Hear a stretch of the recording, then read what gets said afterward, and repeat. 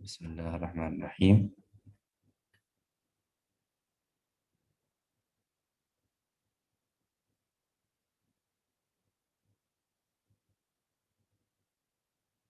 بسم الله الرحمن الرحيم.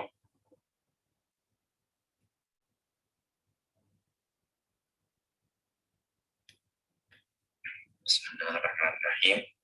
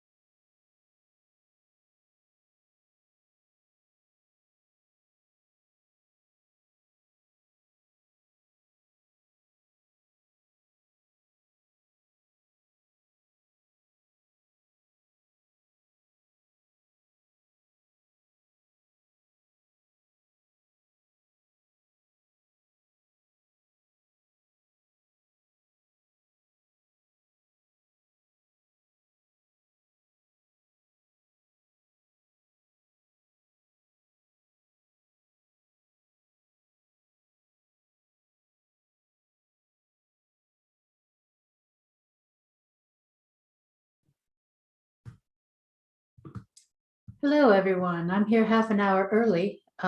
Is there anything you would like me to do? And is this the link I will need to use for my actual live session? Hello. Yes, this is the link. Okay, so I'm in the right place. Yeah. Okay, it just has this banner at the top that says you are in a practice session. Oh, yes, I will start like few minutes. Okay.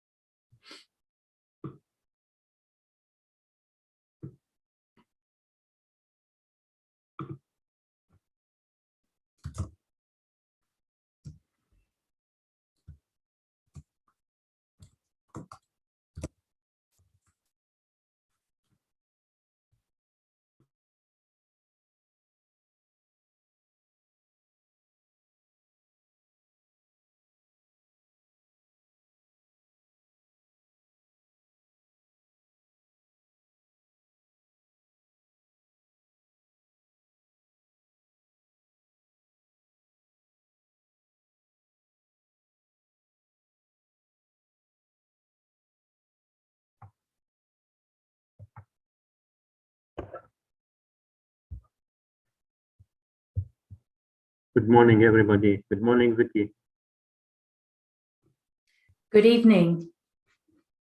Boyhood. I'm in Portland, Oregon, so it's 9:30 p.m. here for me. Thank you. I'm sorry for bringing you to our symposium in the night, in evening. Yes.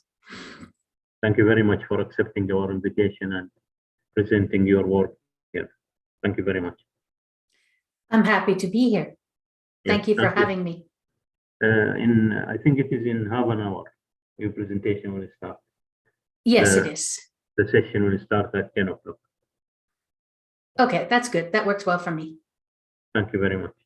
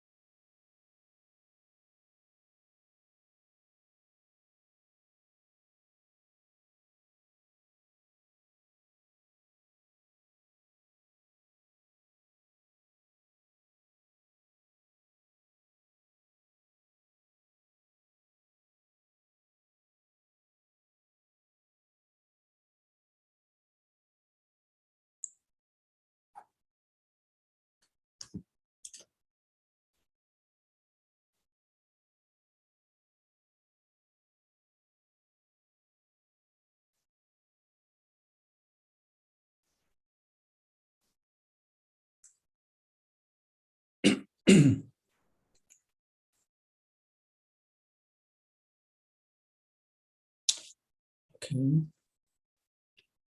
Assalamu alaikum wa rahmatullahi wa barakatuh. Dr. Abdul Nasser, I think it's time to start. Yes, you can start. طيب. Assalamu alaikum, everyone. I would like to welcome you all to the third session of today's symposium entitled the International Symposium for Adoption of FOSS to Thrive Intelligent Education and Digital Economy. In this session, we have three presentations. We will start the first with Vicky Presser. Welcome, Vicky. I'll give you just a short bio about Vicky. Vicky is going to talk about what is an open source supply chain and why does it matter. Vicky Presser spent most of her 20 plus years in the tech industry in leading software development departments and teams. She provided corporate strategy, technical management, and leadership consulting for businesses.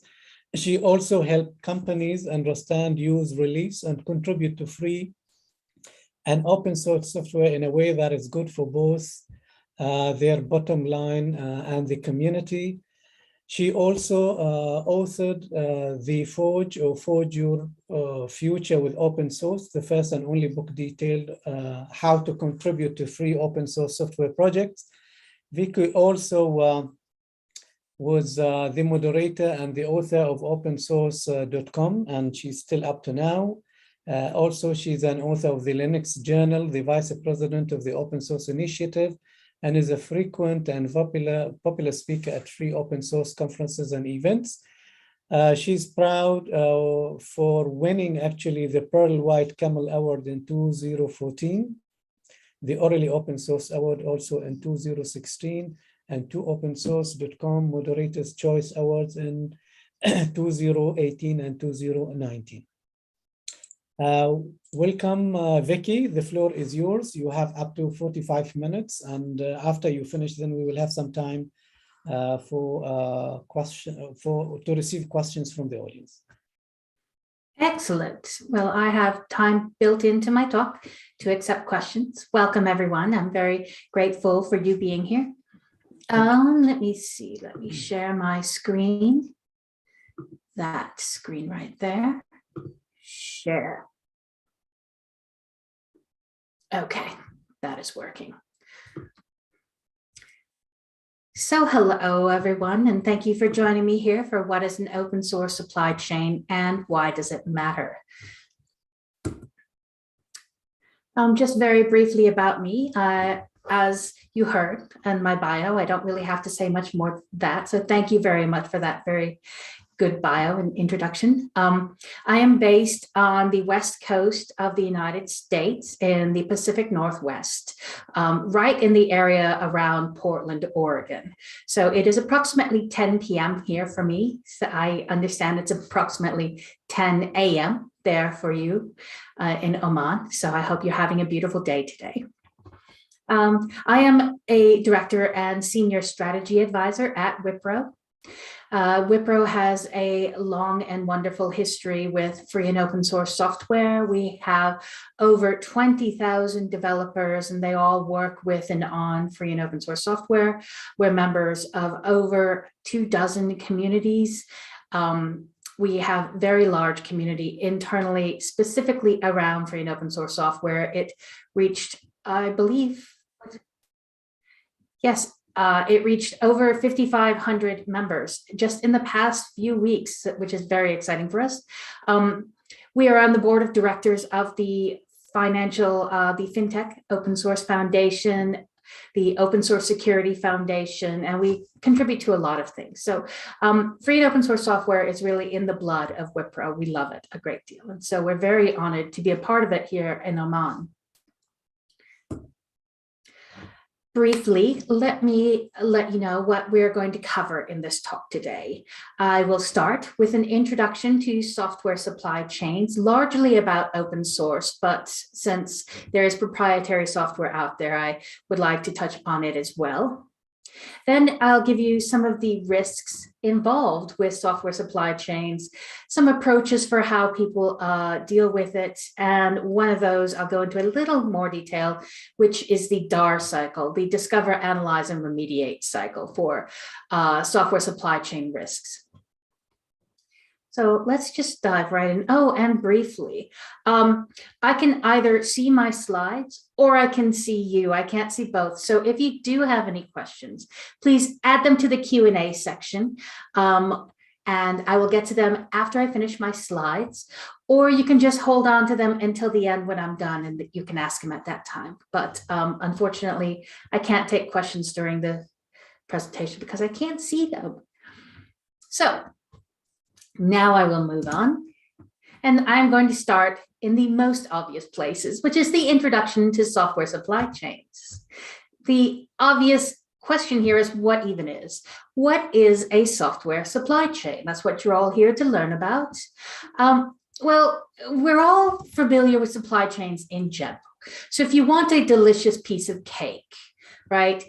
The cake, you have the farmer who grows the wheat that goes to the mill, that goes to the store as flour, and you bring it home, you bake it, and then you have tasty cake and it goes into your mouth. And that's great. But as you look at each one of these pieces, the farmer, the field, the mill, the store, your kitchen, each one of these has their own little supply chain around them. So the farmer depends upon the people who can sell them seeds, who can sell them machinery, who can build their farms, right? Who can till their fields. So that's a supply chain for the farmer. The field themselves, that has a supply chain for people to harvest the fields, to get things to the mill. The mill then has to have people who can take care of its machinery, who can sell it machinery, who can ship things in and out of the mill. That then goes to the store, and stores have a very large supply chain. Every single product that a grocery store sells has its own supply chain. And then it gets to you and your kitchen, everything you're using to cook, be it made out of metal, be it made out of wood. Unless you're making it yourself, it has a very long supply chain. If you're making it yourself, say you go outside, you cut off a piece of olive wood, you carve it into a very nice spoon that you can mix up. There's still a supply chain there. It's small, but it's a supply chain. So we're all familiar with these. We might not think about them, but we're aware of them. And once in a while, they come very much to the forefront of our minds, such as when a ship gets wedged in the canal and nobody can get through the Panama Canal, and it backs up the international worldwide supply chain. And these are things that, really bring things to the forefront. And in software supply chains, we have similar problems, right? That things that will bring supply chains to the forefront. Now, supply chains themselves, though we don't think about them, they do have a definition, and I want to briefly touch upon that because I'm going to build on it for software supply chains. Now, this definition is from the American Heritage Dictionary, and I'm going to read it for the visually impaired. Software or supply chain. A supply chain is the sequence or system of organizations or operations that work together to design, produce, and deliver a product or service to a market, extending from the extraction of raw materials to the distribution of finished products or services. So that's what a supply chain is in very many words, just specifically. Now, software supply chains aren't really that different from the supply chains where we think of more often when you say supply chain. You'll have a piece of code that a developer picks up to create a program that they then put on a service that you log into and download, and you buy it and you put it on your device and you play a game, right? But each one of these boxes also has its own supply chain. That one piece of code may have needed to draw in libraries. It's based on a programming language that itself had to be written by someone. And then that programmer puts lots of different pieces of code together and then also writes their own. And each one of those pieces of code has their own supply chain. I'll go into that in more detail. That cloud, that provider there in the cloud has just almost an infinite different array of pieces involved, moving pieces. Even your browser, little things like that, that has a lot of things. That shopping cart not only has software for presenting things and for you to download it, but it also has all this interesting stuff for managing your credit cards and making sure that you're not getting double charged and making sure you're not scamming. The software that you use to run the game, each one of those little pieces also had to be written by someone and has to be maintained by someone. So this is a lot like the cake supply chain, right? There's big pieces, but each big piece is composed of small pieces, which is composed of smaller pieces. So they're very complicated. So when I went to look for a definition of software supply chains, it was easy to find a definition for regular supply chains, but I was very, very surprised that there is not one yet, at least not one readily available, that defines specifically what a software supply chain is.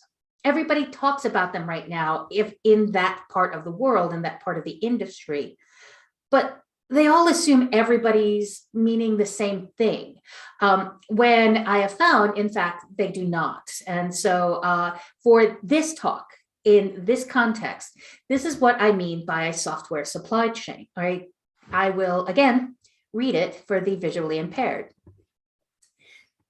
A software supply chain is the sequence or system of organizations or operations that work together to design, produce, and deliver a software product or service to a market, extending from the hardware and operating system to the distribution of finished software products and services. Now, this is very similar, obviously, to the one I read before because I just modified it, but it's very accurate, which is something that I was not able to find. Right? This just did not exist. So something that you probably are already aware of from 2 slides back is that nearly every single piece of software depends upon other software components. Here's the software, it depends on other software components. And this forms a chain. This is your supply chain. Now, I have an example here. Some of you are probably familiar with the concept of or the programming language Python. If you're not, don't worry. You don't have to be a software developer to understand this. It's just an example. So Python is regularly either the #1 or #2 most popular programming language in the world.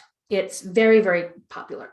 And in Python, the requests module is probably one of the most popular ones out there. Everyone uses it. Now, you don't need to know what requests does, but if you're curious, it manages, essentially manages web communication stuff. That's not important to the example. What is important is that requests itself has this massive dependency chain. Now, what I give you here is only a sliver of the dependency chain based on one dependency of requests. Request depends upon Flask. That's the one dependency, which depends on python.env, import metadata, IPython, pickle share, path to lib. It depends on all of these things. And there's more dependencies after path to lib because path to lib depends on other things as well. Now, this is only one of the many dependencies of requests, and it's only one of the many dependencies on Flask. It's just this really quite impressive tree of dependencies of things. So you can see, if you wish, the entire dependency tree for requests. It's all on GitHub. If you're not familiar with it, it is a site where you can host your software projects. So you can find the dependency tree for requests at github.com/psf/requests/network/dependencies. And it's quite an impressive list, but it's not as impressive as things get in other communities. For instance, let me change my, here we go. In the NPM and Node.js community. Now, in any community, software dependency trees can get quite complicated, but they get particularly complicated in Node.js because of the nature of the programming language. It has a lot of little components that are very, very small. And so you can build up a very complicated thing that is made out of tiny little bits, a lot like Lego, right? Whereas for Python, the Lego pieces are much bigger. For NPM, they are the tiniest possible Lego pieces that you can put together. And so that leads to a lot of dependencies because you're using more components. Now, what you're looking at on my screen here, on your screen actually, is just a small chunk of a large dependency tree for the top 100 most popular Node.js modules. And this tree was actually created several years ago, like I believe 4 years ago at this point, at the time of this recording. So it has changed a lot since then.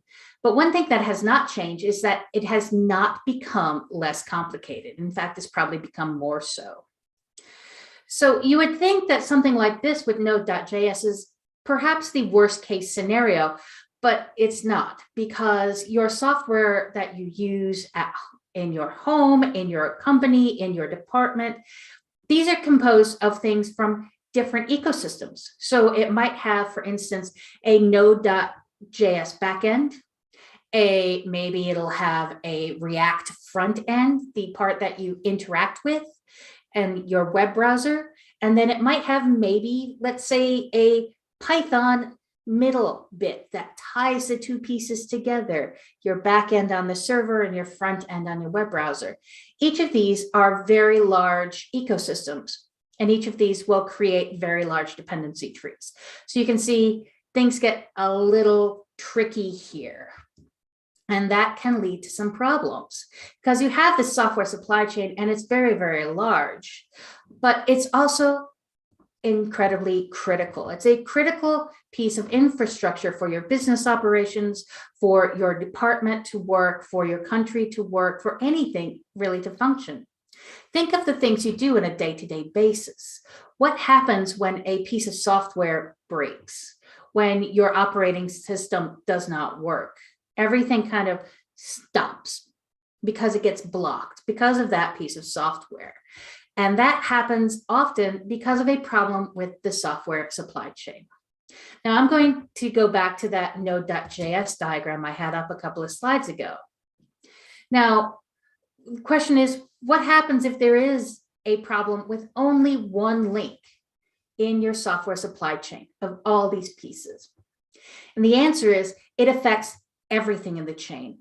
Think about a regular chain, something that is holding a dog or holding a ship to a mooring. You've got this big chain, but as soon as one link breaks, the rest of it falls apart. The same as for software, because one thing depends on another, and when one breaks, the rest falls apart. So if, for instance, I am going to pick on the Webpack module here in the NPM ecosystem, not because of anything wrong with it, but because it was convenient and it had lots of connections to it. So sorry, Webpack people, it's nothing personal. So what happens if that Webpack module gets a malicious actor, right? A malicious actor comes along and somehow managed to get some code into Webpack that can hurt and or break your supply chain. Well, that's one risk to your supply chain, is outside influence, people who come in and do bad things to a single link of your supply chain that can break the entire thing. Another way that malicious actors take control and really mess up your supply chain is by what we call typo squatting. So Webpack is the name of a module. What if you have a named module that's very close? Say it's Webpack with a PAK instead of a PACK. Now, if I am a developer and I'm in a rush and I type it wrong in the software, in the code, and I type use Webpack, WEBPAK, done. Okay, move on. My software doesn't know. It's going to pull in the wrong package, and that wrong package can have nefarious things in it that can steal your credentials, that can get access to your network, right? That happens sometimes. It gets squashed, but it does happen. What happens more often is that a piece of your supply chain, one of those links in your supply chain, will have a bug in it. And it's happens all the time. There is no such thing as perfect software. All software has bugs. It's just they haven't been found yet, or they're not major. You find it and it's major, and you break your supply chain. Somebody has to go in and fix that link, and then things will work. But until you can link things up again, your supply chain is broken, and your company might not be able to function. That's a problem. Let's say somebody takes this module, Webpack, and they take it off of the internet. This has actually happened. There is an example where somebody has taken a very critical piece of the large software supply chain, just taken it away. Lots and lots of things broke because they were relying on it. And so it broke the supply chain. What happens? How do you deal with that? Right? What if the dependency, your link in your supply chain, it exists, but nobody's taking care of it. It gets weaker and weaker and weaker and weaker, and nobody notices it's not being taken care of. And one day, just like a rusty link in your chain, it's going to break, and your chain will break as well. So there are a number of different risks that can happen in your software supply chain. And these are just open source pieces. Most of the software you use, such as your web browser or your email client or your operating system, if you're using Mac or you're using Windows, it's composed of not only open source pieces, but also proprietary pieces. And that proprietary software also has its own supply chains, except often you can't see them. So you don't know what the building blocks are that compose that piece of proprietary software. And that can, in general, both that combination of open source and proprietary and all these little pieces of software, and it's just, wow, the complexity, it's incredible. And it really makes you think, as you look at it, how did this ever work? I mean, really, this is just one little bump can just destroy my entire supply chain. Oh my goodness. This is terrible. What am I going to do? Well, sometimes, yes, there are big problems. It does happen. We actually have had 2 of them so far this year. One of them was in the Node.js community, where somebody who was a maintainer of some critical projects, he got angry and he put malicious code into his own software. And that messed things up for a little bit, but it got fixed. Another one was Log4j, which was a very, very big deal in the Java world in particular, because Log4j is a very important piece of software in the Java programming world. And that had one of those undiscovered bugs that happened to be a very bad bug. So that's this year we've had 2 already, and it's only almost March, not quite. So, you know, there's a lot of big stuff here that does happen. And yet our entire house of cards in the software world, it does not come rattling down onto the table. And that's because there are things we can do, each one of us, to make this work. And a lot of people do it, and a lot of people can do it, which is why I'm here today, is to try and introduce you to the idea not only of supply chains, but that you have agency. You can do something to make sure that you are safe and your company is safe. And most importantly, the people you serve, your constituents, your customers, that they are safe. That is the most important thing of all. Now, it might seem a little overwhelming, but the primary thing you need to consider is just one concept, and that is the software bill of materials. And there are lots of other things that you could think of, but just think of this one for now, and it's a lot easier to wrap your head around. Now, the software bill of materials, we call it SBOM. So you'll hear people talk about SBOMs all the time, and it's not this terrible thing that's going to explode in your face. It's the software bill of materials. Now, what does that mean, though? I can throw that word around, but what does it actually mean? In the United States, we have a government organization called the NTIA. It's involved with our national transportation, I believe, telecommunications, actually, sorry. So the NTIA has done a great deal of very quality work around SBOMs, and they've been doing it for a number of years. So they're kind of leading in this place. They have a great definition of SBOMs. Thank you, NTIA. After not finding a definition of software supply chains, it was wonderful to find this one for SBOMs. And again, I will read it for the visually impaired. An SBOM is a formal, machine-readable inventory of software components and dependencies, information about those components, and their hierarchical relationships.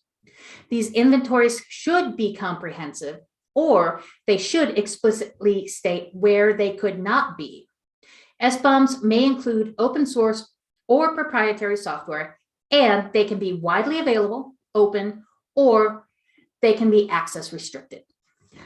So this is an excellent definition of SBOMs. It covers all of the right points, and it's very, very good.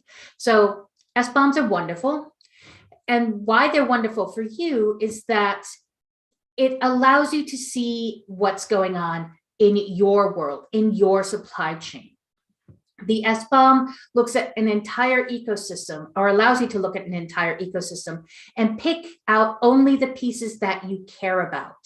So if your software is written on Node.js, you don't have to care about the literally hundreds of thousands of Node.js modules out there.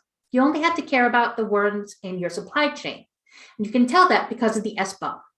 And it allows you to see that signal within the noise of the overall ecosystem. And it really makes life a lot easier for you. Now, at the bare minimum, your SBOM is going to list the name and version of every single software component that's involved. But you know, they really do involve a lot more. SBOMs give you a lot of information. And here's an example. You can find a lot of examples of SBOMs at github.com/spdx/spdx examples. But this is for SBOMs in the SPDX format. It's an SBOM format. There are other formats such as, for instance, CycloneDX, but this is SPDX. Now, you don't have to understand what this example shows on the screen, because it's got a bunch of kind of coded looking things, which are checksums and hashes, which you don't need to understand. All you need to know is to look at this and see that it is very structured. It's easy to see what's going on here. You have one piece and the data. Here's the value and data, value and data, value and data. So it's very easy for a machine to generate, and it's also easy for a machine to read. And that means that you don't have to go skimming these documents by eye.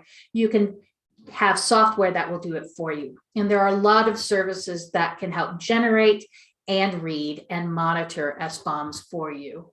Now, this one again is SPDX. SPDX is the software package distribution exchange, I believe.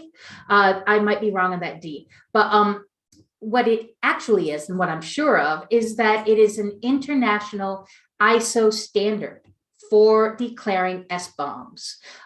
It's currently in version 2.0. Version 3.0 is going to include even more information about security and vulnerabilities. So that's great. It's also an open source project, and so you can go and learn a lot more about it and participate. I won't go into detail about it here, but if you want more information, you can go to spdx.dev. Now, let's say, you're looking at all these things and you're trying to figure out your software supply chain. How can you do that? And how can you manage your software supply chain?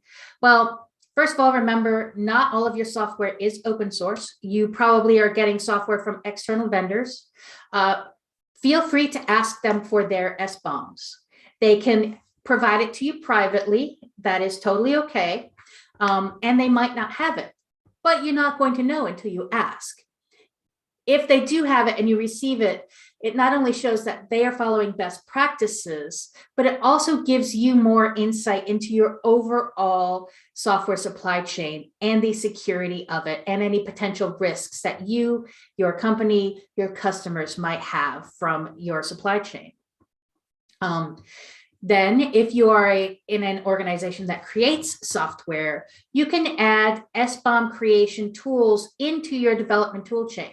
So as you are building your software, as you're creating it and releasing it, you're also creating SBOMs that you can keep, that you can modify, that you can distribute, that you can look at, and that you can inspect. And that's the key part, is that you should always be inspecting your software supply chain for weak links, because once you have all of that data, all of those SBOMs, they don't really do much good unless you're using them. And to use them, you need to look at them. Which is what brings us to our next point, which is the DAR cycle, which is, again, discover, analyze, and remediate. And then, of course, repeat. So as you are creating and collecting your SBOMs, that's how you build up your software supply chain. Well, not build up, it exists. That's how you reveal your software supply chain. Because you can't remediate, you can't inspect what you cannot see. And what I find as I work with companies over and over and over again is they are completely unaware of what software they are using, of their software supply chain. And so therefore, they don't know what the risks are out there. It's like going for a walk out in the mountains and not knowing when you step over this big rock, you're going to step right onto a snake. It's just right there, wide open, but you're not looking. You don't know to look. And so it's going to bite you. It's going to be bad. And that's how bad it is when people aren't aware of the software in their supply chain. There's a huge risk of getting bitten, and you don't want that. So you collect the SBOMs, and that's your discovery phase. Your analyzing phase is reviewing those SBOMs and comparing them to CVEs.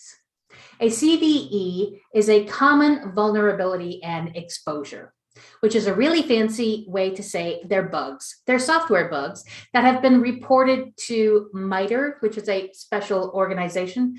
So MITRE collects these software bugs and it ranks them in severity from 1 to 10, where 1 is, it's okay, and 10 is, holy crap, goodness, we must fix this immediately. This is very, very bad. The log4j was a 10. That's how bad the log4j problem was. So what you do, and the CVEs are all publicly available, you take your SBOM and you compare it to CVEs, and you look at each link and you go, this is a link in the software supply chain. Here's a CVE for a link in my software supply chain. Do they match? Are they the same name, the same version? Oh dear, if they are, then you now must remediate because you have found something that might be weakening your software supply chain. And then you can fix that. But you can't do that if you're not looking, right? Otherwise, you're just going to step on that snake, and snakes don't like that. So don't step on snakes. So anyway, then you remediate once you have it. Now you can upgrade your software. If it's open source, that is very easy because once the open source project is aware that they have a critical vulnerability, we have a CVE that is bad. Software in the open source world gets upgraded much more quickly than most proprietary software. So you can upgrading is usually a very good option for anything in your software supply chain that's open source. You can typically upgrade to something that does not have the problem. Or you can replace it with an alternative. If it's open source, there might be other pieces that do something similar. another open source project that will do something for you. Or if it's proprietary, maybe there's an open source solution that is more secure, that's a better fit for you. And then sometimes you just have to remove it altogether. You have to re-architect your software and work around the problem, right? But you do have to do these repeatedly. This is a DAR cycle. You run it once and then you have to run it again. You must be ever vigilant. It's not a one and done activity. And that's, of course, because software researchers and other people out there, they're constantly looking at pieces of the supply chain, pieces of open source software and other software, and looking for vulnerabilities. Hopefully they're fixing them, but they're always discovering vulnerabilities, which means there are more and more CVEs. Usually they're resolved, but that CVE, that total number, keeps going up, which means you constantly have to be looking at them. And then your own software supply chain, it's always in flux. You buy new software, you build new software, you upgrade other software, right? And so that's always in flux. So you have to keep running your DAR cycle, your discover, analyze, remediate cycle all the time. And again, good news, there are services that can help you do this. There are organizations that can help you set up a DAR cycle in your company, in your department, in your organization. There are companies that can help you with that and get that right for you. So you don't have to do it alone. You are not in this alone. Don't worry. There are people out there to help you. And you have to know that there's lots of people out there to do it. There's lots of software solutions out there to help you. There's lots of different approaches for it. If your company builds software, you might have one approach. If your company merely uses software, you might have another approach.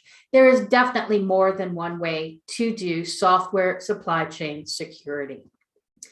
The only way to do it wrong is not to do it at all, because that's when you're going to step over that rock and you're going to step on that snake and you're going to get bitten. And that's not fun. You don't want to get bitten. So if you would like to learn more, aside from what we're going to cover in the Q&A in just a couple of minutes here, I do have a few resources that can get you started. Number one is OpenSSF, which is the Open Source Security Foundation. It is a foundation under the Linux Foundation, and its goal is to try to improve the security of the entire open source ecosystem, which is a very large job.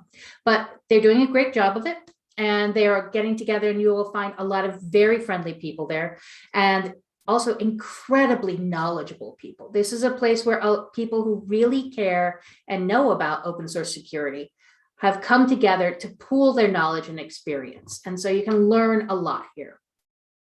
Similarly is OWASP, which is the Open Web Application Security Group. It has been around for quite a while.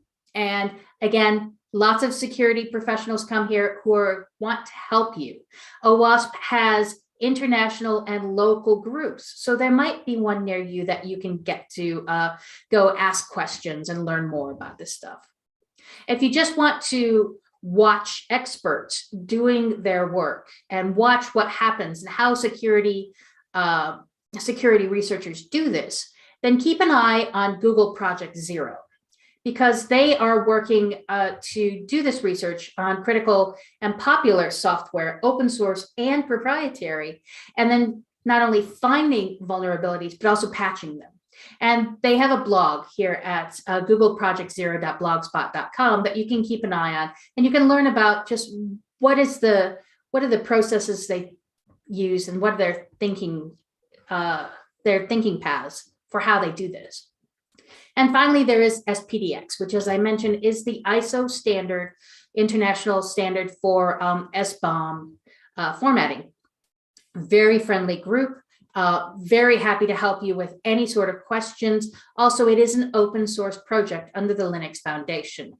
You can go there and ask questions at spdx.dev, or you can start by asking me questions now. I'm very grateful for being here, and let's see whether anybody has put any questions for me in the Q&A. I will just leave this slide up if anyone would like to contact me. Switch Thank to you. Thank you Zoom. very much, Dr. That's the Vicky. wrong Zoom. Yeah. We have 5 minutes for questions. So anyone is having a question? Let me see. I have, looks like 4 questions in Q&A. You see, from Khalil. Thanks, Vicky. Why? Okay. Khalil would like to know why open source software supply chain discussions have really picked up in the last few years. Is it because of security issues highlighted due to abandoned open source supply chain? Sort of. It's not because necessarily of abandoned. It's because people, bad people are finding a lot more bugs because open source has gotten more popular.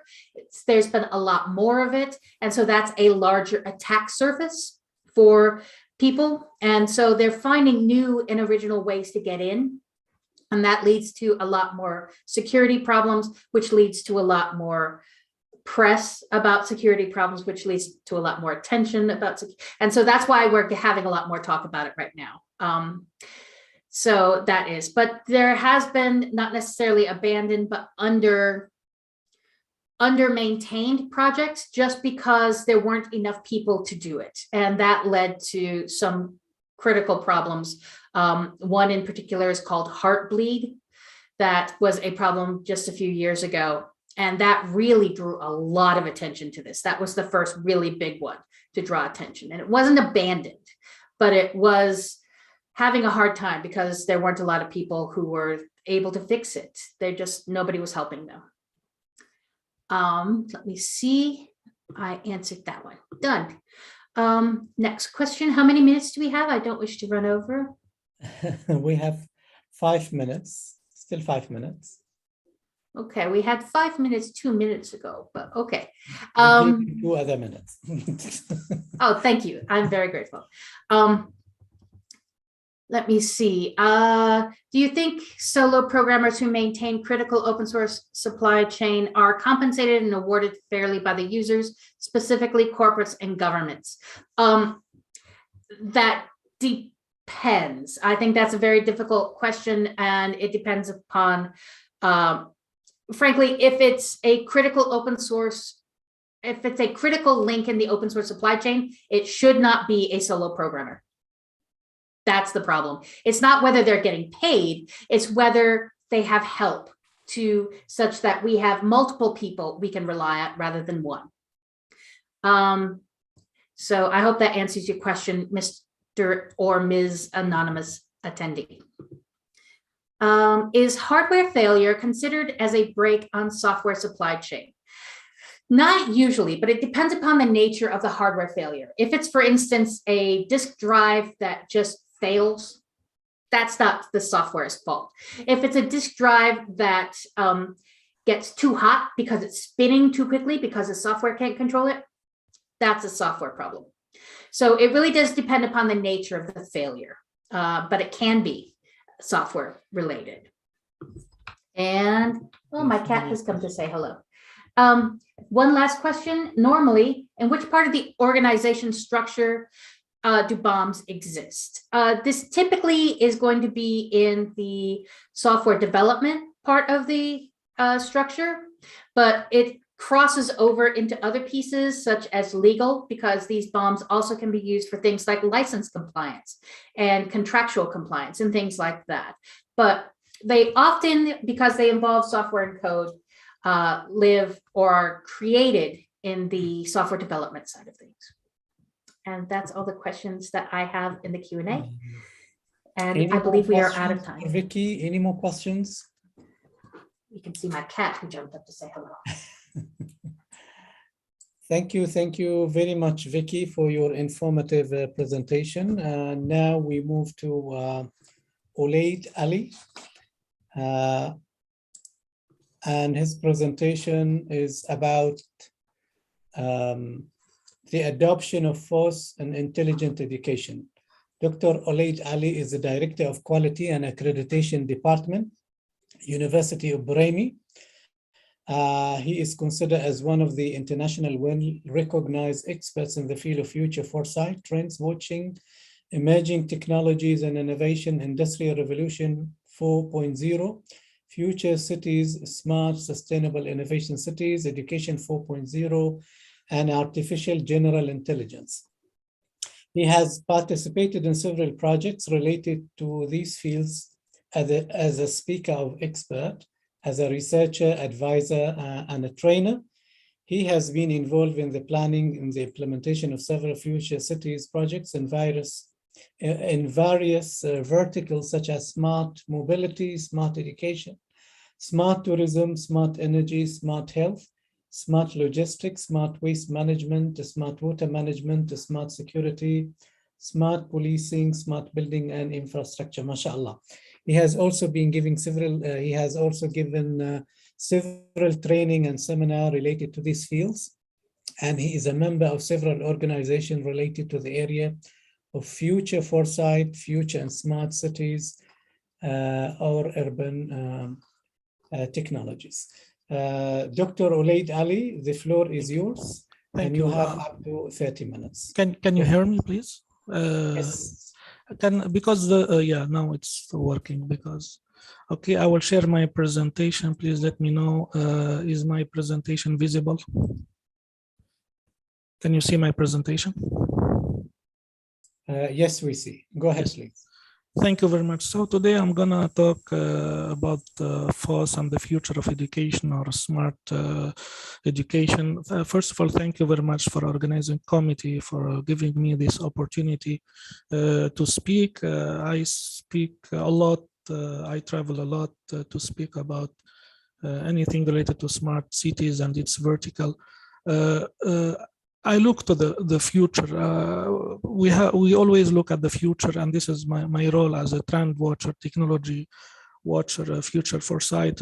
But before talking about the future of education and how FOSS will enable a future sustainable education, let me talk about the history, the why. I will focus on the why. I will not jump directly on the topic. Why we need this FOSS now? For that reason, I will talk about the history, a bit history to know why and the reason. A long time ago, millions of years ago, as a human, we live in what is called the hunter and gatherer age. So there is one job, is hunting animals and eating. We don't need education, we don't need anything. After that, the age of agrarian age or agriculture age, we have again one job, which is farming and agriculture. The humans are settled near the water, they farming, etc. So there is one job for everybody to survive.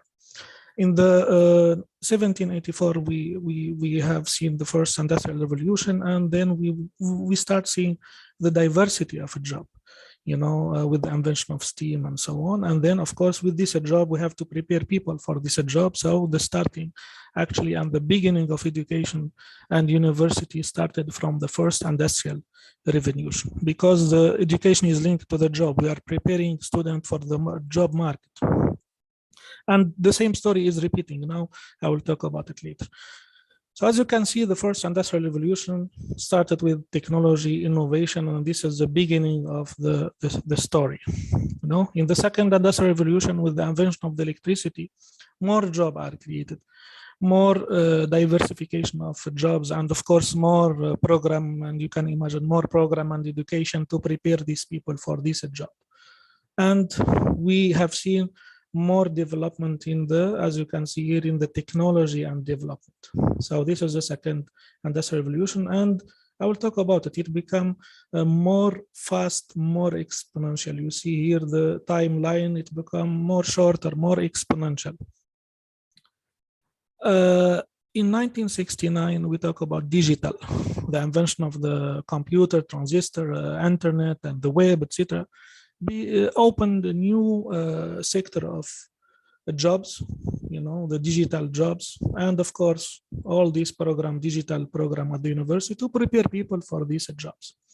So this is the third industrial revolution, and with the cumulative of this innovation technology, it become more exponential. So we start with a drop, and now it become wave, and you will see it become tsunami, more faster, more exponential technology.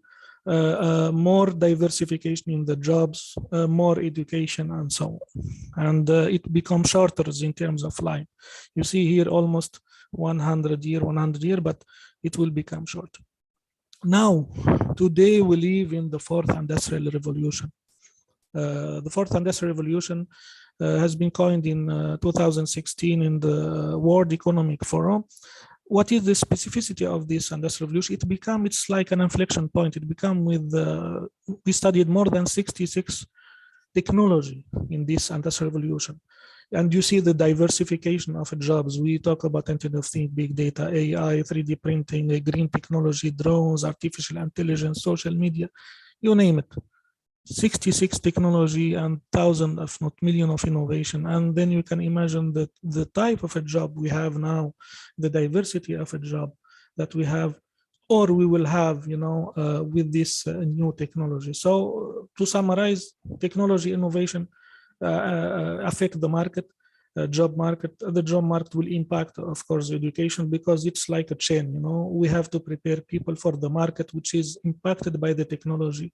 So we have to know what technology is coming. This is what I'm doing, and the trends that are coming, to prepare the market and to prepare the university and the curricula with these new programs to prepare people for the job, so they will not be left out or jobless. They have to upskill and skill and reskill. So this is the fourth industrial revolution. It's so fast. This is one of the features. It's exponential. So we have to adapt so fast. We have to be agile. As you can see here, it took 68 years for airlines to get 50 million of users. It took 19 days for Pokemon and 2 years for Twitter and 3 years for Facebook to have 50 million of customer or users. So it's so exponential. This graph shows the evolution of technology and innovation, and we are living now in a tsunami. It starts with a drop, now it's a tsunami of technology. And this tsunami of technology is impacting the job market, and of course the university will be impacted, and the education system will be impacted definitely. So what happened? If we look at the history, this is a telecom industry. It adapted to the exponential technological change. From a normal phone, now we have high-tech phones which are adapted to the fourth industrial revolution. If we look at the cars and mobility, also it adapted. Now we talk about autonomous driving cars. Now the question, what happened to the education system? The education system, unfortunately, did not move. And more than that, we have seen many types of generation of people that have changed. Not only the technology has changed, the student that we are teaching have changed. So we have Alpha generation, Z generation, and so on.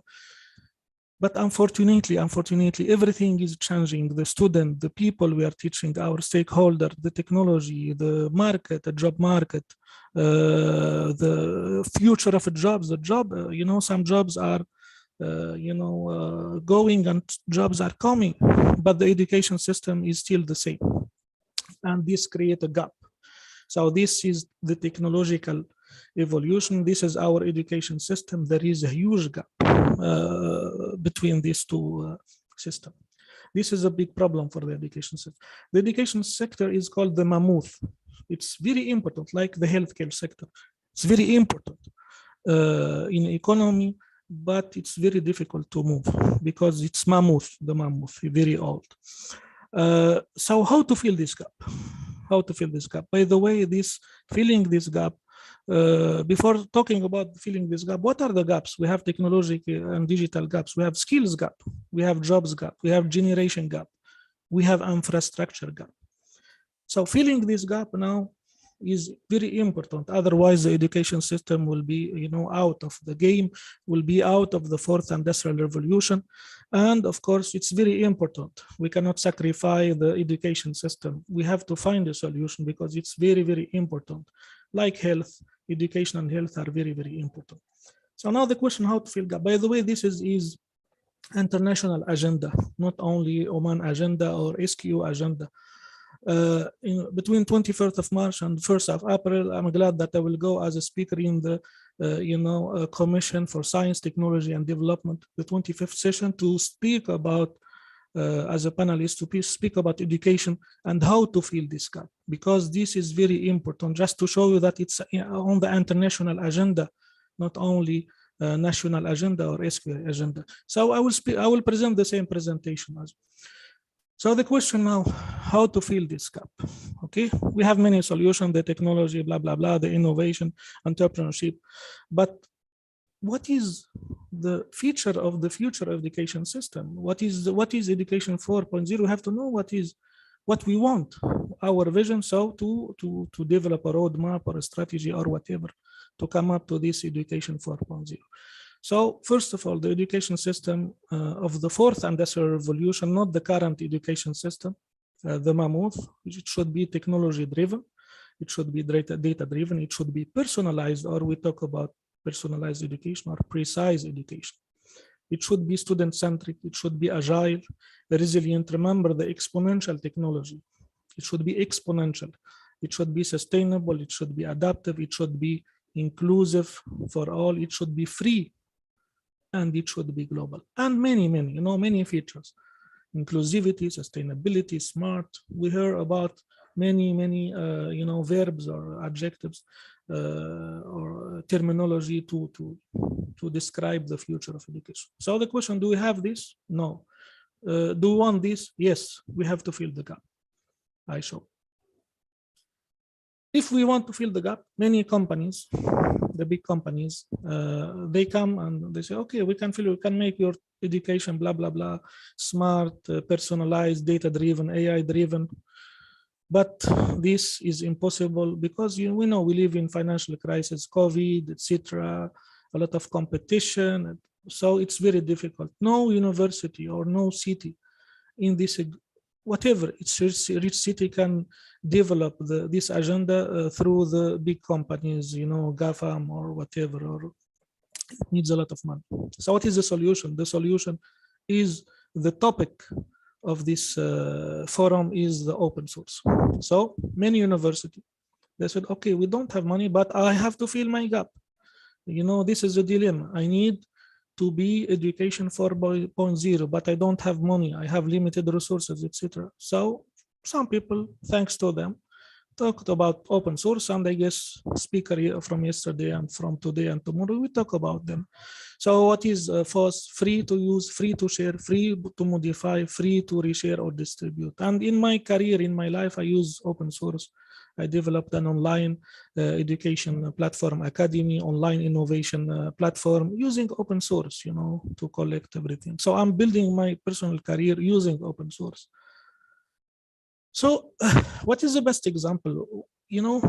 I will not talk about open source technically because it has been talked about. I will talk about how university they used open source, and the best example is during COVID. During COVID, and I work at many universities in Oman and outside Oman, and I was in Oman during COVID. Many universities, they benefit from open source. So open source was the only solution for university to adapt. Remember, I talked about adaptive education system, resilient.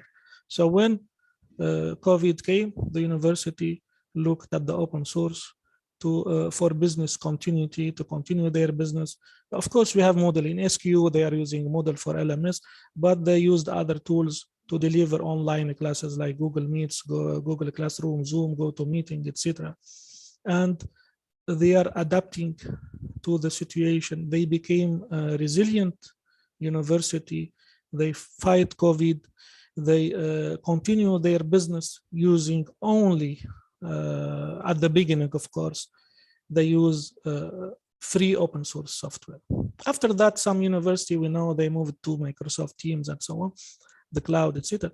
But at the beginning, it was the only, life jacket, let me say, the only life jacket of universities and colleges in Oman and outside Oman to be resilient and to continue their business during COVID, because it was a black swan. It was not, predicted black swan event. So it was the only solution, and this is the best example. I cannot give you more example, and we survived using, thanks to FOSS, And we are continuing our business, not only education, other sector like health, etc., using FOSS, and this is the best example. We have many other examples, and in India, for example, they have this FOSS, which is a platform which put all the FOSS software or program that are used for a free open source, and they put them in a platform. And I hope to see this in Oman, platform, shareable platform, where we put all our knowledge about FOSS, maybe in SQ, for better education, for education 4.0. So this is basically how we can use FOSS, how we use the best example. FOSS was in 2 words, the life jacket for education, and it will remain the life jacket for a sustainable education, for inclusive education, for data-driven education. I think it's a good solution to be used to implement the agenda of education 4.0, or to implement the 2030 agenda of the United Nations. And I will speak about FOSS in the 25th event about science, innovation, and technology in the United Nations. So as a conclusion and recommendation for VUCA future, volatile, uncertain, complex, and ambiguous future, and as a futurist, as technologist, and to fill the gap, FOSS are the best solution, knowing also the other non-technological trend, the financial situation trends, etc. FOSS is the best solution for now. And as I said, it's better to develop a FOSS platform for Oman, like the platform I showed from India, to share, because if we want to implement the education 4.0, we have to share. Without sharing, we cannot, if we work in silos, without collaboration, without cooperation, we cannot, we cannot move the big mammoth, so this is my conclusion, and thank you very much. And if you have any question, welcome, please, to answer your question. Thank you very much. Thank you very much, Dr. Olaid. Actually, I thank you for this beautiful presentation, which lies as well within my interest, within the open educational resources. And actually, there is a project going on, but we are still waiting for the new formation and then see which body that this center is to be linked to. And it is concerned actually with all these types of technologies that teachers could make use of for their teaching and the learning of their students. So hopefully, inshallah, in the near future, this portal, which is about OER within an Oman community, would be launched, inshallah. Any questions for Dr. Olaid? So please, and as I mentioned, collaboration. So let's collaborate. I'm in Oman, so let's collaborate to develop this agenda together. Because silos working will not lead, if you want to move forward, we have to be together, Well, true, inshallah, I am very much interested while we're talking about this one. And I can see Dr. Ali Al-Musawi is also one of the pioneers as a colleague with me also. And هل أستطيع أن أتداخل بسؤال؟ Yes, Dr. Ali, تفضل. السلام عليكم، صبحكم الله بالخير جميعا. بس سؤال للدكتور وليد، بالنسبة للعالم العربي، لماذا هناك I should be in English because you speak in English. No problem. أنا أحكي عربي. Why in the Arab world there is no attempts to design this kind of FOSS software? Is it only that we need to import this FOSS software, or is there a chance for our youngsters, our new generations, to start really digging into this and become designers and programmers of this FOSS software? Thank you. Thank you very much. It's a difficult question, but I will be honest. And this is my opinion. In the Arab world, I'm from Tunisia. I'm part of the Arab world. I studied in Canada, and we have the consumption mentality. للأسف, let's be frank to solve. Let's know the problem. So we have the consumption, the ready, the turnkey solution, organization or people, So okay, if somebody brought to me a solution which is ready, I adopted, So we are still, starting the innovation, the production, the entrepreneurship. I'm glad that it started here. And this is the mentality we want to change. We want to build education is not just we educate people about courses and that. We have to show them entrepreneurship, innovation, and we show them the tools. FOSS is a tool, but and we have to show them best practices, successful story, so they trust FOSS more than other company. This is one thing. The other thing also, we are our brain is locked with the big companies, Microsoft, Cisco, and trust me, most of the platform I developed are from FOSS. I developed a complete online academy, from FOSS. It's ready. I downloaded PHP, MySQL, and so on. So the solutions are there, but we need to have a push, a boost to know where is it, where is this treasure, and then how to use it, how to get advantage of it. This is on a personal level and organizational level. I worked with many organizations here. Most of them, the tools are Microsoft, etc. The big guru, but they provide them similar solution that we can provide with FOSS. All right, and then it's cheap and it's free. For example, here at the university, I use it. It was in my presentation. We do simple risk management because I work in risk management, and I downloaded Simple Risk as example. It's a free tool, and we are using it for free. And another company, they come up with a very expensive solution, And I said, wait, because I have IT background. Let's use this, and we are using this, and it's, so it's a success story. We are using Kahoot for gaming, and the best example, you are using Moodle. If you want to buy LMS from Microsoft or from any other company, it's very expensive. Moodle is free. Just go use it, train people about it, and that's it, and it become a success story. By developing a platform for FOSS, by working together, by sharing knowledge and information, we can do miracles. We can do miracles. Thank you. So I think it is also raising the awareness. By sharing these experiences, we are raising the awareness, because I can see in many of our Arab world, actually, even the concept of OER or the open source is not perceived really well. Whether they don't know at all about it, or whether, for example, they don't understand the potentials of using it for the improvement of teaching and learning.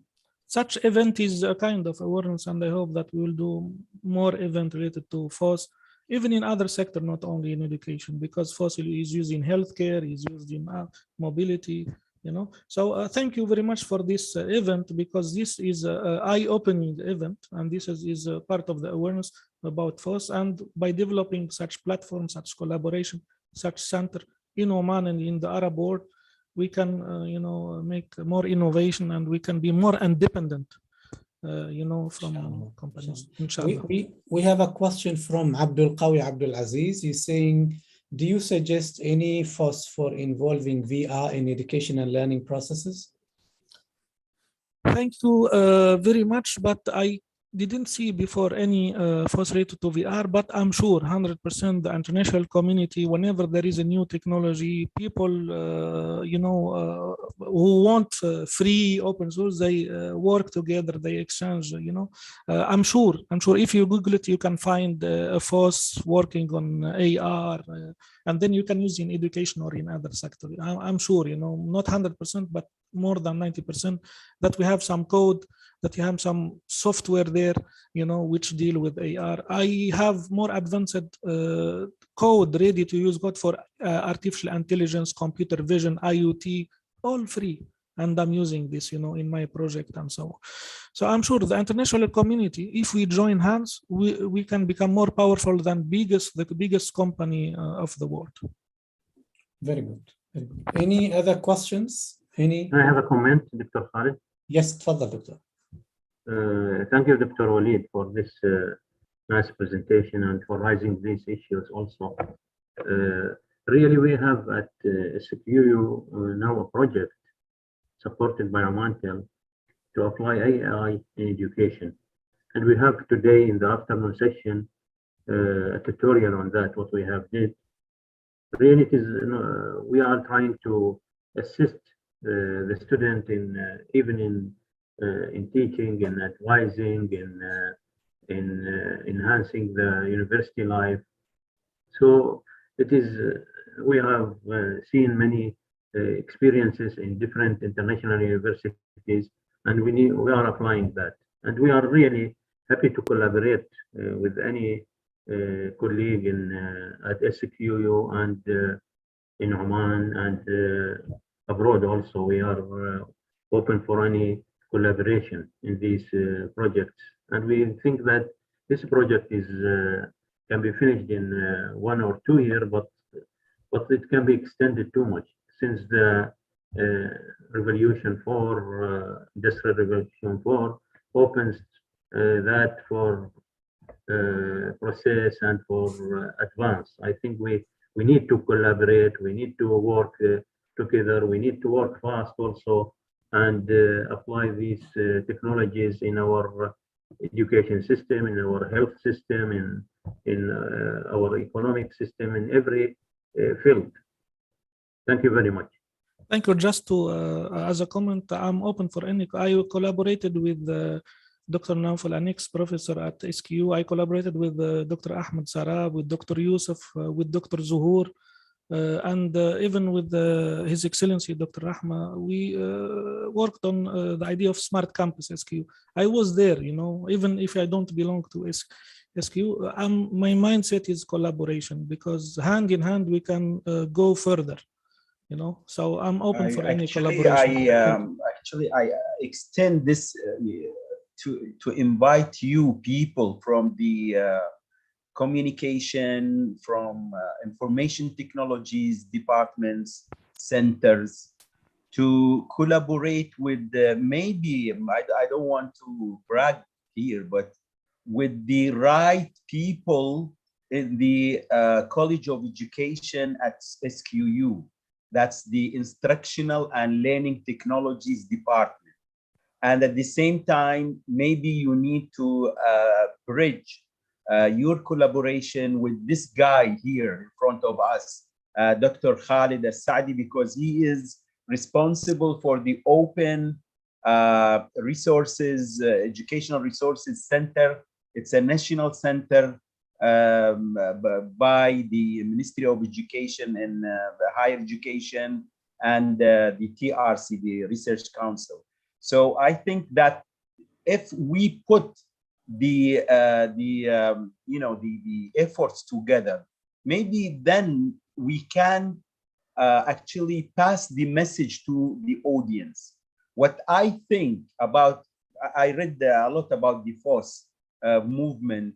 Now, maybe thankful we are thankful to the Communication and Information Technology Center at SQU.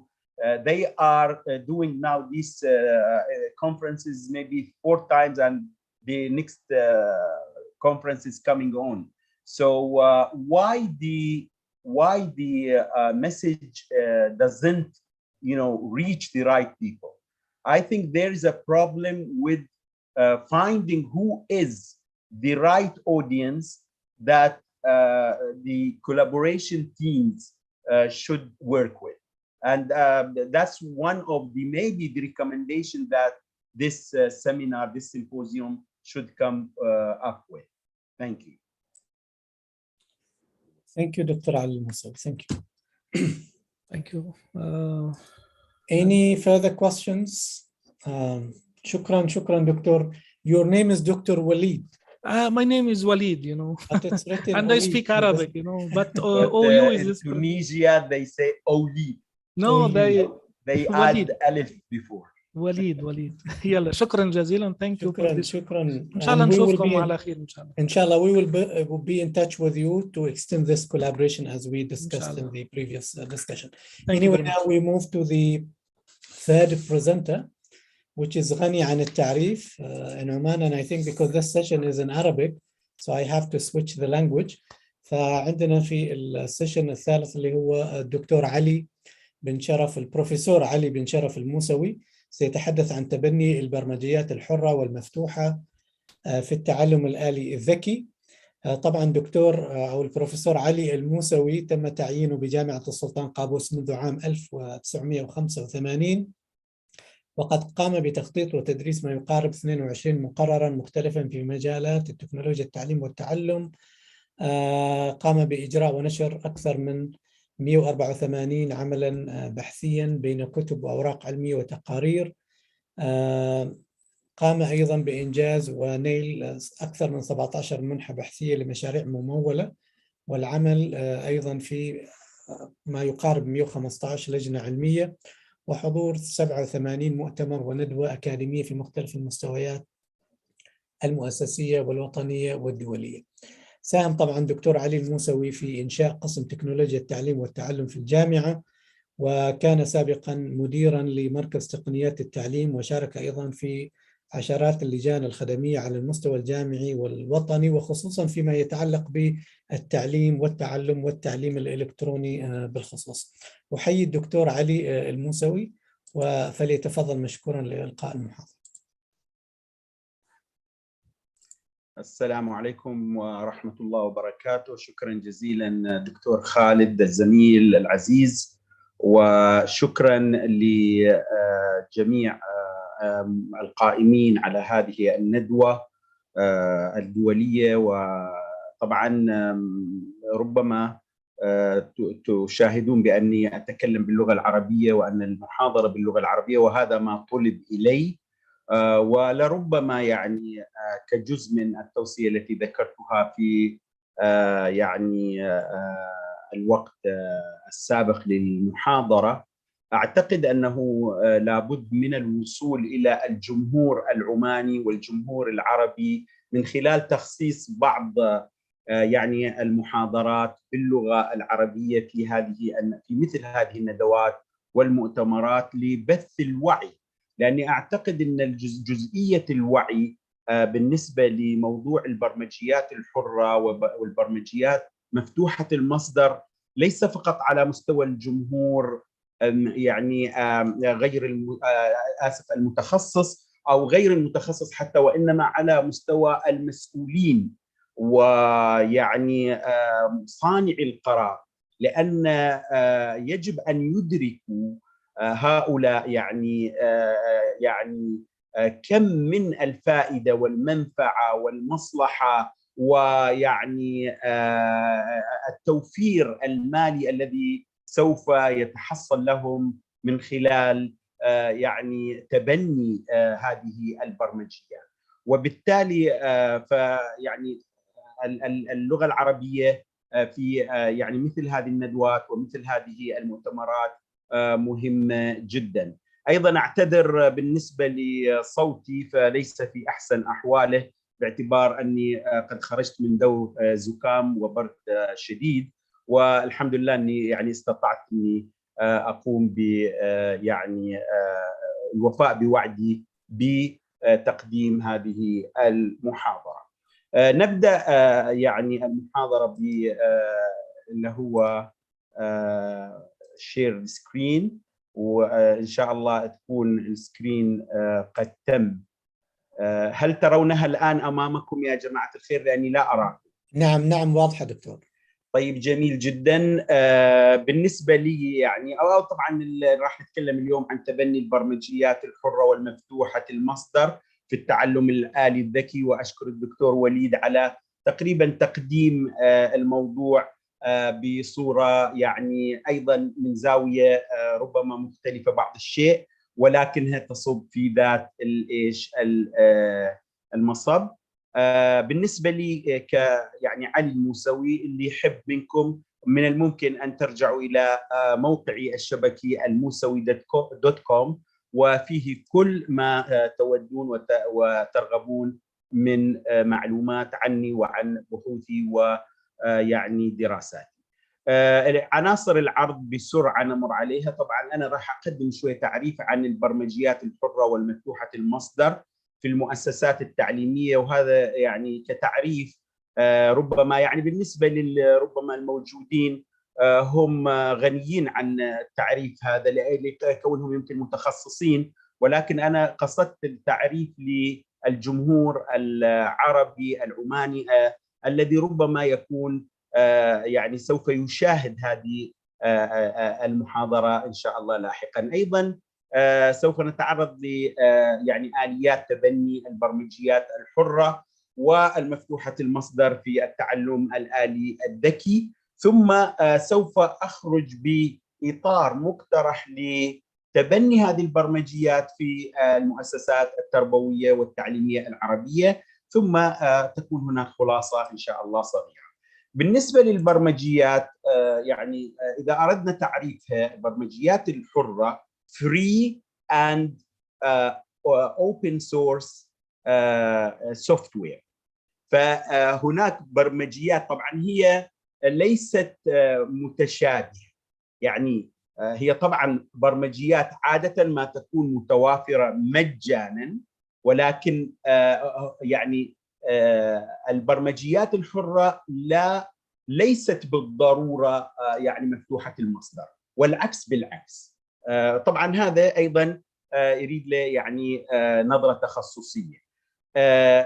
الأهم في يعني هذا النوع من البرمجيات، وخاصة البرمجيات مفتوحة المصدر، أن كود المصدر يكون متاح للجمهور، وهذه هي الميزة الحقيقية بالنسبة للأوبن سورس سوفتوير، بمعنى أن هذا الترميز البرمجي أو يعني البرنامج المكتوب والموضوع على الإنترنت هو مفتوح، بحيث أن وهنا يأتي كلمة مفتوح المصدر.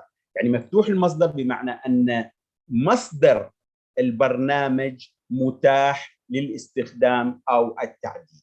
طبعا اتفق يعني هؤلاء اللي هي المبرمجين ومن قام بوضع أسس هذه البرمجيات بأن هناك تراخيص مجانية متوفرة، قد تكون عمومية وقد تكون على المستوى الدولي وقد تكون خاصة ببعض يعني المؤسسات.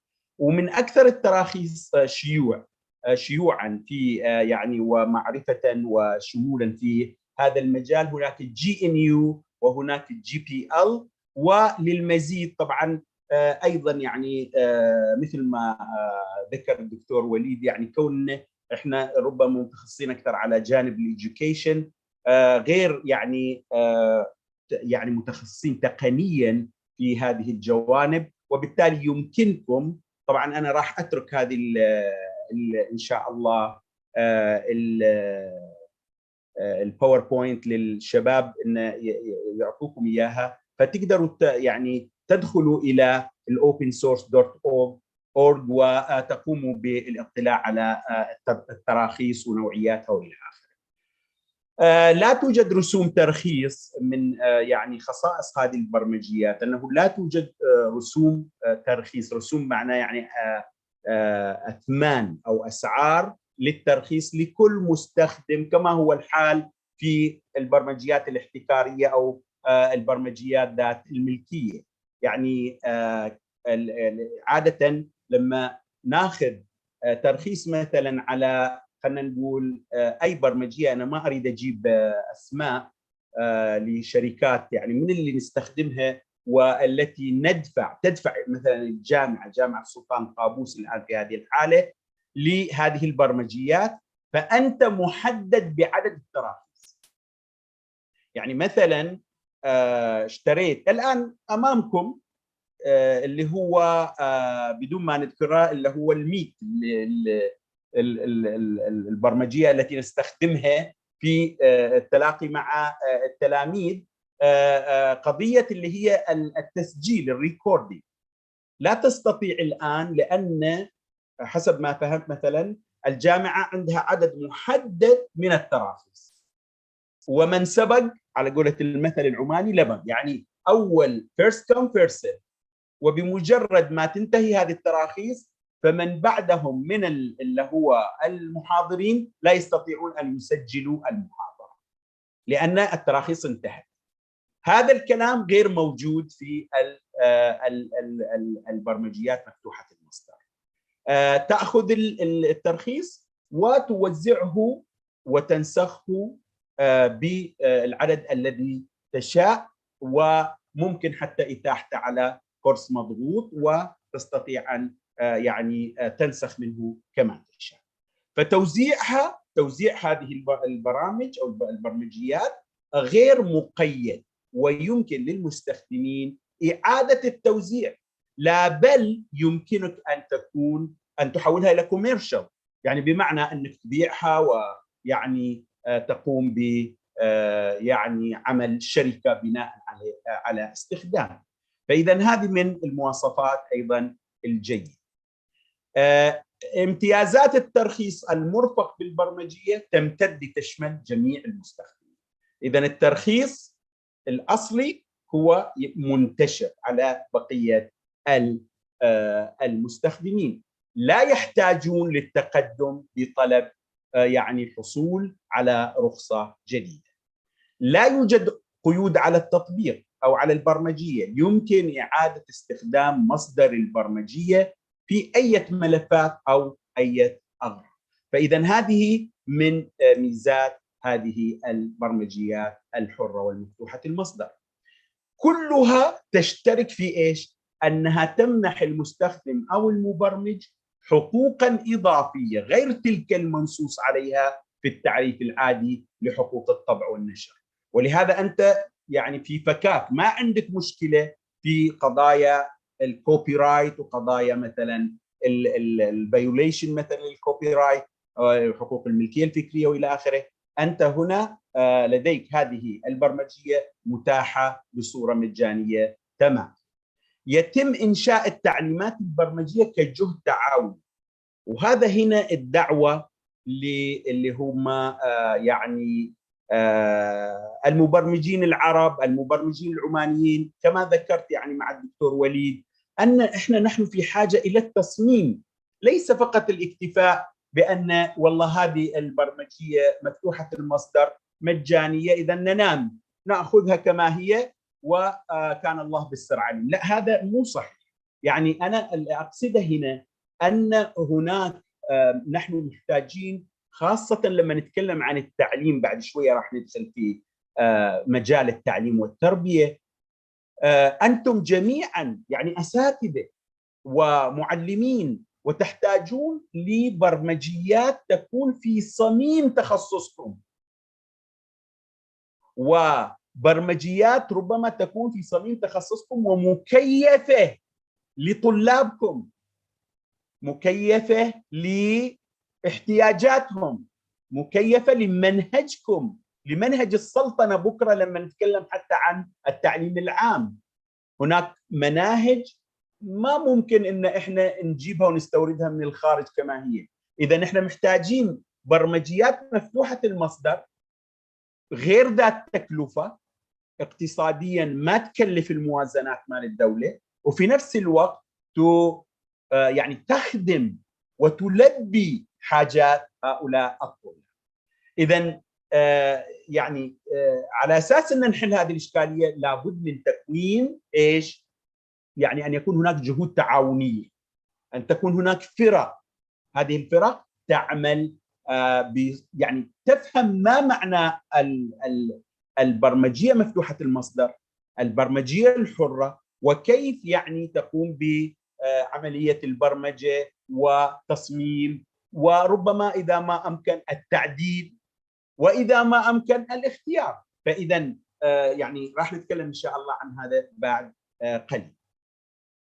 أيضا تتم إزالة الأخطاء فيها، وهذا جدا جدا ممتاز. ليش؟ لأنك أنت لما تكون في البرمجية الاحتكارية أو البرمجية ذات الملكية اللي تجيك من الخارج ولازم تدفع، أنت غير قادر على أن تصل إلى كود المصدر، وغير قادر على تعديله، وهم يرقوا له. يعني أنت يجب أن تنتظر إذا في بج أو في مثلا إشكالية أو في فيروس مثلا أو إلى آخره، فأنت أو عطل، فإذا معناتها يجب أن تنتظر حتى يقوموا بترقية البرمجية السوفت وير، ولكن لا تستطيع أن تمسك، لا تستطيع أن تتدخل في يعني تحسين أو تعديل أو إصلاح الخلل. فإذا هذه من الأشياء الجيدة أنه يمكن إزالة الأخطاء في هذه البرمجيات بسرعة بمساعدة عدد كبير من المبرمجين، وتكون البرمجيات الناتجة أكثر تطوراً وتحسناً.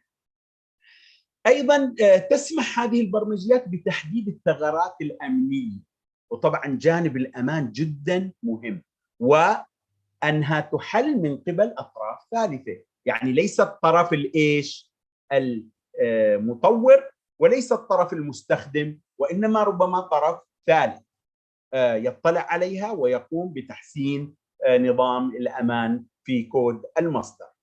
يمكن الحصول على ترقيات البرمجيات الحرة أيضا بطريقة مجانية ومماثلة لما ورد أعلى للي قلناه قبل، بمعنى أنك تستطيع توزيعها، تستطيع نشرها، تستطيع بيعها إلى آخره. فإذا حتى الترقيات هي متاحة ويعني للجمهور وبصورة مجانية. يمكن الاستزادة والتعرف الجديد والتدرب من قبل الفرد من عندنا إحنا على هذه البرمجيات من خلال الموقع اللي يمكن غير ظاهر جدا بوضوح، ولكن كما ذكرت سأترك لكم البرزنتيشن تقوموا بعدين إن شاء الله ب يعني الاطلاع عليها. طيب إذن ما هي الخصائص في نهاية هذا الكلام عن البرمجيات الحرة؟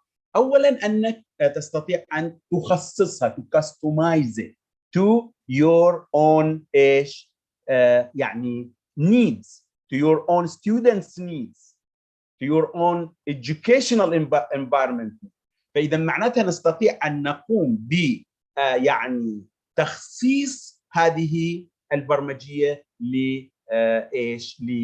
لاحتياجات مؤسستنا التعليمية وتلبية احتياجات الطلاب واعتماد نطاق واسع من البرمجيات. أيضا موثوقيتها، هذه البرمجيات يمكن الوثوق بالبرمجيات الحرة والمفتوحة المصدر لدرجة كبيرة. يقال يعني من بين البحوث اللي اخترتها لكم أنه ثبت بالتجربة أن نظام التشغيل المفتوح لينكس قد تعطل مرة واحدة خلال عام مقابل تعدد أعطال أنظمة مثلا الويندوز أكثر من مرة. فهذا يدل على أنها أيضا من الجانب يعني الريلايبيليتي هي موثوقة. أيضا استخدام موارد الحاسوب، تستخدم المعالجات والذاكرات والأقراص الصلبة بكفاءة عالية. طيب وممكن نستخدمها في البحث والتطوير والمكتبات الرقمية. أيضا الأمان، يعني أقل عرضة للفيروسات وأحسن الطروادة والديدان اللي هي الورمز والبرامج الضارة الأخرى المالويرز وإلى آخره.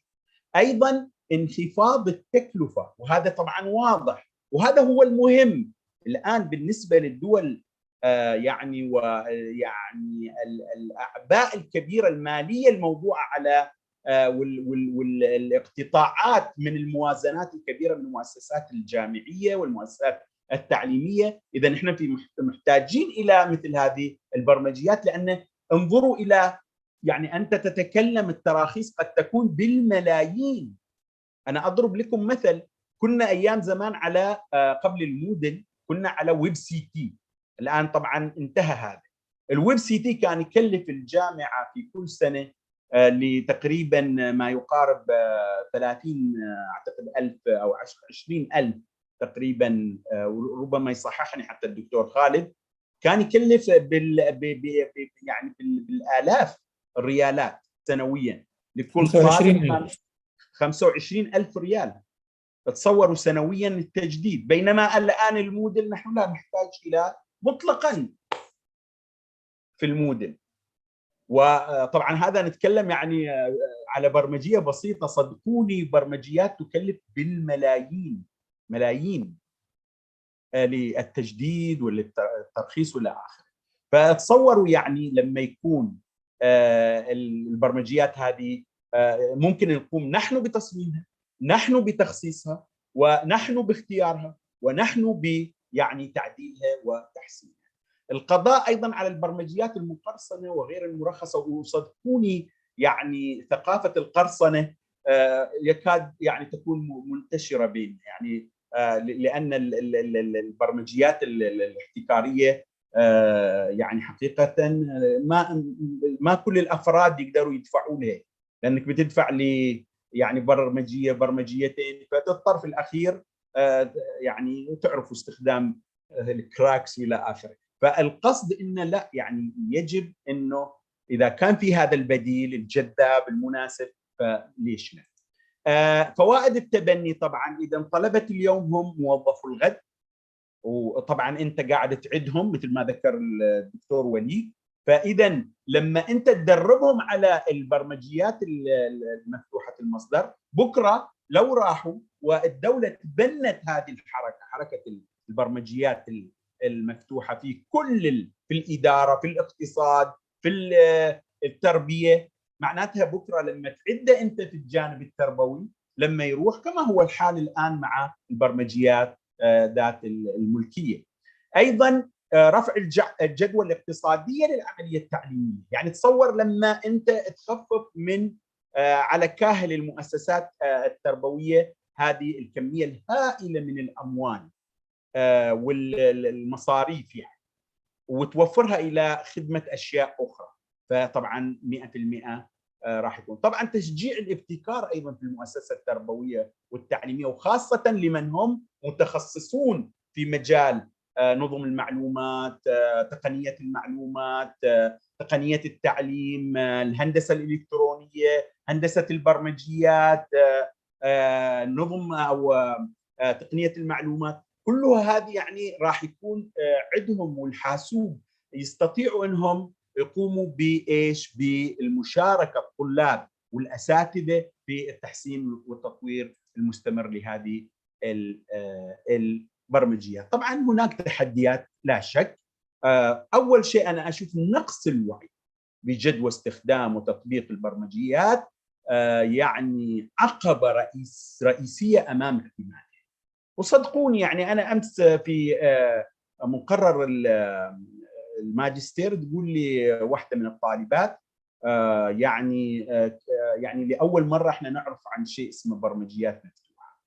فتصوروا يعني في قصدي عدم وعي لدى الناس اللي يفترض انهم يكونوا هم في مقام من يوصلوا، يعني هذه استاذه في جامعه، استاذه في مدرسه، فاذا كان هذول ما عندهم واحنا يعني الجورو او هذا نتكلم بيننا بس ما توصل المسج للجمهور، فيجب ان يعني تكون يعني من المهم ان تكون يعني نصب اعيننا الدكتور عبد الناصر، الدكاتره الشباب هذول اللي هم في هذا المجال، الدكتور السراب، يكون يتكلموا مع the right people ويوصلوا المسج.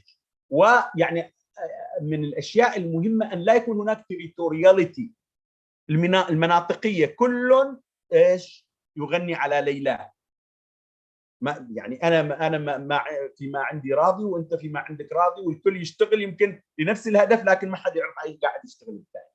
فاذا نقص الوعي جدا مهم ان نقضي عليه. الحاجه الى طاقم عمل مدرب للتعامل مع البرمجيات، فان عددا قليلا، وهذا صحيح، عدد قليل اصلا في البرمجيات ذات الملكيه ما يعرفوا، ما عندهم مهارات التعامل مع هذه البرمجيات، فما بالك مع البرمجيات المفتوحه. لا احنا محتاجين الى تكثيف الجهود ويكون في يعني استراتيجيه لذلك. ايضا نقص الدعم المقدم لاستخدام البرمجيات الحره، خاصه يعني لان برمجيات الملكيه والبرمجيات الاحتكاريه هي السائد. عدم توافر المعلومات الكافيه لاختيار نماذج ترخيص البرمجيات، وهذا جانب تثقيفي، يعني ما بس احنا تعرف يعني شباب اللي هم التقنيين والفنيين يركزوا على الجوانب الفنيه لكن ينسوا جوانب التثقيف، وهذه جزء منها اللي هو قضيه التراخيص والى اخره. ايضا هناك تصورات سلبيه انه والله البرمجيات المفتوحه والحره غير يعني ذات مواصفات فنيه وامكانات فنيه ترقى الى مستوى البرمجيات اللي هي ذات الملكيه او الاحتكاريه. هذا مو صحيح. يعني مثلا كثير يتحججوا الناس يقولوا والله الجي يو اي اللي هو واجهه المستخدم عاده تكون ضل في الايش؟ في اللي هو البرمجيه المفتوحه. هذا مو صحيح. الان يعني مع التقدم في هذا المجال البرمجيات المفتوحه محسنه وفيها سهوله ويعني جود، خلينا نقول اكسسبيليتي، فلكسبيليتي الى اخره. ويعني ميزات البرمجيات الملكيه تقريبا اصبحت تضاهي هذه الميزات. طيب كيف التبني؟ طبعا انا جزئيه من محاضرتي هي عن التعلم الآلي الذكي. انا غير متخصص حقيقه، يعني لازم الواحد ايضا يعني بتواضع يعرف حدوده. فالتعلم انا راح يعني امر عليك سلايدتين بسيطتين. التعلم الآلي الذكي هو احد بحوث مجال الذكاء الاصطناعي. طبعا حسب ما قرأت انه هو يجب يعني هو بصوره مبسطه هو ان الحاسوب له القدره على التعلم. يعني نحن نعلم الحاسوب وهو يتعلم ذاتيا، اما باشرافنا او بشبه اشراف، مو اشراف كلي، او بدون اشراف. زين. اطار النظري لهذا العلم، لهذا التعلم الآلي الذكي يعني مكون، تحتاج الى عده علوم: الحاسوب، الرياضيات، علم النفس، علم الاحياء، علم وظائف الاعضاء العصبيه، والاوتوميشن اللي هي الاتمته، باللغه العربيه ترجموها الى الاتمته. التعلم الذكي يعتبر احنا بالنسبه لنا كتربويين تطور مهم للتعلم الالكتروني والسمارت اديوكيشن. يعتبر نموذج مجدي اقتصاديا. ليش؟ مره اخرى انه هو يتيح كود المصدر. طبعا قصدي اذا خاصه اذا تم ربطه بالبرمجيات الحره، لانه هو يتيح كود المصدر لاستخدامه والتحسين، يدعم عمليات التعلم والمشاركه في بيئه تكنولوجيه مبتكره، يشجع مفهوم التعاون في تشارك المبرمجين لبيانات اللي هي تعلم الآلة، أدوات التعلم العميق. أيضا يستفيد الطلاب من هذه البرمجيات ويوظفوها في تطبيق التعلم الذكي والإلكتروني وإلى آخره بجودة ومرونة وتكلفة أقل. أيضا يتيح الفرصة لهم للطلاب للانخراط في عمليات البرمجة، وهذه ذكرناها قبل شوي. فإذا هذا التعلم الذكي وعندنا البرمجيات. كيف نربط بينهم؟ الآن يجي الإطار المقترح. الإطار المقترح أول شيء قبل لا نبدأ في الماكرو ليفل، المستوى العام، يجب أن نقوم بتحليل الاحتياجات المؤسسية. زين. نشكل فريق لفحص جميع المخاطر المتوقعة والمرتبطة بالبرمجيات الحرة والمفتوحة المصدر، ندقق فيها، نقترح طرق لتمويل هذه البرمجيات وتطوير المشاريع اللي بنقوم بها فيها، ثم كيفية حل المخاطر الاكسبكتد يعني، ثم التوصية باستراتيجيات لتخفيف هذه المخاطر. ثم نحلل مدى الاستعداد بشكل عام المؤسسة. الآن في حالة جامعة سلطان قابوس لازم نحلل البنية التحتية، الأجهزة، البرمجيات، الخوادم، نطاقات تردد الإنترنت إلى آخره. ثم تحليل القدرات الإدارية والموظفين، ثم تحليل الأطر الفلسفية الأخلاقية والقانونية. مثلا ما هي لوائح حقوق النشر؟ ما هي إجراءات القبول، السياسات، التشريعات الخاصة بالمؤسسة اللي ممكن أن يعني تغير أو تعدل في عند تطبيق اللي هي استراتيجية تبني البرمجيات الحرة. ثم نطور الاستراتيجية، استراتيجية قصيرة المدى، متوسطة المدى، وتكون متكاملة. يعني إيش؟ ما نحل جزء ونترك أجزاء، أو نحل جزئين، لا، لازم النظرة تكون نظرة يعني شاملة. ثم إيش؟ تأتي خطوة تحليل السياقات المؤسسية. أوكي؟ وكيف يعني السياقات المؤسسية؟ أول شيء، من هم المتعلمون المستهدفون؟ إذا أنا قاعد أصمم برمجية مفتوحة، أو أنا قاعد أعدل برمجية مفتوحة، أو ربما أنا أختار برمجية مفتوحة. إذا لأحلل السياق لازم أول شيء الفئة المستهدفة المتعلمون، أعمل لهم تحليل، أعلم الآلة. الآن يجي هنا كيف أربطها مع التعليم الآلي الذكي أو التعلم الآلي الذكي. أعلم الآلة كيف تحلل بيانات المتعلمين، كيف تحدد القضايا الأخلاقية من حيث تكافؤ الفرص، التنوع الثقافي، الاكسسبيليتي للإنترنت إلى آخره. نعلم الآلة أيضا تزويد المتعلمين من ذوي الإعاقة بفرص بديلة للتعلم من خلال هذه البرمجة. أيضا نحدد محتوى التعلم الأفضل.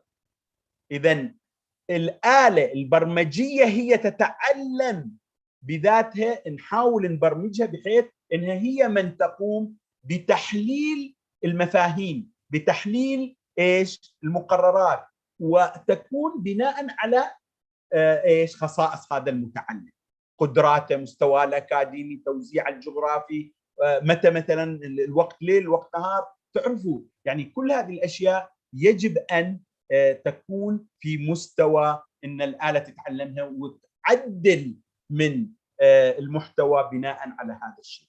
ايضا نحدد اهداف التعلم لهذا الدرس، للدرس الاول، للدرس الثاني، كم من المعلومات يجب ان ياخذها بناء على ما وصل اليه، البيس مال التعلم ماله الى اخره. فاذا ايضا نعلم الآلة كيف تحدد يعني وتصف اهداف التعلم. ثم نحدد الأنماط والأشكال التعليمية، استراتيجيات التدريس. ندرب الآلة، هل الطالب هذا الأفضل للتفاعل، المناقشة، العرض التوضيحي، المحاكاة، لعب الأدوار. إذا نستطيع أن أيضا ندرب الآلة على هل هو تعلم ذاتي، سوف يقوم بالتعلم الذاتي، أو التعلم التعاوني مع العديد من المتعلمين. ندرب الآلة على التنقل بين التعلم المنظم regulated or يعني irregulated بالتفاعل مع الزملاء والأساتذة. ندرب الآلة على اختيار أفضل المحتويات للمتعلم، هل هو محتوى مخصص أو محتوى جاهز، هل هو تعلم عبر مصادر البرمجية هذه الحرة أو الداخلية، أو من خارج البرمجية عبر الروابط والمصادر الإنترنت. نعدل ثم ننتج المصدر المفتوح أو المصادر الموجودة عندنا من خلال برمجة، أو ننشئ بيئة تعليمية ذكية من خلال برمجة وتدريب الآلة على اللي هو learning objects، اختيار learning objects المتميزة أو المهمة لهذا الطالب، المكتبات الرقمية، الألعاب الإلكترونية ندمجها داخل البرمجية المفتوحة، وتقوم الآلة، يقوم الحاسوب من داخل البرمجية باختيار يعني الأفضل من الكونتنت، ملفات الإنجاز، الكتب الإلكترونية إلى آخره. ثم نصمم هذه البرمجيات لتدعم واجهة المستخدم اللي هو جانب التعديل والإنتاج، لكن بصورة تكون يعني الواجهة تفاعلية، الواجهة جميلة جذابة للطالب.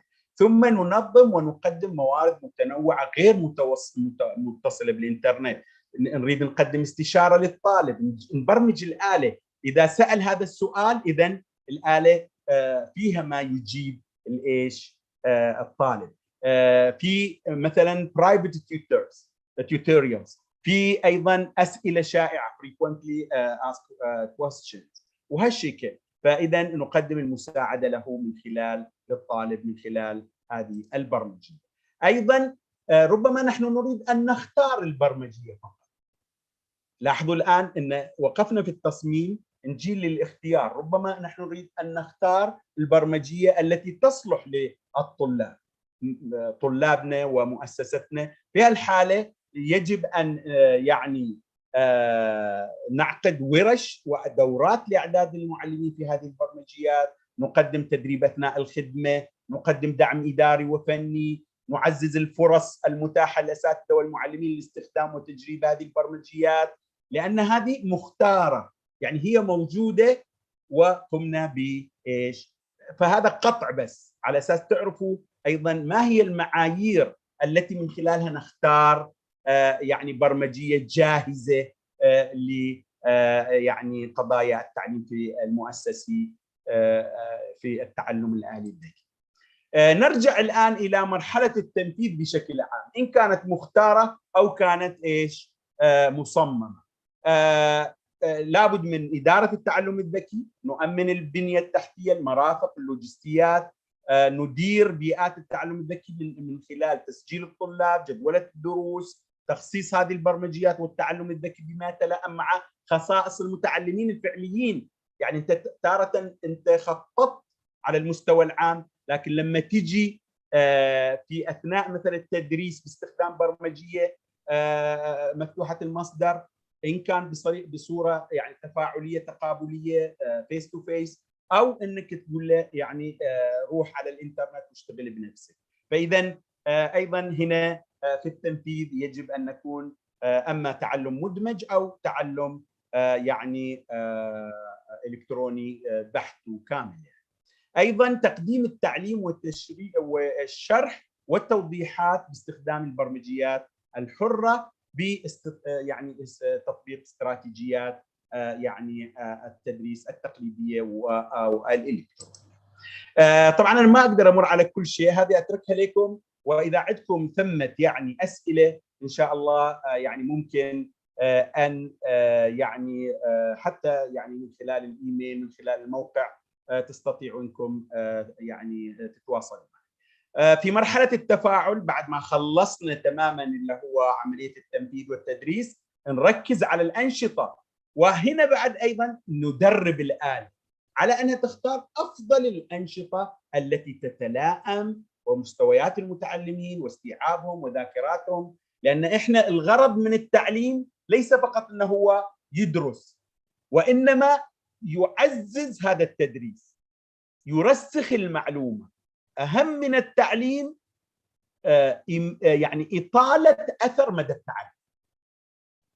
كيف نقوم بالأنشطة وبيعني نطلب منا تقارير، نطلب منا عروض تقديمية، نطلب إذن لكي نمد أثر التعلم في ذهن الطالب يجب أن يتفاعل مع هذه الآلة الذكية في البرمجية المفتوحة، ويستطيع أن يحصل على النشاط المناسب لمستواه ثم يقوم بأدائه.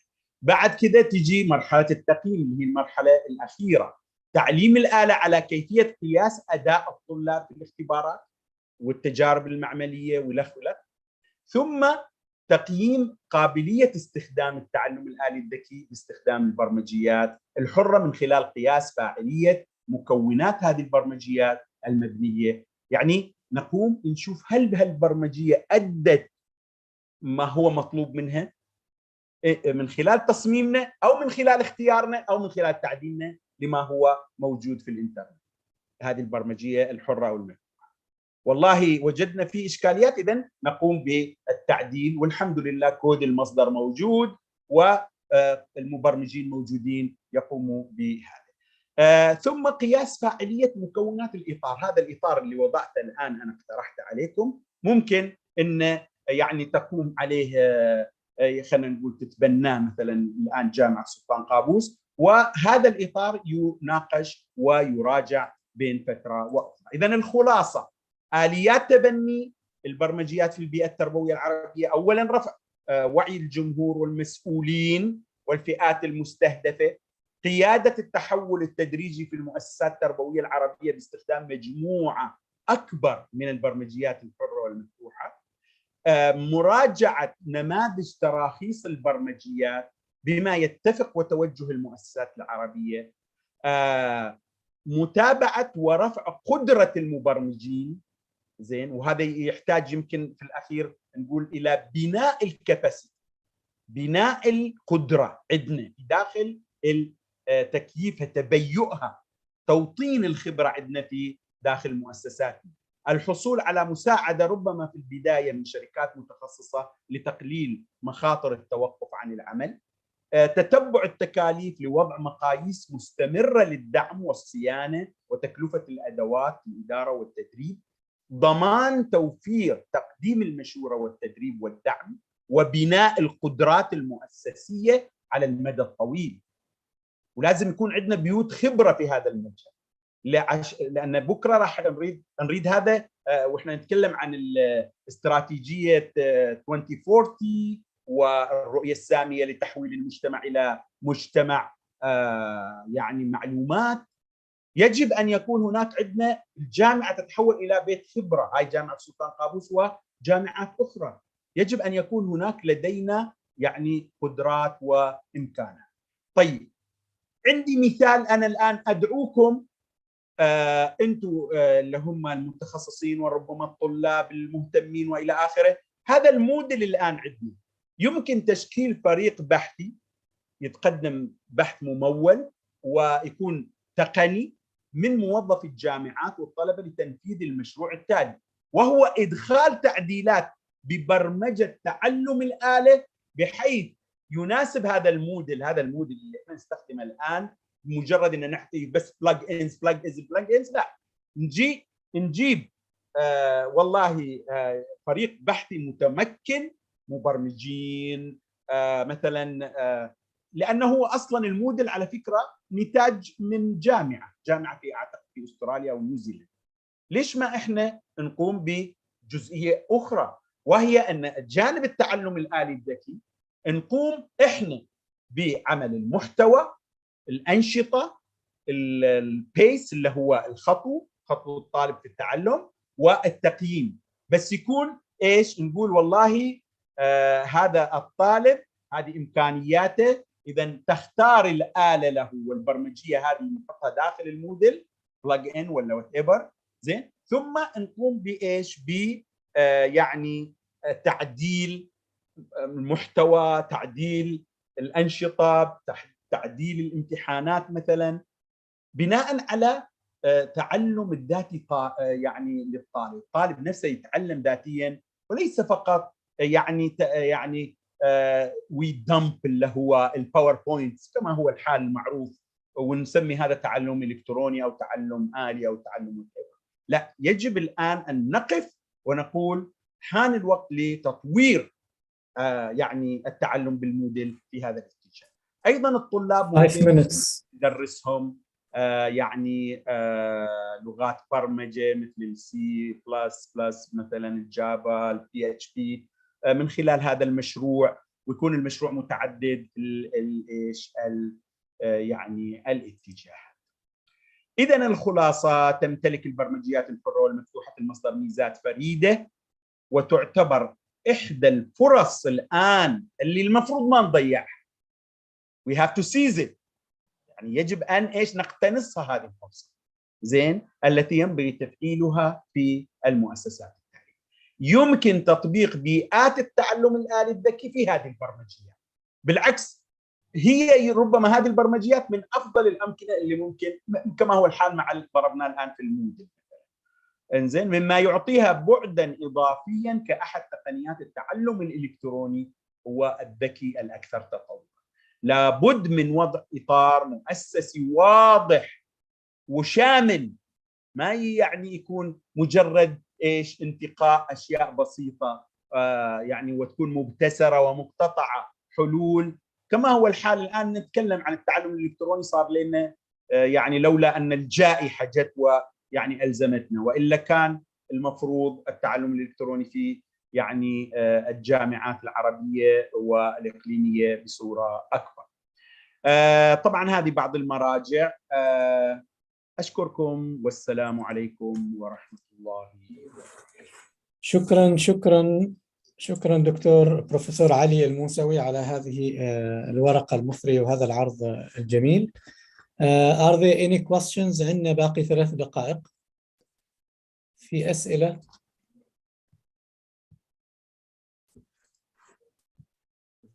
أنا معكم ملاحظة يعني. تفضل دكتور عبد الناصر. شكرا بروفيسور علي على المحاضرة القيمة. طبعا يعني للتوضيح للأخوة الحاضرين أنه سلطنة عمان بدأت منذ 2010 المبادرة الوطنية لدعم البرمجيات الحرة والمفتوحة المصدر.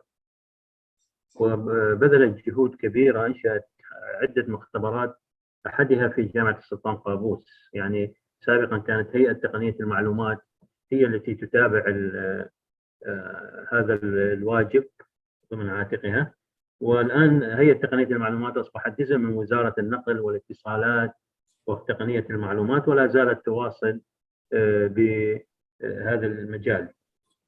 المختبر اللي أنشئ في الجامعة طبعا كان في وقتها يعتبر من أحدث المختبرات، ولا زال يعمل على تقديم الورش والدورات التدريبية في كثير من البرمجيات الحرة والمفتوحة المصدر. وأيضا تنضوي تحت المركز أبحاث الاتصالات والمعلومات، وبالتنسيق مع هيئة تقنية المعلومات سابقا جماعة طلابية. يعني هنالك لدينا جماعة طلابية من مختلف كليات الجامعة تعمل ضمن بإشراف المركز على البرمجيات الحرة والمفتوحة المصدر، والطلبة نفسهم بعد التعلم يبدأوا بتقديم الدورات التدريبية الخاصة في البرمجيات الحرة والمفتوحة المصدر. وطبعا الأمثلة اللي ذكرها البروفيسور علي كلها واقعية، وإحنا الآن نعمل أيضا على مشروع لتطبيق تعلم الآلة في تسهيل عملية التعليم للطالب، ليس فقط الحصول على المعلومة، إنما أيضا كثير من الأمور الأخرى التي أصبحت من متطلبات تطبيقات الذكاء الاصطناعي في التعليم. شكرا جزيلا. شكرا جزيلا دكتور عبد الناصر. تايم عندنا بعد دقيقة. في أي سؤال آخر؟ في سؤال أو ملاحظة للبروفيسور علي الموسوي؟ السلام عليكم دكتور خالد، عندي سؤال لبروف علي. تفضل خالد. شكرا بروف علي على المحاضرة القيمة.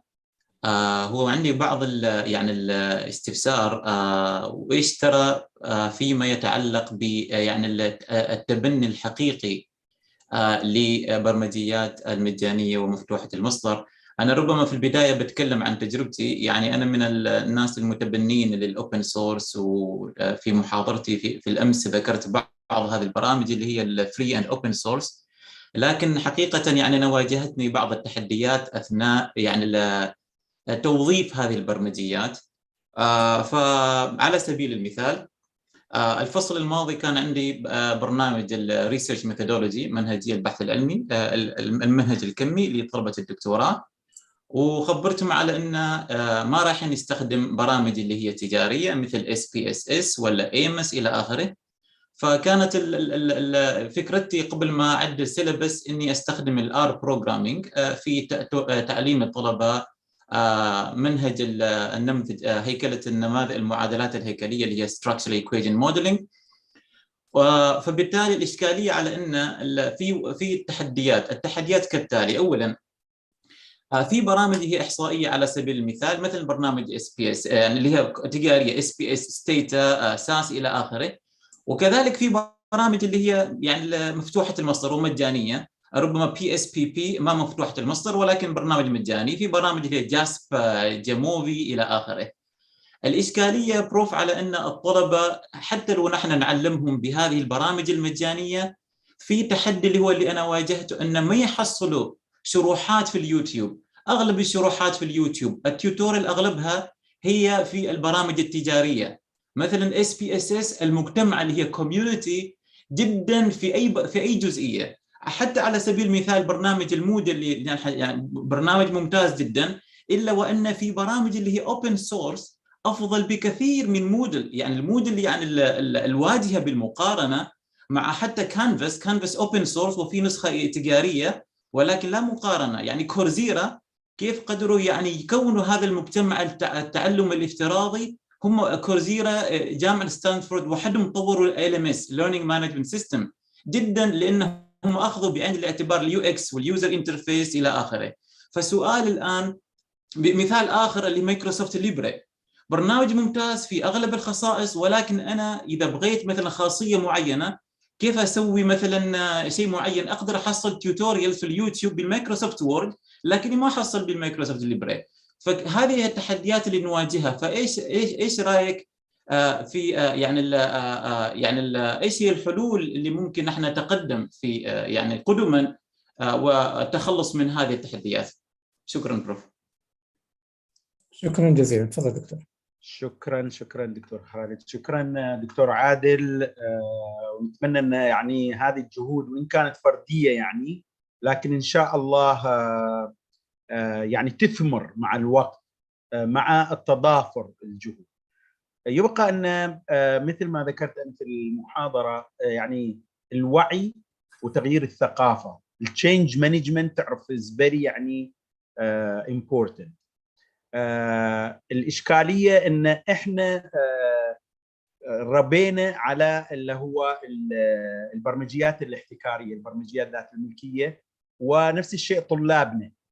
طيب، وهذا اللي الآن يخليهم يعني ربما عندهم شوية resistance towards يعني adopting اللي هو الفوس. بس من المهم جدا يعني خلينا نقول الان انت حضرتك يعني تكلمت عن زاويه معينه، والله عدم وجود التيوتوريالز او يعني خلينا نقول يعني ملفات مساعده تعليميه في اللي هو الار، او مثلا في خلينا نقول بعض اللي هو البرمجيات الحره والمفتوحه المصدر. طيب، ما هو الحل؟ انا من وجهه نظري، وانا ترى على فكره مغادركم قريب، يعني يعرف الدكتور خالد مثل يعني والدكم، فيعني النصيحه اللي اراها بعد هذه 35 سنه من التدريس ومن يعني ان يعني التشينج قد يجي من البوتوم تو التوب. فيعني لابد من ان تفرض بعض الاحيان الحلول وتقدم المقترحات لاداره يعني المؤسسات الجامعيه والتعليميه لتغيير الواقع. انتم شباب خاصه اللي جايين الان وعندكم هذه الافكار وعندكم هذه الانوفيشنز الجديده، يو هاف يعني، اما انكم ترضوا بالبيس مال التغيير التشينج يكون بطيء، او انكم لا الان ما شاء الله يعني الدوله توجهها العام على استراتيجيه 2040 واضح، يعني نحو اللي هو الادوبشن of new technologies of new innovations.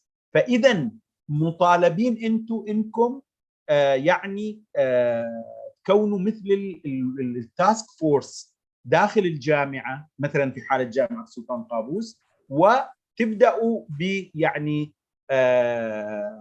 وضع المقترحات اللي يكون تستجيب لها يعني اداره الجامعه والمؤسسات التعليميه. وعلى فكره يعني مره اخرى لابد من النظره الايش الشموليه، يعني انت ما ممكن تتحرك لوحدك، لابد انه يكون عندك يعني خلينا نقول من الايد الواحده ما تصفق. فاذا ممكن يعني مثل ما انا اقترحت انه ممكن مثلا تبداوا على شكل بحوث، مشاريع بحثيه. الان مثلا مشروع بحثي يكون لمد مثلا البرمجيات المفتوحه بمثلا ملفات ويعني تعليميه وتيوتوريالز وكذا. ليش ما نبدا بهذا؟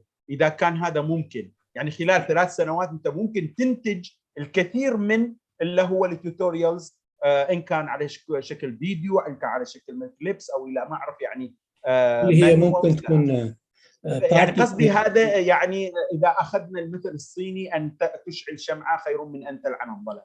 لكن انا من وجهه نظري لابد ان مثلا الان المختبر تحت اداره يعني مركز الاتصالات عند الدكتور عبد الناصر يتحرك، تبدا اللي هو عمليه تعاون، يعني يكون في الاقسام كلها تجتمع مع بعضها، اقسام اللي هو التكنولوجيا في الجامعه المختصه، وتبدا يعني في هذا المجال، وربما يعني ان شاء الله نشوف الثمار.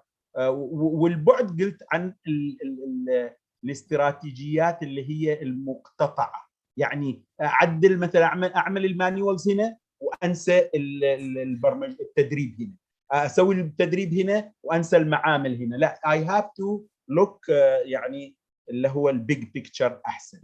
هذا يعني بعض الافكار. شكرا دكتور علي الموسوي. سوري يعني الوقت اسعفنا. طبعا باسم الجميع أتقدم لك بالشكر الجزيل بروفيسور علي الموسوي على هذه الأفكار القيمة فيما يتعلق بالمصادر الحرة والمفتوحة، وكذلك ال OER الموارد التعليمية المفتوحة. And I think all what you have said actually could be achieved حتى يكون مثل هذه التوتورز اللي تقدم بها الدكتور عادل البوسعيدي إنها كجزء من الموارد اللي ممكن فيما بعد يتم يعني الاستفادة منها من قبل الأساتذة والطلاب في مختلف المجالات. نشكركم جزيل الشكر جميعا ونتمنى لكم التوفيق في باقي الفعاليات لهذا المؤتمر. شكرا جزيلا ويومكم طيب. مع السلامة. شكرا ومع السلامة. حياكم.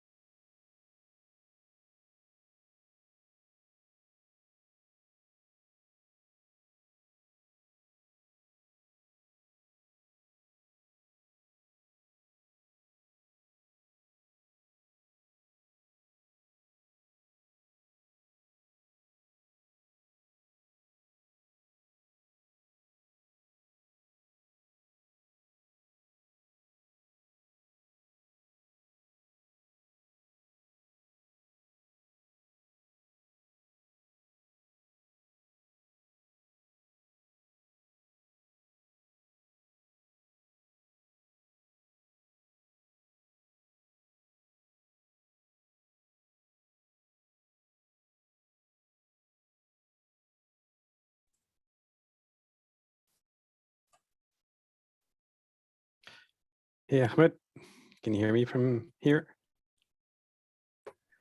Yes, I can hear you and see you. Okay, perfect. Let me see if I can share my screen. Screen number 2. There we go. You should be able to see my screen as well. Yes, we can see. Okay, all set. I'll be back in 90 minutes. Well, I'll stay All right. online, but I'll go on mute. Thanks. Okay, welcome.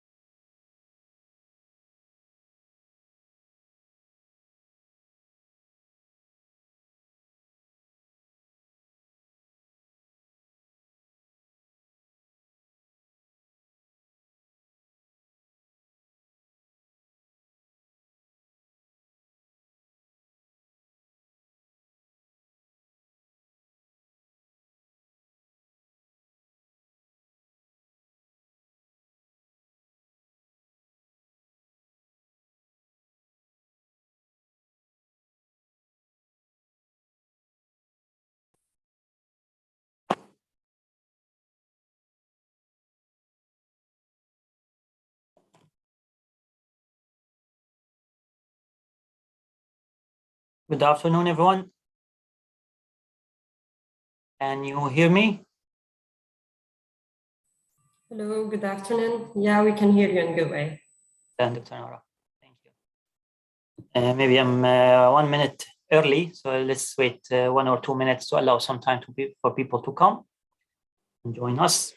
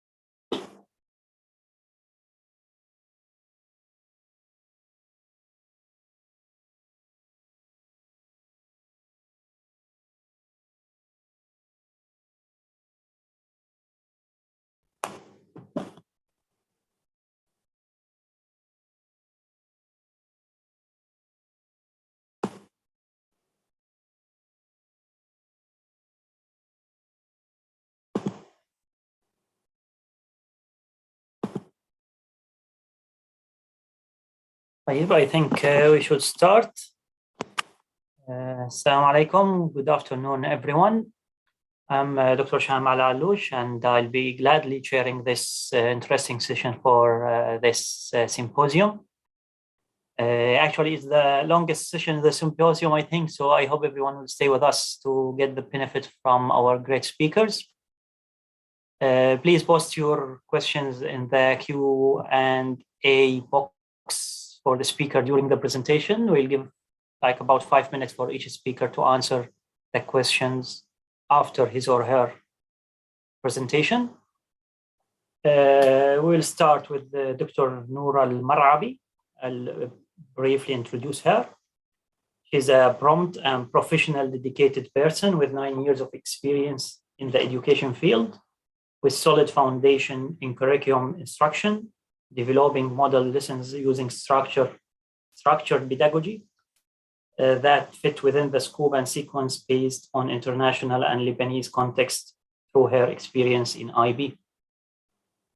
This is in addition to her latest position as an EdTech curriculum advisor at ACT and Sanad Lebanon Association.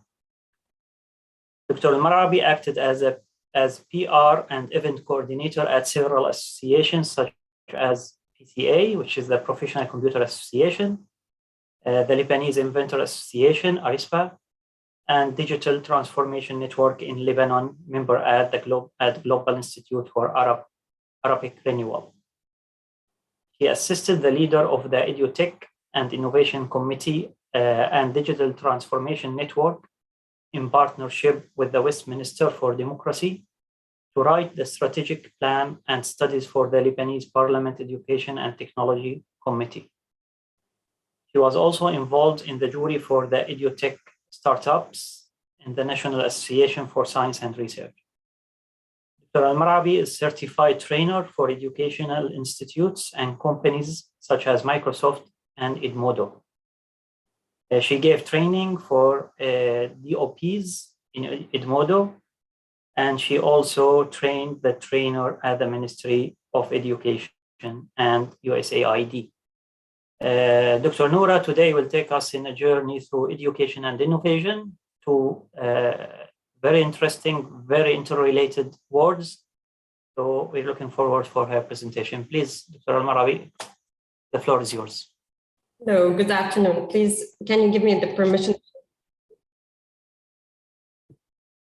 Great.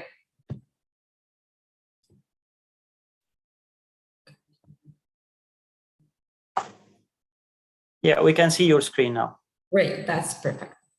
Okay, so as you mentioned, I work in different associations, and I used to train the trainers at the Ministry of Education in Lebanon and USAID. Today I'm here and I'm really happy to be here with you in this virtual event. Hopefully next year we're gonna be in person in Sultanate Oman together. To talk about education and innovation for all. Let me give you a brief first about how to use FOSS and the importance of FOSS in education and how can we implement it actually in order to give this opportunity for all the learners to innovate. Actually, in the last few years, open source has supported the education system by sharing data, libraries, and opportunities for teachers, professors, and scientists to involve their educational programs and improve the level of education in every stage. The open source concept referred to software with source code, which actually is accessible to the public and can be adjusted, improved, and adapted to meet the needs of any specific request, actually. And that what Professor Ali Al-Musawi mentioned, that we don't have to take the open source like it is and use it, but we should make changes to let it be actually adapted by our societies, our students and teachers. That is the Arab mentality. So we cannot take the open source like it is because it's not made for us as Arab. Actually, it's made to be adapted, but we need to make changes to just reach our students and reach the needs of our teachers and students in the same time. So it presents actually a foundation on which anyone can build anything. For example, we take letters and use them to write a book, right? So the same, we can take the open source software technology and use it in order to create an online platform of any kind. So for this reason, actually, we are supporting our youth to create their own open source or to take the open source and make changes and have a startup for the Arab region in order to adopt it and to support it in our committees and our countries. This means that anyone in the education system can adopt the same approach actually and create a customized solution to meet different needs. An open source educational software can offer better communication and enable teachers, parents, and educators to monitor the child's performance. For this reason, if I want to talk about the importance of FOSS in education, I want to talk about, for sure, improving communication and increasing productivity. And for sure, it's easy to use and access. We can provide access anywhere, anytime, and for sure to complete monitoring of students, as I mentioned before, and the data security. So this is the importance of FOSS in education. Later on, we're going to talk about how can we implement it and how can we change the way of teaching that Mr. I think Walid talked about it in the previous session. So I will let you see right now. I'm going to share again my screen with video to let you see how do we work at ACT College in Lebanon and what we did in COVID-19 pandemic. Okay, here we go. I'm gonna play the video to see how can we implement FOSS in education. Let's see.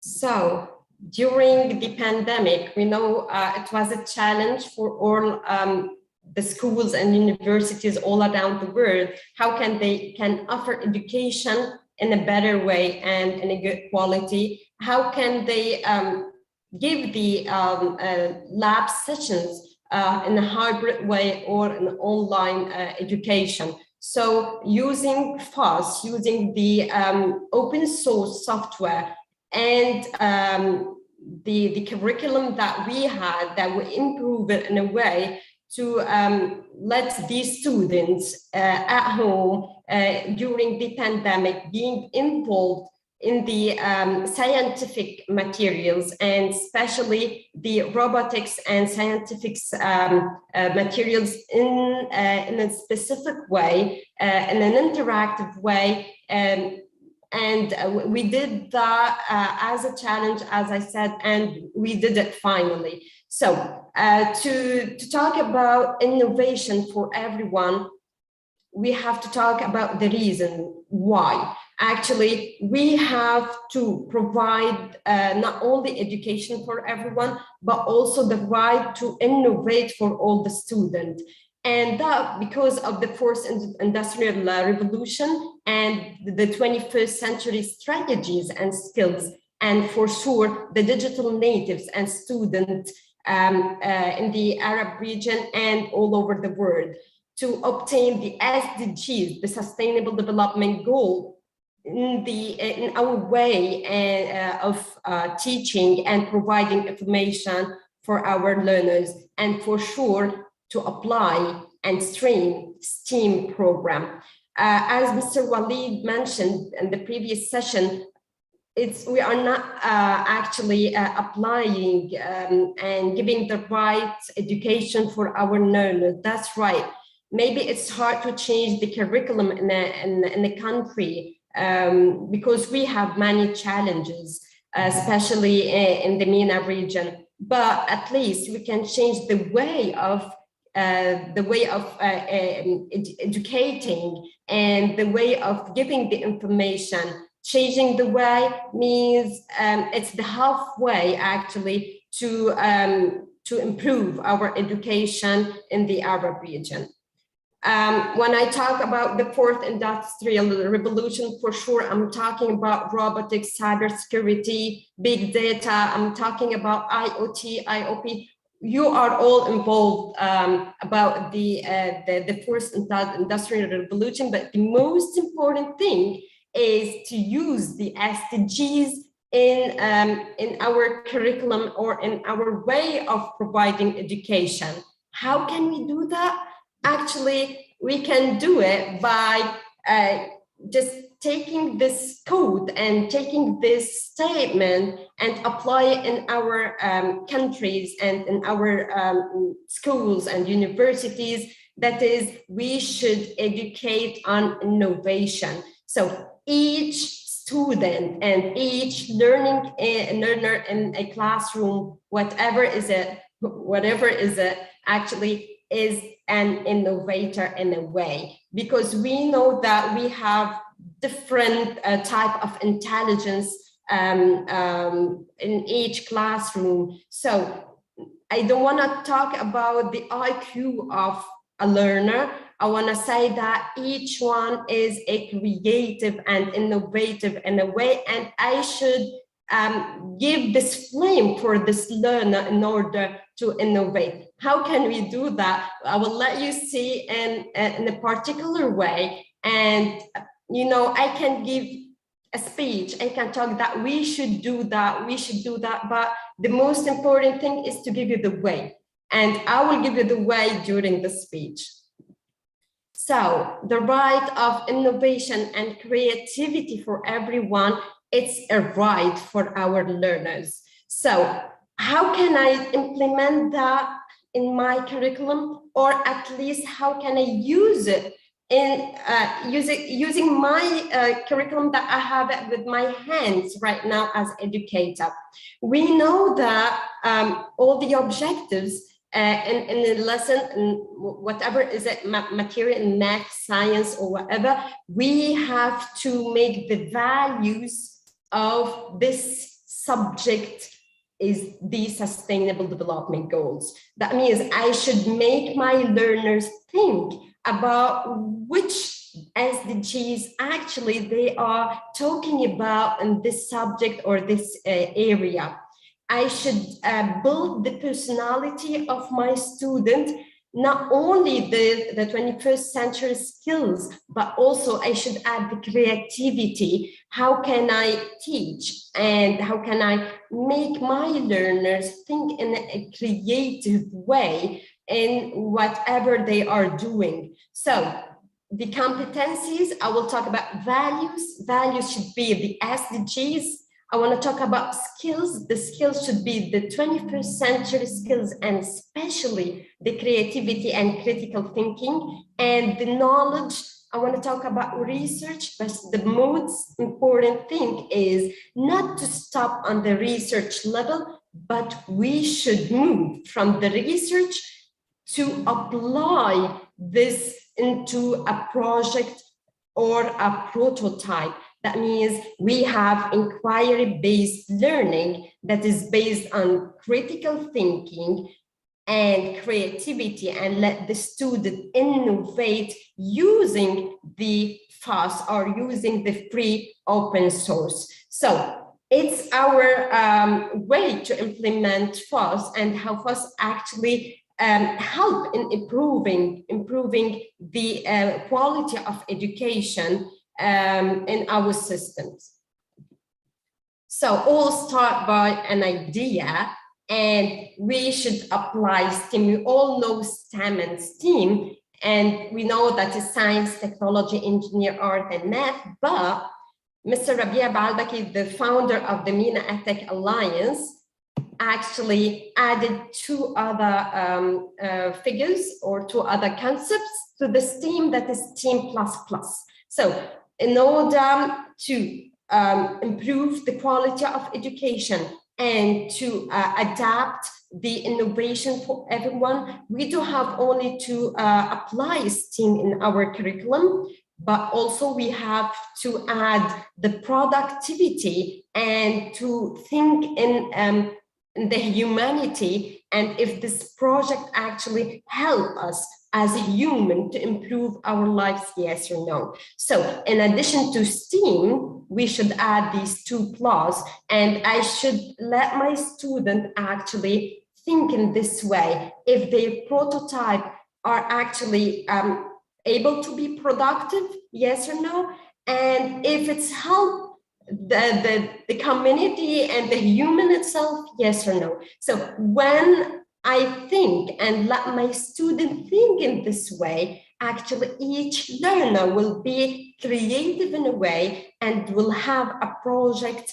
that it could be productive, and it could help us as a human to have a better life and to improve the way and facilitate the way that we live. So STEAM++ should be applied and adopted by our teachers, our educators in schools and universities, because if we want to change a country or change a situation in a country, whatever is it, and maybe it's in a worse situation, we should start from educating our learners in the best way, and we can educate them through certain technologies. And when I talk about EdTech, I'm talking about education and technology in the same time. So we should adopt the technology and use it in our educational system in order to improve it. So also with an idea, as I said, then a research plan to design using free online sources, then to create using the 3D printer, and to test, produce, and develop. That's how we usually, and how we are actually helping and asking our learners to think and our learners to go through these steps in order not only to take information and take to just finish their college and to have a certificate in their hands. No, we want them to be creative and productive since they are a child or a teenager. So we should change our way of thinking first, we as educators and as experts in education, in order to change the situation that we are suffering in the Arab region. So at ACT College, we have our own kit, ACT Innovation in Technology STEM. And as I said, it's STEM++ now, because we have the productivity and the humanity part. And for sure, we have books that talks about how can we implement robotics and coding in our curriculum and help our students to think in a different way. We are trying, we actually take an open source, but we put our touch on it. So now it's customized for us, not only as Arab, but as the MENA region. So it's the importance to benefit from the open sources, but it's really important to customize it like we did at ACT College, and put your own touch and make it for us that that can read our mentality and our way of thinking. So it's our kit and our book. And for sure, we are talking about Raspberry Pi, we are talking about microbit. And finally, I don't know if I still have time, but I want to mention that we can say that for sure is that in the following period, education will be changed, and actually it's changing. It changed brought on by a pandemic, but led by technology, and it's the importance of technology and implemented it in our educational sector.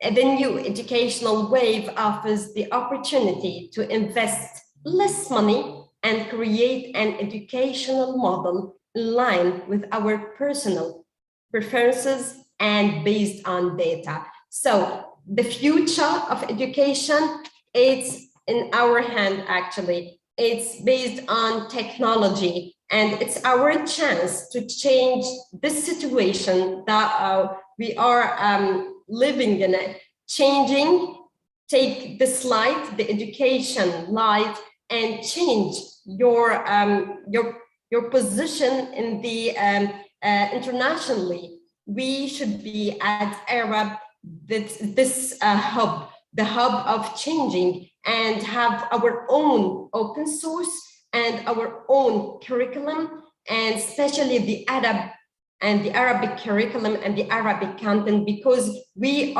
need actually not only in the Arab region, but also they are asking internationally that yes, we want the Arab content all over the world. So we should take this as lead, and we should think in this way that we as Arab, we should have our own sources, our own content and be the leaders in the educational technology field.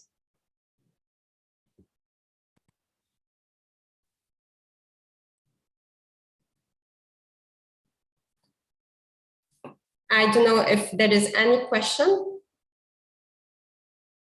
I cannot hear you in a good way. Sorry.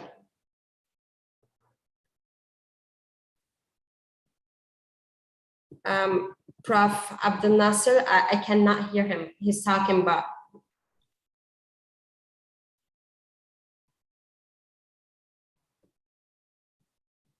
Sorry. Okay. Yes. Dr. Shaham, I think you are muted. No, he's not muted, but we don't have voice. We cannot hear him. I have a question, Dr. Noor. Thank you for your presentation. Is there any, can we know at which level these books and courses are given? Actually, the books, our curriculum at ACT College, it's from grade 1 to grade 12. And many countries like Kuwait and Emirat ask for our books and our curriculum and our kit. So it's not actually only for the Lebanese learners, but also for all the learners in the Arab region. I want to mention a point about the improving and the production of Arab open source and the Arab content. We as MENA EdTech Alliance, I would like to mention that because Oman is a part of the MENA EdTech Alliance.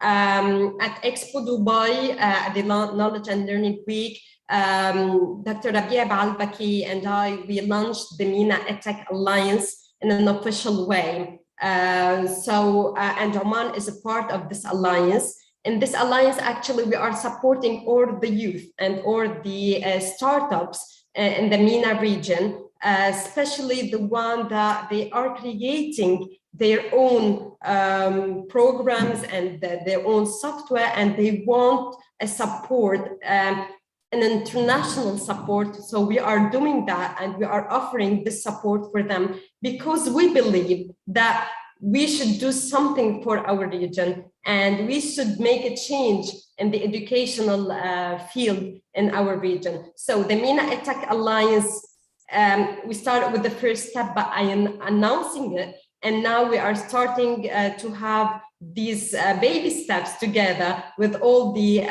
countries like Oman, Kuwait, Saudi Arabia, and Emirates.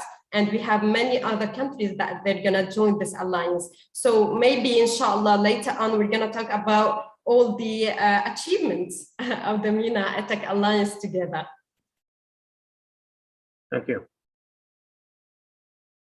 Still, we cannot hear you.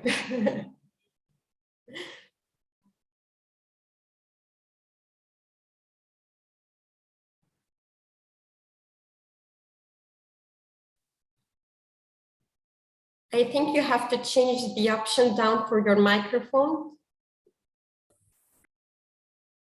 Okay, let me double check if there is any question here. Okay. Sure, for sure. I'm gonna share my presentation with Dr. Abdel Nasser, and they can share it with you. And if you have any inquiry or question about our books, our curriculum, and our kit, I'm gonna share my email address also, so you can ask for a demo, or I can answer your questions.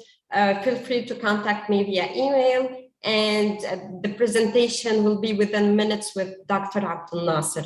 I would like to thank you so much for your time and for giving me this opportunity. And I don't know if one of the panelists have any intervention or a question in this field. Thank you.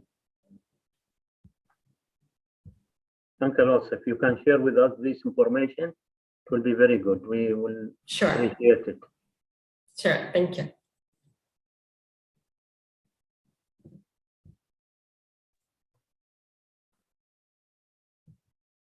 think Dr. Shaham went out of the room, and he will come join again. I think this will solve the problem.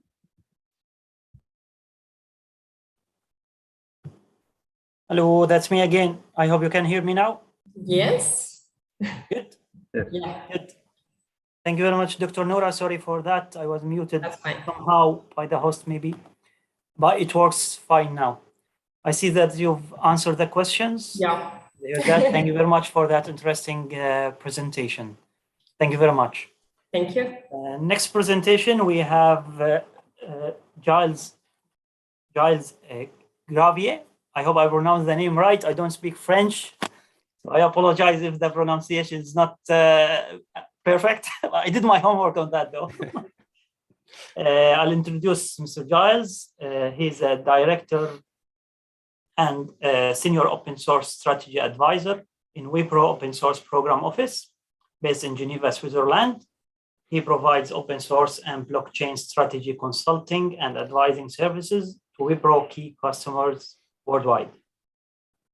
He has a pragmatic approach to open source and regularly advises global companies, startups, and venture capitalists on open source strategies, licensing issues, and business models. During his career, Giles has always been involved in both security and open source, particularly in roles such as Chief Technology Strategist for security and open source at Sun Microsystems, advising the largest accounts globally on their IT security strategy, as well as their open source activities.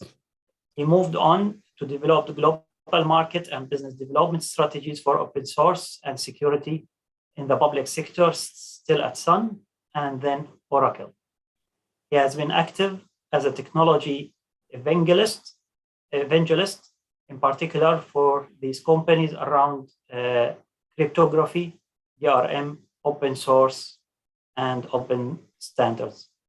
Dr. Giles' presentation today will be about open source at the core of everything digital.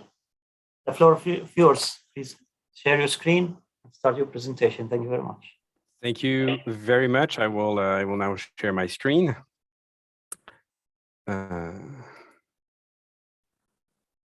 Do you see my screen?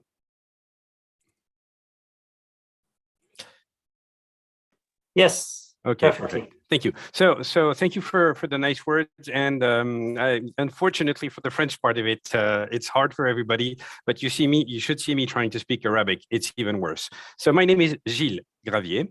I work for a company called Wipro. We're a global system integrator. I'm based out of Geneva in Switzerland. And just a little bit about Wipro, and then I'll switch to pure open source stuff. But we're actually super present in the open source world. We're members of a whole bunch of different organizations at different levels. I have listed here a few of them, but I will talk more about open source foundations and organizations a little later in my session. So I want to talk a little bit about open source in the digital world. And so I'll talk about where is open source today. It's everywhere. That's a hint. I will talk about open source and how it helps in the digital age. And then I'll talk a little bit about how open source and communities can work together, and maybe give you a few hints as what to do next. Now, as a really nice thing, Ms. Merhabi's presentation before introduced a lot of the stuff I'm going to be talking about. So I won't have to justify things. She's justified them already. So thank you. I really appreciated the presentation before. So, and by the way, the picture I have here was taken in 2019 when I was at FOSS conference at Sultan Qaboos University as well. So I can't wait for the next time I'm actually in Oman again to talk with all of you. So first of all, let's look a little bit at the open source market. In the open source world, things move really fast. If you remember, for those of you who, like me, have gray hair or gray beards, or no beards, but gray hair anyway, in the 1960s, 70s, there was this concept of free software that was invented by some people in universities. And while the origin, it was more of a philosophical idea, it turned in the 90s into something that is an enterprise concept called open source. Before that, it was called free software, free as in freedom. And what happened is that progressively it grew to penetrate a lot of the industry sectors, and we'll be talking about which industry sectors it has penetrated in the next slide. But what I wanted to mention here is that open source has been growing always and is today really mainstream. If you look, 95% of organizations actually leverage open source today. 94% of IT executives that are asked about open source and what they think about open source basically tell us open source is equal to or better than proprietary software, and that's super interesting metric. It shows that open source has really stepped into the world of enterprise and is accepted standard as a standard type of software. It's growing at a 24% rate. The open source services market, that's where Wipro is, so that's the number we tend to quote, is growing at a rate of 24% per year. There's not many things that grow so fast. And not only the market, but communities. Communities are groups of people who participate in open source projects. I've put in some statistics from GitHub's Octoverse report. The Octoverse report is something that GitHub runs every year or so. And GitHub, for those of you who still don't know what GitHub is one of the most popular platforms for sharing open source code and developing in a distributed manner. So, open source, GitHub has more than 73 million developers. And to be honest, Oman is not really present. There are a few Omani developers, but in general, in the Gulf countries, the presence is not that strong, something that needs to be changed. 84% of Fortune 100 companies use GitHub Enterprise. GitHub Enterprise actually lets companies put code on GitHub and not necessarily share it to the public. Then what they do is they use the same kind of methods as open source, but they use that to develop internally or in a private repository. That's called inner source, and it's becoming a key trend in software development. It's basically using all of the open source methodologies, best practices, models, but not sharing the code with the rest of the world, because honestly, sometimes you don't really want to share it. It's not always, but if your IP is in your open source, is in your software, then of course that's something you don't want to share. Now, most organizations realize that a lot of their software that they're developing isn't IP, it's just general tools, and those can benefit everybody. And by the way, when they benefit your competition, then it creates a common base that everybody can use. So it's actually pretty good. Figure out some code that can be shared with your competition is a great way to grow your market and everybody's activity in. In the last 12 months, 61 million repository. A repository is if you want, it's a directory where people store a project's code. So 61 million projects created on GitHub in the last 12 months. That's a huge number. I mean, it's like every day, boom, thousands pop up. Literally 6,000 pop up per every day. What we find though, and that's important, is that a lot of organizations still are trying to figure out the governance model for their open source usage or their inner source usage. So there's still things to fix, even though, as you can see, it's growing significantly. And more and more companies actually are contributing to open source projects, are open sourcing their software and sharing that with the community. We'll talk about why it's interesting to do that.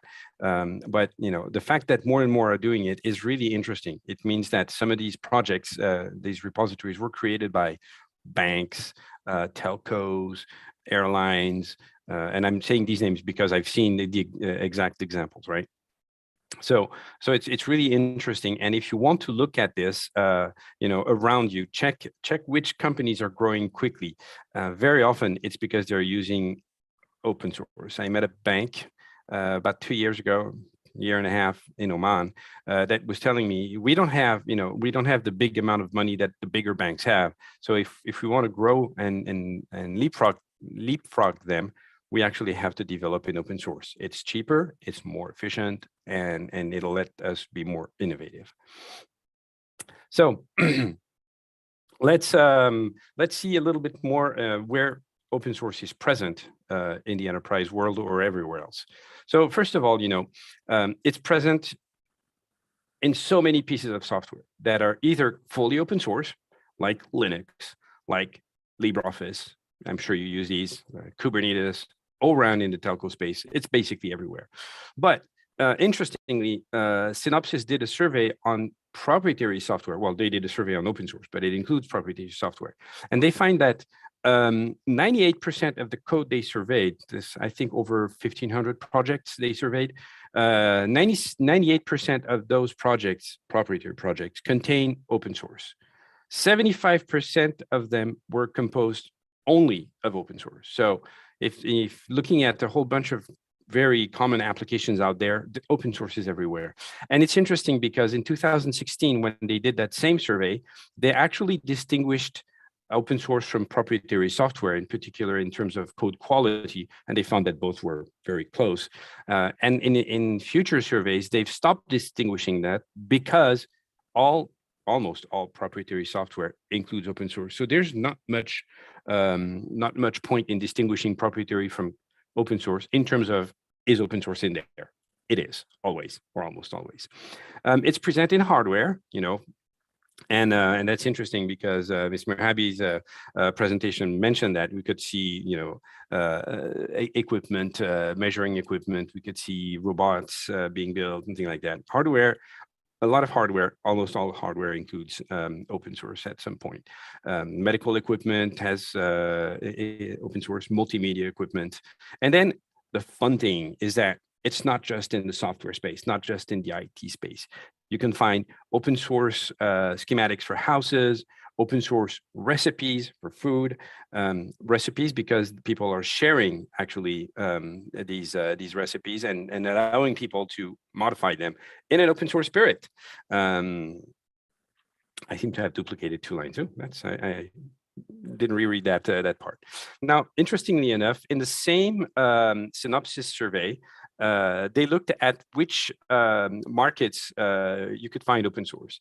And so in the software that is being developed or used in aerospace and aviation, 70% is open source. Big data, 76%. I'm sure you can read the numbers, but it's huge. It's always over 50%. I think the lowest number is telecommunications and wireless, and even that is actually quite surprising because if you look at the 5G world, which is in huge development now, almost all of the key projects like LRAN are in open source. And that's what's going to drive the development of 5G and the next 6G project is open source sharing of code between vendors of equipment, of software, telcos, because that allows them to create standards and standards that actually fully interoperate. And today that is the key element. So I think, I want to be really I really stress this point here that open source is literally everywhere in the world that we look. And, this is something that I discussed with the people at, well, you can see the logo Mercedes, about a year ago. For me, I don't know if it's for the same thing for you, but for me, Mercedes was my dad's car. This slightly aged, extremely reliable car that never breaks down, but boring to drive. And then when I said that to one of the guys at Daimler, he said, "Let me show you something." And he took me to this car, what is it? A Class C car, I think, a brand new one. And he showed me the dashboard, and he said, "You see what's in this dashboard? Well, everything you see in here is powered by open source. It's actually running on Linux, and the rest is like a geek's dream, right? Yeah, high performance NVIDIA chips, multi GPU, multi CPU, multi cores, a lot of RAM, a huge amount of CPU power. But what was really fun is that this car is running Linux, and they're not the only ones, right? There was a story not too long ago, I think in 2015, about a BMW car for which some hacker figured out that that the software was Linux, and so they actually asked for access to the source code, because if software includes Linux, because Linux comes under the GPL license, it's considered distribution because it's in your car, and the whole car is considered a project because it's an embedded device by itself. So the guy said, I want all the source code. It went into the lawyer's hands, and finally Mercedes actually decided to agree and make the source code available. But which is another story. If we want to talk about licenses, we'll do that, and it'll take a few more hours. But the idea here is that cars are now being powered by open source, and in particular by Linux. So this is something that that is, for me, is symptomatic. Yeah, if you can put open source and Linux in something that has the capability, if not done well, to drive you off a cliff or into a wall, it means that Linux can be trusted, and it can be trusted to provide, the kind of environment you expect in extremely reliable systems. So look around you. Next time you see an electronic device, and think about what's inside. Do you think it is open source? Do you think not? If you own a phone, for example, most of the operating system, even if it's iOS, which is built on how do you say it, an open source BSD core like macOS, and even more if it's Android, which is running on Linux. It's open source in there, but it's going to be also everywhere. So it's there. And it's there to stay. So let's look a little bit more now about the digital age itself. And I've tried to create some kind of a definition, if you want, or more of a description of the digital age, because everybody has their own definition. So I'll just describe it. And I'll start by saying that it's a combination. It's today's world, but it's a combination of a world that has both physical and digital aspects that interface, whether it is people and machines, or machines and machines, and things like that. So it's evolved progressively. Mrs. Merhabi mentioned the fourth industrial revolution. It probably started there, maybe a little bit earlier, but it's what we also call the information age, right? Everything is based on information technology and actual information. The whole economy is based on that. And while a few years back that economy was turned from companies to users, it's slightly changing because internet has been now almost everywhere. People are connected from all kinds of devices, desktop, laptop, handheld devices like their phones. Even now, there are 3D glasses like the Oculus devices, which are autonomous. They just have a Wi-Fi connection. And if you've read Neil Stephenson's book called Snow Crash, where he mentions metaverse for the first time, those glasses are very, very close to the device he used to describe in 1992 when he wrote the book, where people put their eyes in a device that projected an image on their retina. Well, yeah, that's an Oculus device today, and it lets people connect to the what in the 1990s was called the information superhighway, but is now today called the metaverse. And this metaverse is changing that economy-based, that information-based economy to an economy where the people actually drive the economy by enabling people not only to consume, but also to create and provide. So if you look at new metaverse models, people actually own their content, but actually monetize their content, and they do that, in a kind of a shared economy model between each other, and that is really changing. That is letting basically the world behave as a completely decentralized economy. It's going to be based on things like blockchains, or to be more generic distributed ledger technologies. It's going to include a lot of IoT, whether it's because these devices provide connectivity or provide services or talk to each other. So think, in terms of interaction model, think business to business, companies interacting with each other through this kind of digital model, like digital supply chains with proper mechanisms to ensure that everything is done transparently, probably using a blockchain. We also have business to consumers, where we're seeing now companies actually provide things like a metaverse environment for the consumer to interact with them when or before or after they purchase from the company. And finally, the consumer to consumer model. If you played with, there's a metaverse called UHive.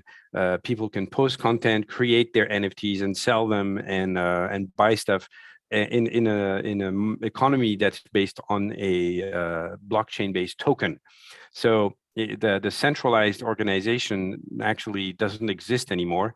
The whole model is decentralized. And I understand that this is going to be a tricky step to negotiate for governments in particular, because, well, governments like to control things. It's their job. It's their job to make sure the citizens are going well and not doing things that mess up with everything. But in this digital age, it's becoming more and more complex to do that. And there's going to be a need to find other ways to, as a government, to interact with the citizen and possibly participate in this digital economy. Just to give an example on the UHive metaverse, comparing to, say, Facebook. UHive is basically a Facebook on the metaverse. Facebook has a centralized team that provides content control. If somebody posts something bad, the Facebook robots basically flag it and turn it off and notify the user. On UHive, it's actually a shared model where people can report things, and then it gets reviewed by a community that decides whether or not the content is bad or good. And so, if governments are involved, they should participate in these review communities and things like that. So new models need to be created. What's going to be interesting also in the digital age is 24/7 interaction. And that means you can't do it with people because people have to sleep. So even though they don't sleep at the same time. So we're going to see the appearance, for example, of artificial intelligence chatbots that provide first level of interaction with people. If you're using a product and you have a question, you will ask the question. You don't worry what time it is of the day. And the first answer you're going to get is probably from a chatbot that's going to speak more and more like a human, interact with you in a more and more precise way. I'm sure you've all experienced these chatbots where you ask a question and the answer is completely 90 degrees from what you asked, except for one keyword that the chatbot picked up. It's going to be this model is going to disappear progressively, and these chatbots are going to be more and more intelligent. So if you're in this business of AI, well, this is what you really want to look for. And of course, all of this is going to be focused on the user experience. Think multimedia, think 3D, AR, augmented reality, virtual reality, expanded reality, haptic feedback. And if you look at this, and if you remember my previous slide, actually all of this is either fully open source or built on open source. And if you look at the best libraries for doing machine learning, they're open source. The best blockchain platforms are open source. The IoT libraries out there are open source. So it's just going to be open source almost everywhere. Now, please note that I created this definition in 2022, and probably we'll see changes in a few years. And by that, I mean, in 5 years, you should expect to see more stuff in here. Some things will disappear, some things will change. Just a little word here, the 5-year horizon is really important. Beyond 5 years, it's hard to predict what usage patterns will come out of the technology we have today. We can see what technology will evolve and appear in 5 years, but what we don't know is what people will do with it. Like, who would have imagined in 2004 that people will be sending to each other images that would disappear after a few seconds? Yet Snapchat is here and businesses are starting to use it. So Benefits of open source in the enterprise. And here I want to thank again Mrs. Mehabi, because the first thing, one of the things she mentioned was innovation. And that is the first benefit of open source in the enterprise. Innovation, better innovation, faster innovation, either by using somebody else's innovative open source code, that's called secondary innovation, or by creating very innovative code, leveraging open source or possibly sharing it. The other benefit is fail fast. If you use open source, it's very easy to procure. You download it, you try it. If it doesn't work, you ditch it and you get something else. So cost is very low for failing, time is very low for failing, and the model to test is very easy. Zero-day productivity is actually a term that was coined by one of my customers to mimic the zero-day vulnerability in the security world. And he said to me, you know, if we hire a developer to work on an open source product, well, if that developer has been using it previously, they're going to be immediately productive. So this is, you know, you hire somebody to do work on open source and they're instantly productive the day you hire them. You don't even have to train them. Developer centricity. If you work on open source, if you do open source, please communicate, and this is also the visibility part. Please communicate about this. It will help attract the best talent. It will help keep the best talents in your organization or in the country. That's why you may see the logo that I have next to me about the Open Source Center of Excellence. That's why we're actually doing this in Oman, to attract talent, to train talent, to make the country more open source interesting, if you want. So open source and communities. This is an example of some of the open source communities that Wipro is a member of. I'm not going to talk about all of them. I'm sure you recognize a lot of the logos. I want to point out one in the middle called To-Do. It's called a To-Do group. I would recommend, if you're trying to figure out how to work with open source communities, to go and have a look at what they're doing, because their role is the community side of open source, creating best practices, helping organizations create open source program offices and things like that. Have a look at To-Do group. They're a great group of people. If you're in financial services, have a look at FOSS. If you're in the networking side, look at LF Networking. If you're in the oil and gas, look at OSDU, Open Subsurface Data Universe. You know, there's bound to be something for you, regardless of what sector you're in. And if you don't find a community that works for you, you have my contact details at the end of this presentation. Email me, I will find one for you. When you work in an open source community, what do you get? Well, that's why I want you guys to listen to this. First of all, you'll learn about writing better code, because cleaner code, because they will give you guidelines, and if you don't follow the guidelines, they will scream at you and tell you, no, this is wrong, you need to do it this way. You have to be ready for that, because you'll get a lot of that at the beginning. But it's a great way to learn really fast and increase your competency. As a developer, it's a superb learning tool. It creates one of the best CVs you can have on the planet. Actually, if you contribute on things like GitHub, employers will actually look at your GitHub resume for that. Benchmark yourself against, and learn from the best coders on the planet. Again, sometimes it will be a little harsh in commenting, but it's a great way to measure yourself. It's a great way to follow a passion for improved technology. It's an opportunity to collaborate and learn from the smartest people. It's self-visibility and recognition, not just self actually, but also for an enterprise. Companies that contribute to open source project and talk about it are seen as great place to work, as contributors to society. It's a great way to see, to change, your organization's reputation. So, you want to do that this way. And also, when you're working on a project, that joins the 0-day productivity. When you're contributing to an open source project and you get hired to work on this, you're directly prepared to work on a project.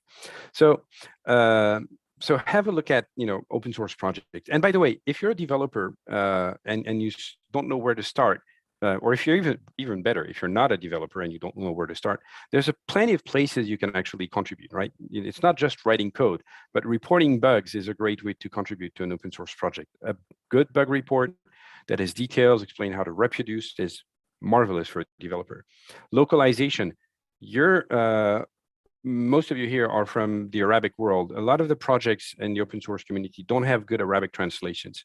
So if you can, help in the localization. It doesn't require developer skills. It just requires editing text files skills and speaking the language. So, all projects have a localization team, or most of them do. You can request a feature. That helps the project move forward. This is actually a really interesting aspect of open source. The open source software doesn't tend to be bloated because it only has features that actually users want to use and need to use. So asking a feature that makes sense for you and explaining why is a great way to contribute. You can participate in community events. There's I organize Hyperledger meetups for the French-speaking community around the world and in Geneva. I'm not a coder for that. I'm just organizer. And of course, think each project is different. So whatever project you look at, they will have different ways of doing things, and some of them might be better suited for you, and others actually might not. But I think, regardless of your skills, there's something to do in every project for everybody. And that's something I want you to keep from this this slide. And whatever you do in an open source project, you will get visibility for that. So since we're talking about this this digital world, I have 15 more minutes, but I want to leave 5 for questions and answers. So I'll spend 10 minutes on these next 2 slides to help you with with next steps. If you're going to go into the digital world with your open source guns blazing, how do you do that? How do you make sure that your open source and digital road is a nicely paved road? So first of all, what you would need to do is check on your digital status, right? Today, as an organization, what developments are you engaged on or planning to engage on? Most companies are writing software for their internal use, and have a look at what you're already doing, right? Does that software involve open source code? Are you using open source libraries? Are you actually using full open source products for your development? Could some of the code you write for your project actually be published as open source? Remember what I said earlier. If your IP is software, you might not want to share that. But if the software you're writing is just things to help the organization, process stuff, run better, sharing it with your peers is a great way to show that you're a thought leader. And so you do that. It also helps innovate. There's a company called Allianz who actually took the time to rewrite 6 million lines of code of their insurance backbone software, and they published it as open source. And they're basically telling their competition, please participate in this, help make it better for us and you and everybody else, so that we all have a common base. And by the way, because we're publishing it, you can trust that what we're selling you, because they sell this software, you can trust that what we're selling you is actually what we tell you that we're selling. Now, the way this works is that each insurance company writes their own modules on top of the backend for their own specific services. But because they use the same common backend and they're all contributing to it, they all benefit from this technology that gets better and better. And they all offer compatible services. So one can have a service for their users to insure cars. Another one can insure, I don't know, houses. But these two pieces of software will have a common way of sharing, for example, interaction with a bank, because it uses the same backbone. So think about it on your site. What are you writing? Can it be shared? What will you benefit? What will you achieve with sharing open source software? So think about your open source strategy. If you want to do open source, why are you planning to do this? Saving money? Probably you will, but if you have to do it really well. If you do it badly, you're actually going to spend more money with open source because of the additional work it requires. But if you're planning on innovating or benefiting from innovation, that's a great way. If you're planning on attracting talent, it's a great way. If you're planning on building trust, it's a perfect tool. Think about what you plan to achieve with your open source activities, and then build a strategy, a whole corporate strategy that supports it. And then, once you have a strategy, set a plan for doing this. List the softwares you're going to publish, when you're going to do that, where you're going to publish them, you know, what licenses, what community models you want to have. It's really important. And by the way, the best place to have an open source strategy is as open source. A lot of companies are publishing at least the higher, you know, the higher elements of their open source strategy. If you go to Société Générale's website, they basically said our strategy for open source has 3 points: consume, contribute, attract. Consume is they use strategy, they use open source. Contribute is they publish open source as well as they contribute to the open source projects they use. And attract is, you know, attract talent. And as an example for attract, every time there's an open source conference where they're speaking, they go with an HR person that has you know, job descriptions for people to hire and things like that. Disney does that. I was at a conference in the US a couple of years ago before COVID hit, called All Things Open, and Disney had a whole booth with 3 or 4 people from HR, had a whole wall of open job descriptions and things like that. They're just leveraging the fact that the best people are there. So, you know, make sure that your strategy includes everything you want to do, including HR, and get the HR people involved, of course. And then figure out who can help you. There's a whole bunch of companies, not just Wipro, that are really good at helping organizations set out on their open source road, create an open source program office, develop an open source strategy, you know, an open source community engagement plan, things like that. So find out who can help you, because sometimes, you know, you think you know how to do it, but I've seen projects, open source projects actually fail because the company missed some critical steps, or not necessarily failed, but sometimes just, you know, not be as successful as they were hoping it to be. So next step, you know, find which open source projects to interact with as an organization. Don't contribute to projects just like that. You have to use projects that make sense for you. Project that you use, most likely, and that are important to your project. Why? Because contributing will require a little bit of extra work. And if you do that little bit of extra work on something that's unrelated to the company, at some point, it's going to be hard to justify.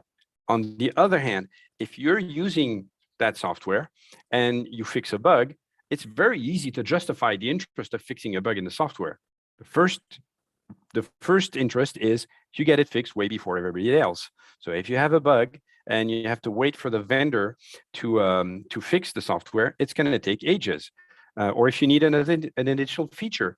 I was working with the Japanese government in 2010, and they needed support for extended kanji, their alphabet, extended kanji in their Office suite. They asked Microsoft when they would get that in Office, and Microsoft said, yeah, you'll get it in the next release 2 years from now.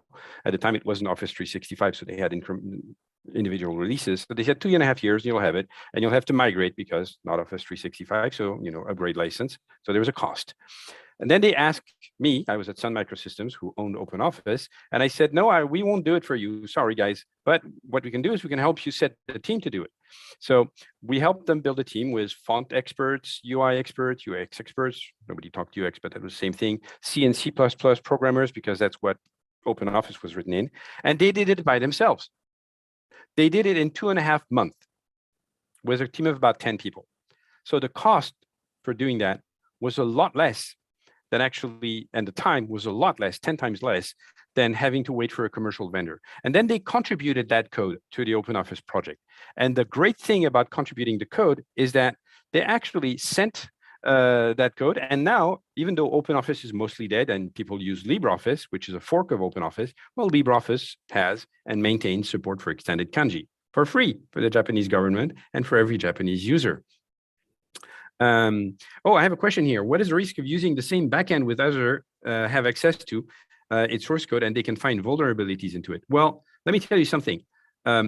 If you're using proprietary software, the bad guys already have the source code. They stole it, they bought it, they convinced somebody, they bribed somebody to get it. They have the source code. They will find vulnerabilities and they won't tell you about them. So they will use those vulnerabilities. Remember the Israeli company and their security software called, what is it? Pegasus, I think, something like that. That snoops on people's phones. They're using an undisclosed vulnerability in iOS. Well, if the OS was open source, probably somebody would have found it and fixed it. It's not that open source code is more secure, it's that remediation takes place faster because the code is visible by not only the bad guys, they always find ways, but also the good guys who also have a fair chance of finding and fixing it before. So with open source software, you get fixes faster, really, really faster.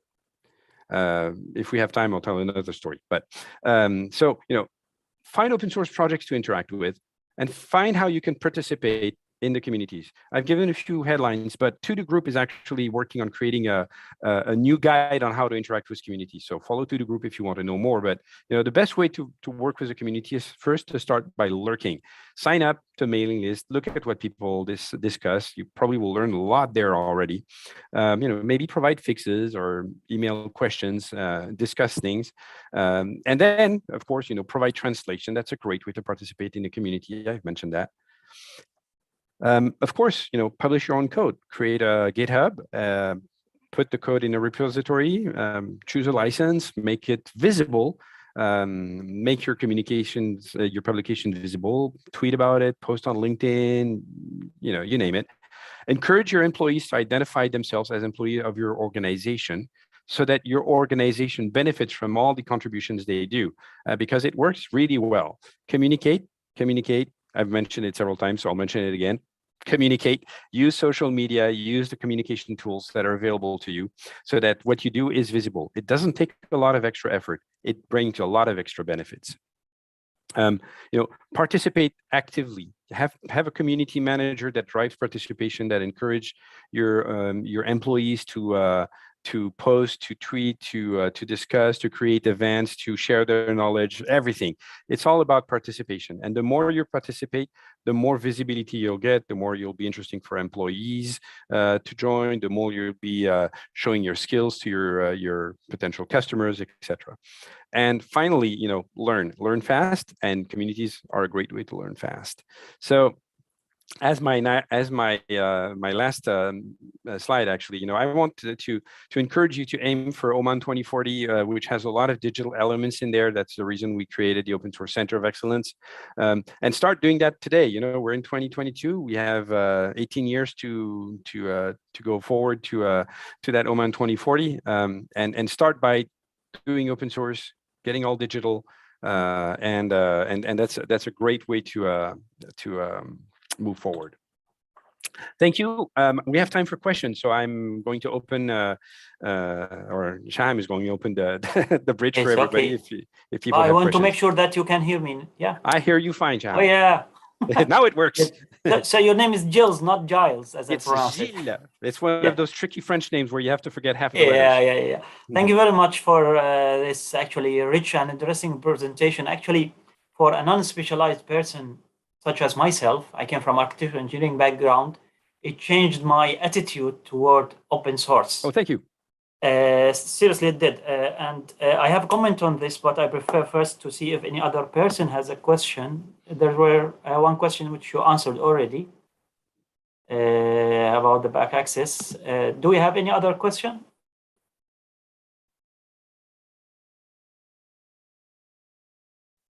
Since we have a couple of minutes more, my point is that, Jules, I'm not a specialized person, and I feel that the open source community are close to each other. They don't come out to us non-specialized. I do research, and if I have funds, and I prefer to pay for licensed software as opposite to pay to someone to write an open source for me, because I feel, and maybe I'm incorrect on this, I feel that it's less secure, the open source is less secured, and if I need maintenance later, it will be more difficult. Mm-hmm. But what you presented now, actually it flipped the coin to the other side, and I still feel that you need to go out to people more and more. I know it's since 1990s, not new, but still people, non-specialized people who has the need for that, still maybe don't have that trust in the open source.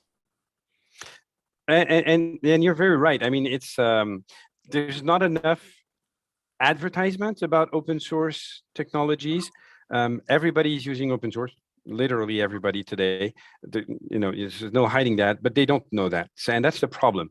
So, people have Firefox or Thunderbird on their PC. They use VLC to view videos, and nobody tells them it's open source. They don't really realize. They see it as free, that they can download it freely, but nobody tells them that it's open source.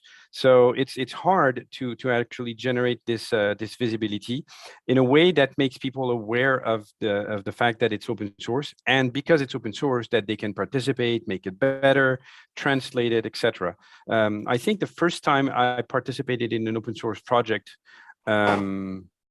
I didn't really realize it was open source until I needed to make it better because of a translation issue. So, I sent an email to the guy saying, by the way, your English translation, it was a French guy who was developing a software. And I said, your English translation really sucks.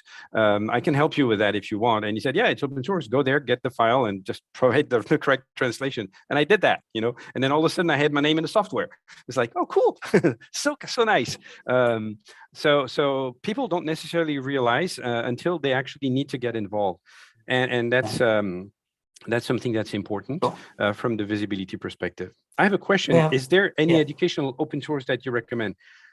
So many things like the programming languages like Python to learn programming, using devices like Raspberry Pis or is a great way to start programming. There's, as I mentioned, Firefox, Thunderbird, VLC to view media, Shotcut to edit videos if you're going to be doing presentations. I'm using OBS, which is a piece of software that is all open source that lets me, for example, set my background like this and change the look and feel of my screen. If you see my video here, which lets me put logos and maybe share a view from the city of Geneva when it's going to pop up because it streams a webcam that's in Geneva, and it's very easy, and that's all open source software.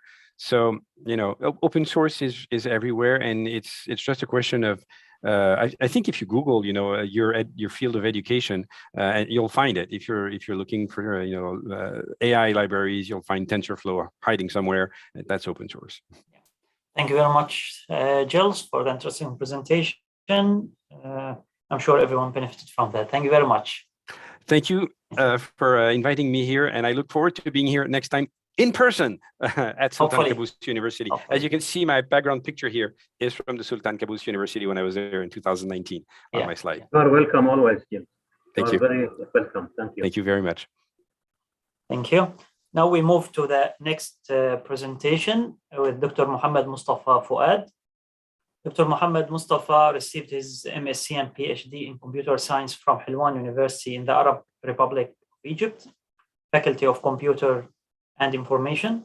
He also did a postdoctorate scientific mission in the Czech Republic at the Technical University of Ostrava. He is currently employed as an assistant professor and head of educational department at the Arab Academy for Science, Technology and Marine Transports, Smart Village branch, Faculty of Computer and Information Technology. Dr. Mohammed also serves as the rapporteur for Egypt's National Community for Communication and Information Technology. Palo Alto International has qualified him as a cybersecurity trainer. He is also a certified artificial intelligence trainer from the French College of Engineering and Applications as part of the Egyptian Ministry of Communications drive to localize artificial intelligence technology. He is part of the team tasked with establishing a framework for unified Arab artificial intelligence strategy under the League of Arab States umbrella. In addition, Dr. Mohammed is a senior member of the IEEE. Today, Dr. Mohammed will shed light on the impact of AI and metaverse on the education industry. Dr. Mohammed, please share your screen and start your presentation. Thank you very much. Hello, thank you. I will share my screen now. Can you hear me now? Yes, we can hear you clearly.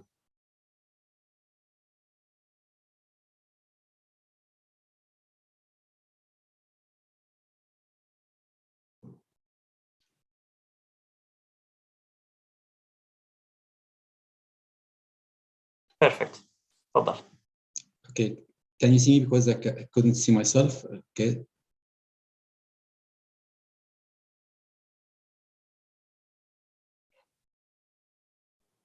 Yes, we can see your presentation and we can hear you. Please go ahead. Okay. Can you see me? Because I couldn't see myself on this screen. Dr. Mohammed, we can see you and we can see the presentation and we can hear you. Okay, no problem. Okay. So thank you for having me. It's a pleasure to be among such brilliant and informative presentation. Next time, maybe inshallah, be face to face with such brilliant minds. So my talk is about the impact of AI on the metaverse, and the metaverse on the education industry. So I will give a brief introduction about my agenda. It's about the FOSS as an open source and a free and open source software, and even the FOSS for AI, the number of tools that currently available for free and open for developers to use it, and even go through the AI, the main aspects of AI, the main characteristics of AI to feed the 21st century skills and the importance of AI in educations, and give some recommendation for the AI future trends in educations. Finally, the metaverse and how it's affected the content creations, and concluding with a recommendation for an open source AI for education for a national and regional adoption. So, as you can see here, the free software or FOSS is can be completed as a free and open source software. It's allow user to freely modify, reuse, and even the freedom to redistribute the copies of what's created and redistribute the modified one without need to specific license. It's a general open license for developers. FOSS, it exists in education in as said by Gils, it's already there. It's here. It's already we use it without knowing that we use it. It's in different perspective of educations, starting from the learning management system that's offered for free using Moodle and the Sakai, and even the content management system like Joomla and Drupal, and even the open source of Office and the management tools. And even it's important to focus on the layers of statistical analytics that can be engaged with the Moodles and the content management system to give the insights about the performance, the traffic on in the platforms, to give insights to the teachers about the engagement of the students.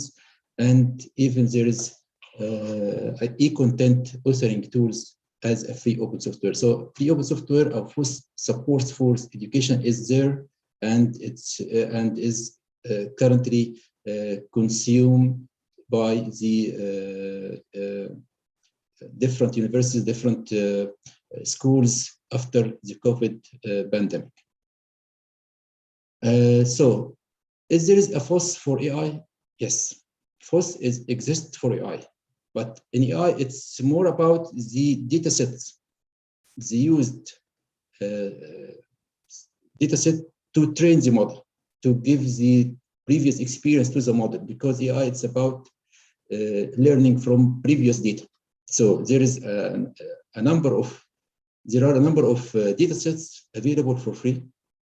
There's a number of algorithms and pre-built algorithms and pre-trained one.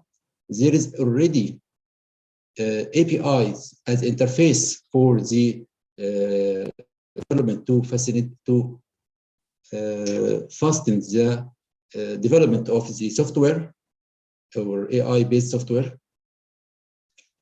And even there is expectations that 65% of the enterprises are expected to start using AI and open source AI technology in the next 2 years, including the TensorFlow, as said by the previous presenter, including a number of software communities that build like a community, a strong community to exchange the ideas, exchange the problems, and even support a lightweight AI tools that can be adopted or embedded within the IoT device.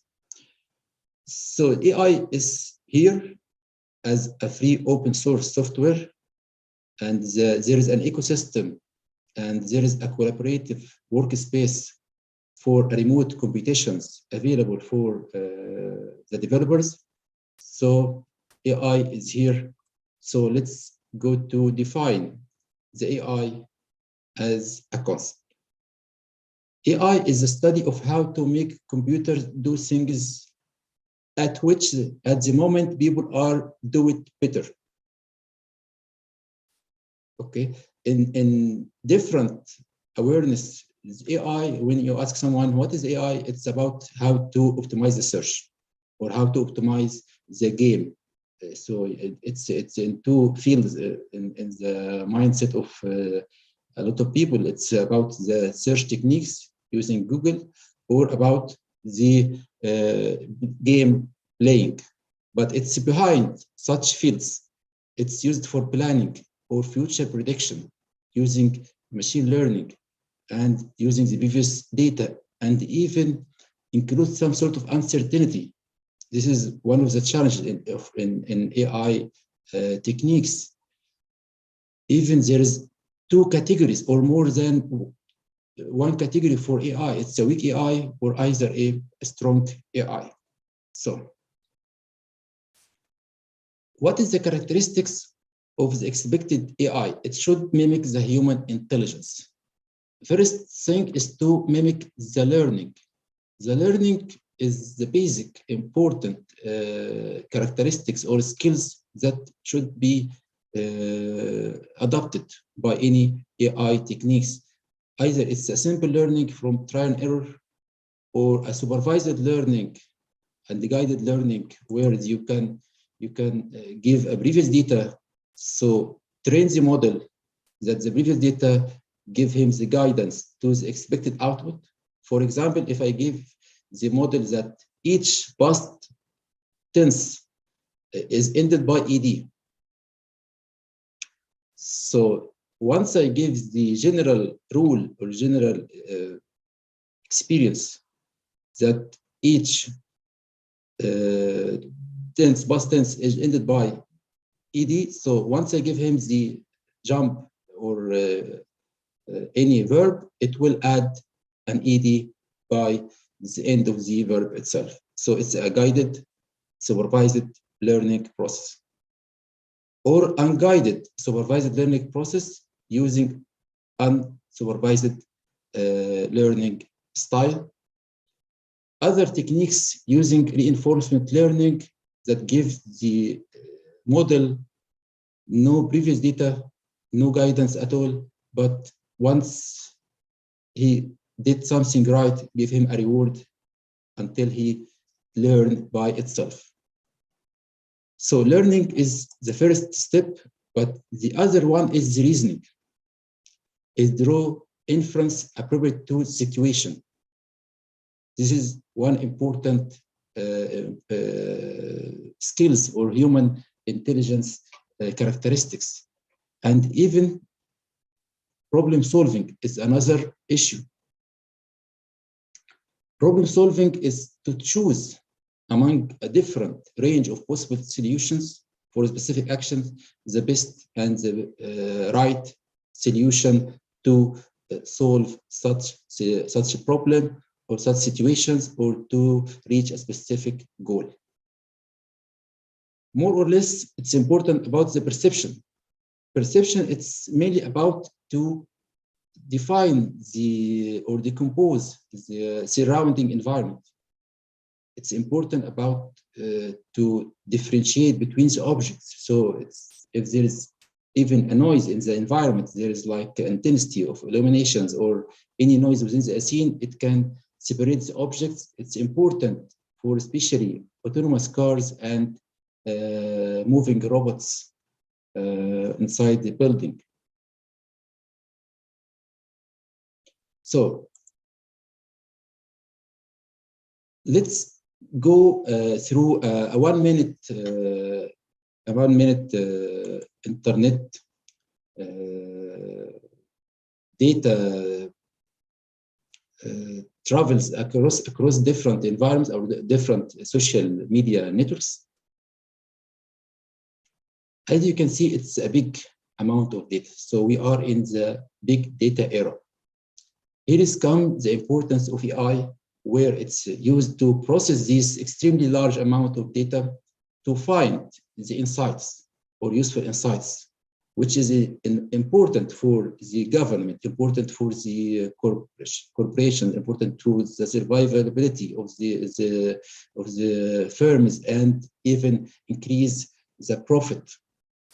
So big data goes through analytics, which is a basic or important pillar within the AI modules, and to define or to check or to gain insights to give a good decision. So for AI techniques, I will focus on the machine learning is to reach a goal through the training and learning. As I said before, it's about the robotics and about the computer vision is to mimic the vision of the human, that can process the image and even the videos to detect objects, to detect the pattern within the scene or within the environment. So to conclude, artificial intelligence is to either optimization or pattern detection. And even the recommendation system, it's one of the hot topics for corporate and organization, because it's used for increasing the profit. So before going to the main theme of theme of my topic, it's important to know what is required through the 21st century to be learned, to be transferred to our students, to our children. Because we are in the age of transformation, digital transformation and automation, there is a new skill that should be trained or should be transferred to the new generation to thrive in the world where change is constant and learning never stop. These skills include foundations, literacies about the computers and mathematics, which is important, competencies, including creativity and problem solving and collaborations globally, actually, and the character qualities, which is important about the curiosity and adaptability with the new systems. And along these essential skills is lifelong learning, which is important skills that should be gained and should be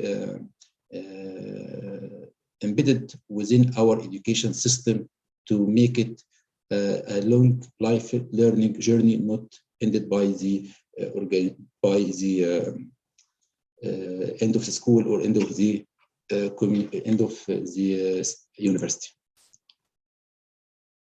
So application of artificial intelligence in education are there is a great number of applications, including the adaptability or adaptive learning, where the AI can use to adapt that path for the learner, the path even after the graduation, and give insights to the teacher, to the administrator, the problems or the learning difficulties with the students. Although there is still a debate, is it good to adopt the AI within the education, or it's not important, and there is a fear that it may take the role of the educator or the teacher itself, which is not true, because AI will support the educator, as we will see in next slides, and optimize its role and give him plenty of time to deal with his students. And even there is a new branch of AI, which is personalized learning experience used by AI, that according to the learning style of your learner, according to the instructions, according to the objectives of the course, the content can be restructured or re-optimized individually per each learner. And AI, it's about how to create smart content. So the content is split into small chunk of digestible, guided, so it can be given in a small amount, and use AI to build what we call it now a micro learning strategy. So AI also promote equal opportunity in education. People with some disabilities, especially in learning disabilities or reading disabilities, like the dyslexia or hyperlexia or alexia, by this robot, they can get benefits from the AI. But the important is to first to identify the presence of such disabilities. So AI, it's important to define such disabilities in as soon as possible to make the educator or the teacher to give the information in another way, or to adapt the content according to the current disability within the education. Even AI by this robot give called Vigo. Give information Using his iPad or at give home, ability Tyler can to maneuver the attend robot at school. remote He can also schools, see and hear remote his classes, classmates and teachers, and engage with the can students. see and hear him. Engage with the students. As you can see, this is a robot that support people with disability to attend, to be among their colleagues in the university or the school. So, what is the impact of AI over the main stakeholders of the education, student, teacher, and institute itself? As you can see here, per student, there is a centric approach for learning for students is to create a personalized individual learning experience. So AI support to provide the same content, but it's adapted, it's personalized to the individual, to each student per each learning style. Give universal access to all students. So you, with the translation tools, different students can attend and can gain the knowledge. Give a virtual tutoring, which is important because it's important after the school, or important to give more insights to the student about the content, the curriculum. So it's tutor, it's maybe usually a chatbot, which is the right solution or the perfect solution as a visual tutoring scenario. It's important to, it's one of the impacts of the education, one of the solutions that adopted by the AI in education. And the quick response and text summarizations, and even universal access 24/7 for the learning content online, anywhere, anytime, learning methodology to gain the knowledge, the skills of the 21st century skills. As per teacher, it's important that the teacher become a more independent, automated admin task. It's using RPA, robotic process automations. So the repetitive work can be automated using the admin. The AI open up more time for teacher to spend with their students and opportunity to see student weaknesses with non-biased methods, better engagement with their students, curriculum, automatic creations. And this is one of the features of AI, that it can create the curriculum and from created materials. It can even, as it can summarize, it can also create a complete book using the curated materials online or offline. As per institution, it's important to make a resource optimization, and AI can support to make such resource optimization, because organization has a strategic vision and has a number of resources. So for self-management and for resource optimization, AI can serve at such situation or such need. Opportunity to find a good teacher based on the AI. It's important to find and it facilitates the process of finding a good teacher and a good staff members. As a study use case for AI, there is a well-known study coach used or developed by a Study Tree company. A Study Tree company provided this software to be adopted by a number of universities, a number of schools, especially in USA.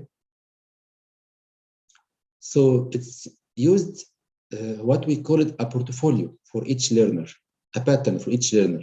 So over time, there is a pattern for the learning style or the type of the curriculum should be adopted, and to improve the curriculum according to the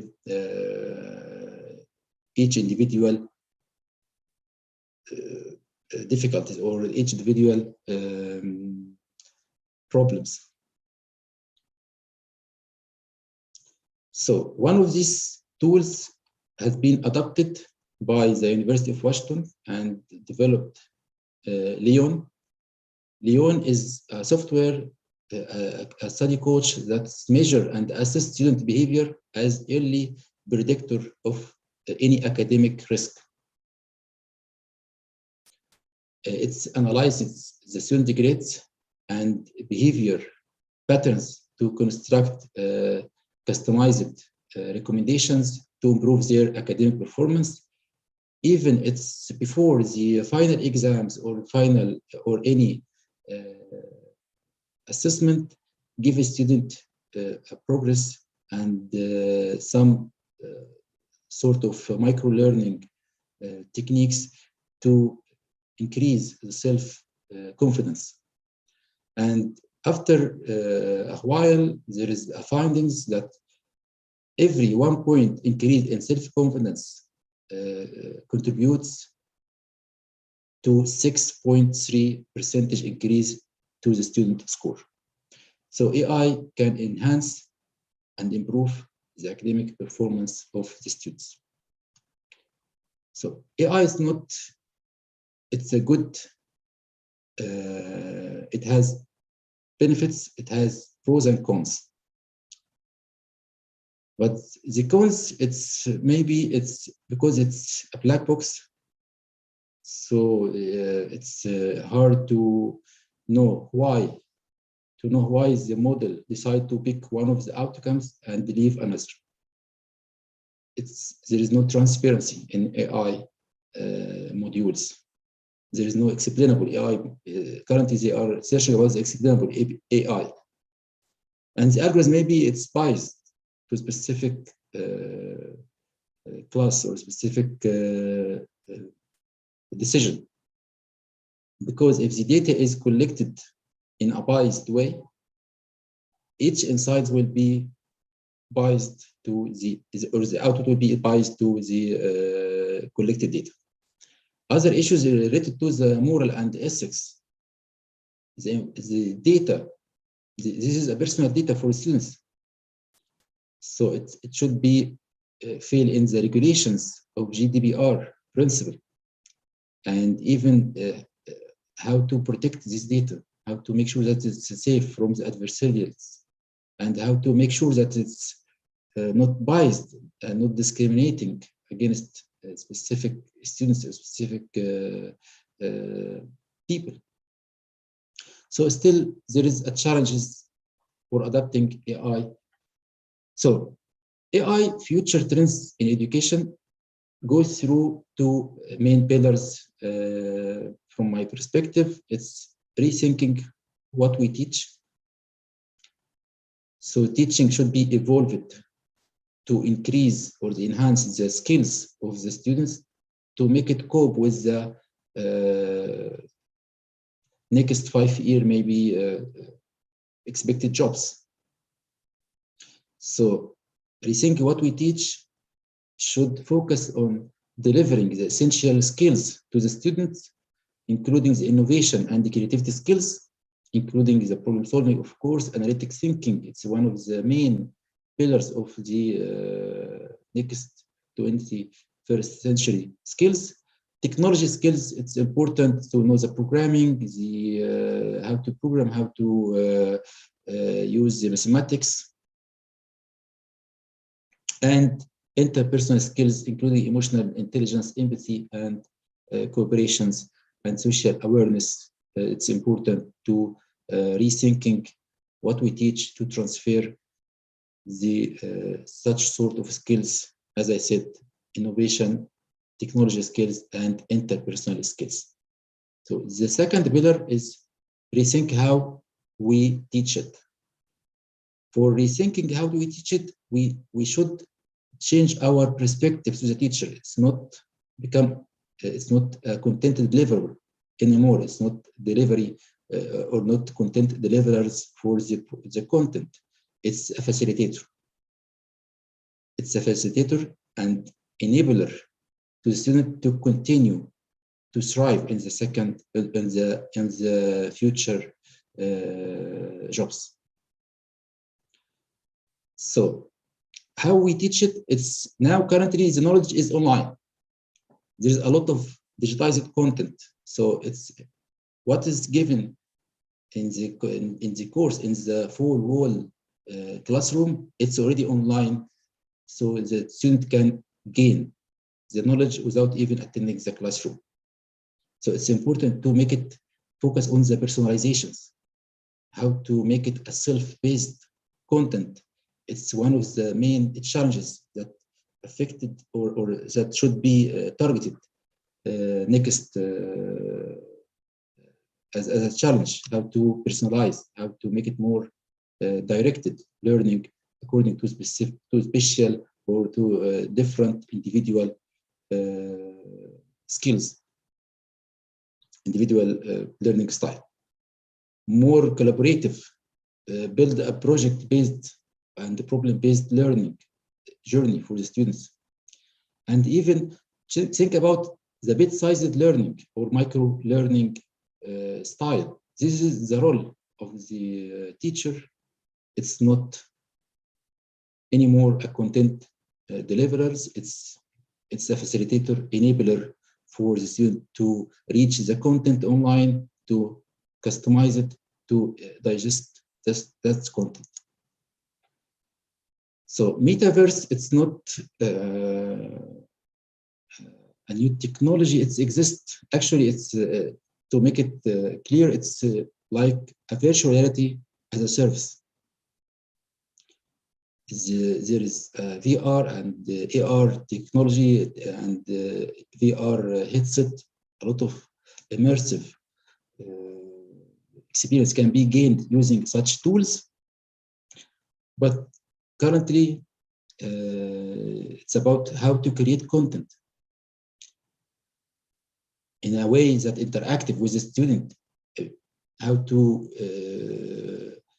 interact with the current visual projected content, how to make it in a more fantastic or more amusing way. So it's not a new, but it needs a new strategy to build the content. This is another example for a virtual lab for using the VR and AR based learning to learn the molecules or the content of the H2O.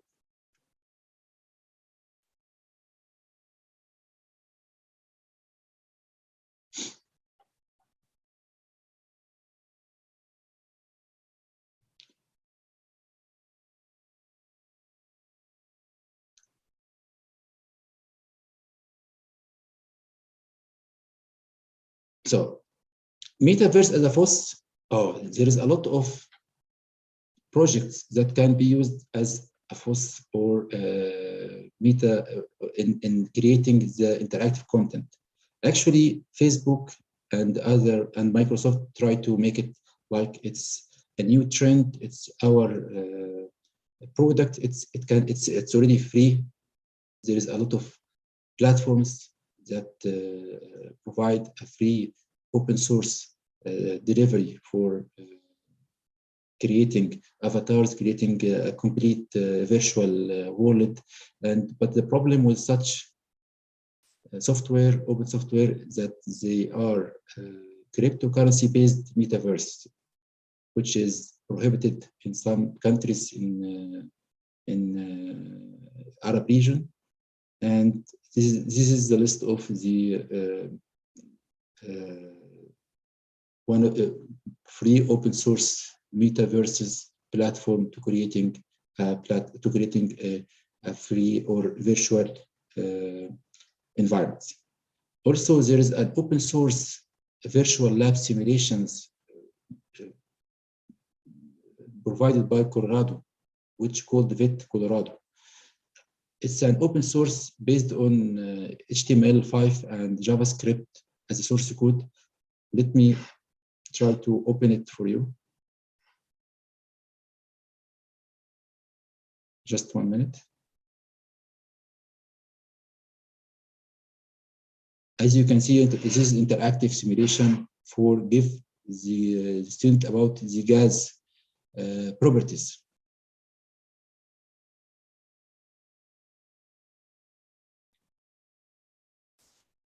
And the pressure and how the gas is interacting with the heat and with the cool temperature. So these are examples of the free open software tools that are freely opened through GitHub webpage. So my recommendation, which is my conclusion for an open source AI for education, it's important to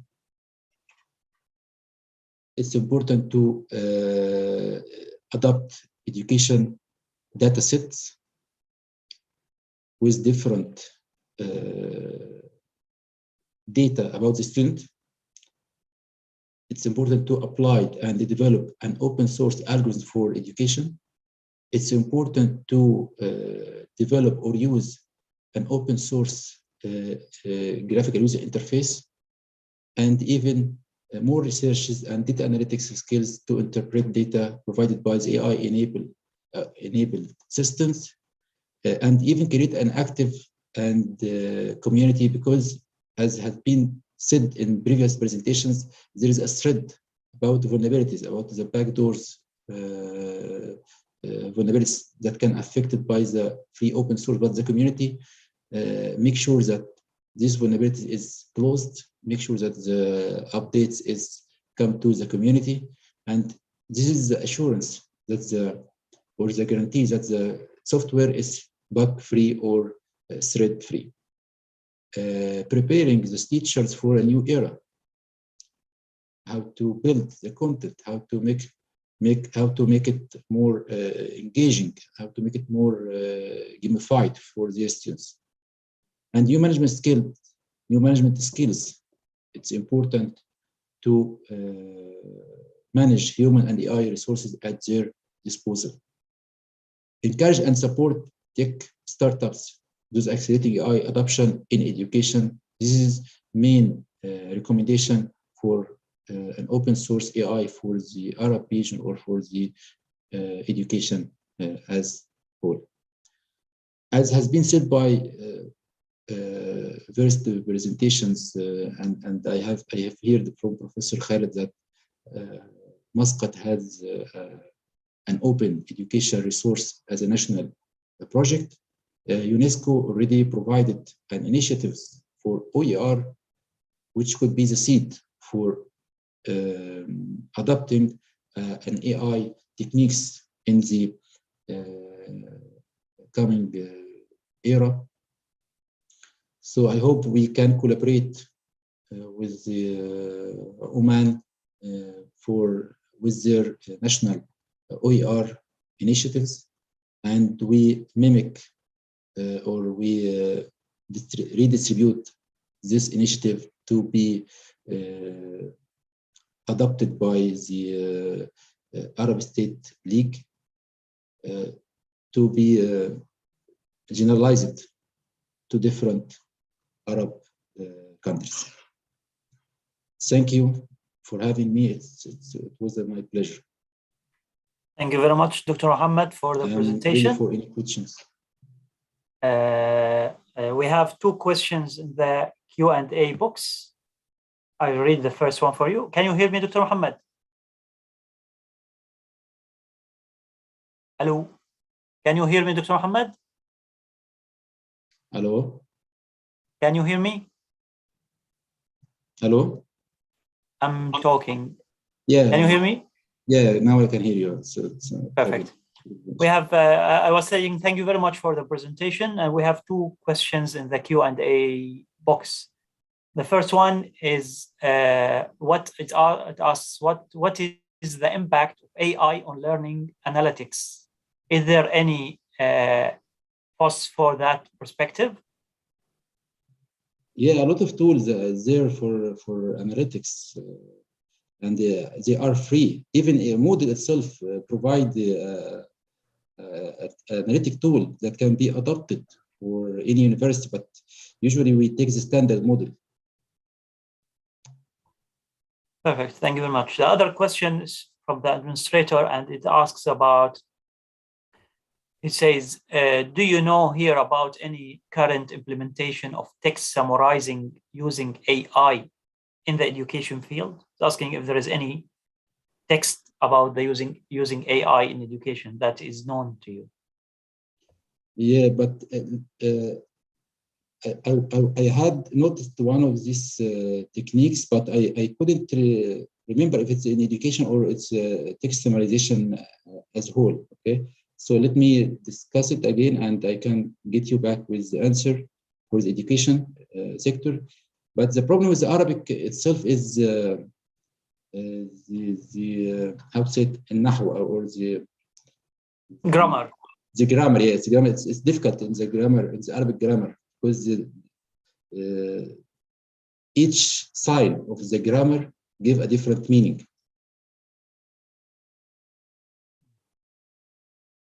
Okay, thank you very much. Quick question from my side, since we have 2 minutes. Okay. Are you familiar with any experience initiative that actually apply AI in teaching practices in the Arab world? There's a lot of startups, yeah. There's a lot of startups currently after the COVID-19 has fastened a lot of startups adapting the current open source techniques and make more layers for adapting the student experience. Actually, there is a startup. Yesterday, I was talking with my friends, he is an industrial guy. He told me that there are startups creating a complete virtual environment for student. I see.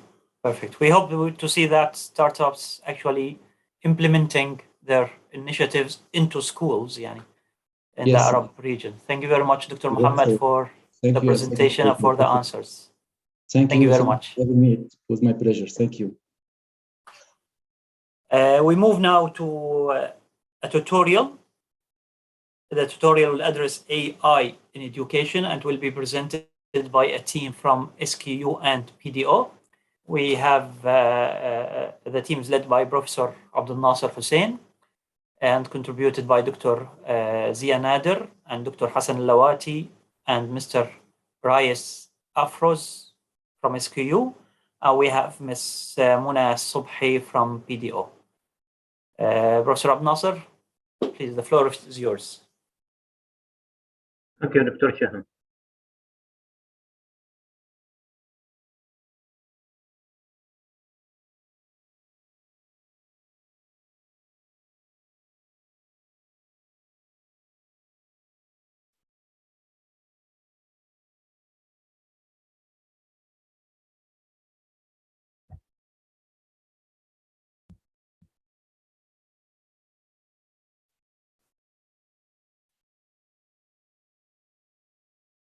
Thank you, Dr. Shahan, for producing us, and also I hope that you see the screen now.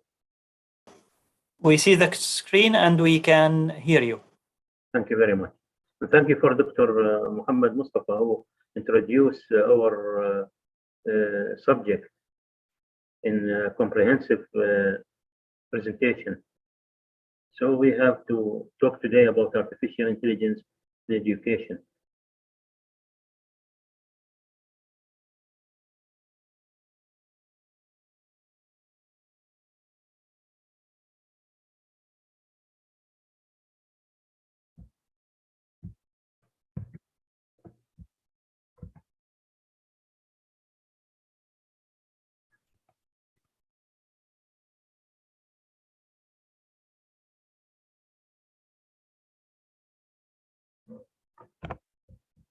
Yes, Reyes, can you? Yeah, should we start? Yes, we started. Okay. Yes. Yeah, so our tutorial consists of really of 4 parts. First of all, I will talk about introduction and objectives of applying AI in education at Sultan Qaboos University. Of course, the introduction has been clearly made by Dr. Muhammad, why we need AI and what are the benefits of AI in education. But we will summarize that in small issues. And also we'll talk about a project that we have at SQU. We have a project about AI in education, and we will talk about the objective of this project. This is my role. The second presenter will be Dr. Zia Nader from Electrical and Computer Engineering Department. He will talk about experience of selected world universities. Of course, this was one step in our project to look at the experiences of worldwide universities. And then Dr. Hassan Lawati, also in the Electrical and Computer Engineering Department, and he is the Assistant Dean of College of Engineering for Academic Affairs. He will talk about what we need at SQU in our intelligent education system, some special requirements that we needed at SQU. And then the main part of the tutorial will be delivered by Mr. Afroz Muhammad and Ms. Muna Subhi, who worked in the designing boot and developed that boot for many advantages for the system. And we will see what they have did. Next. So this is the first, yeah.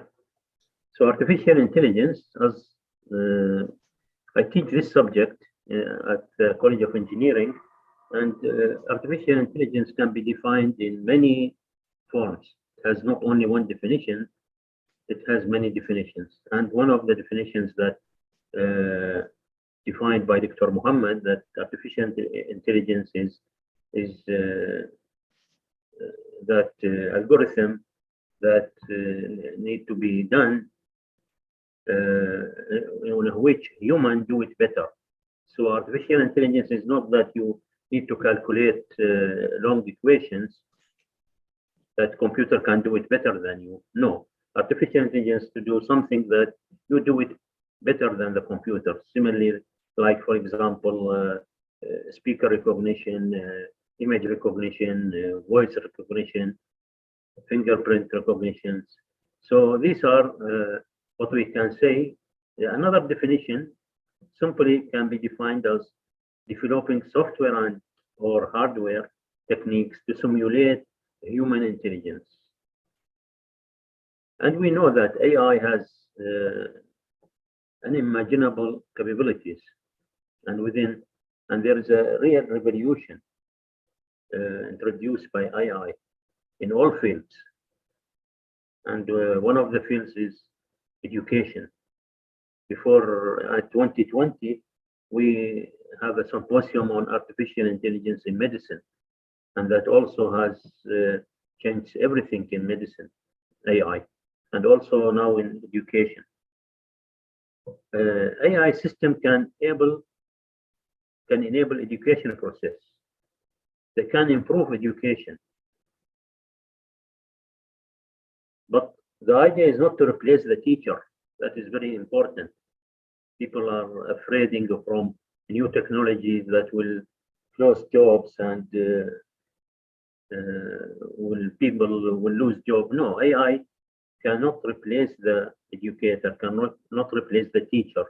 AI can help him, elaborate him, facilitate his work. Also, AI can enhance teaching and learning methods. It has characteristic of personalized and adaptive learning. It can help the advising system, student assessment, learning system, and the academic life. It can improve the academic life of the students in the campus also. Next. This project at SQU really is sponsored by Omantel, the national telecommunication company in Oman, and thanks for their support. They support us a lot in our research, and one of the projects that they support us by in this project of AI in education. And it is a collaboration between College of Engineering and Communication and Information Research Center.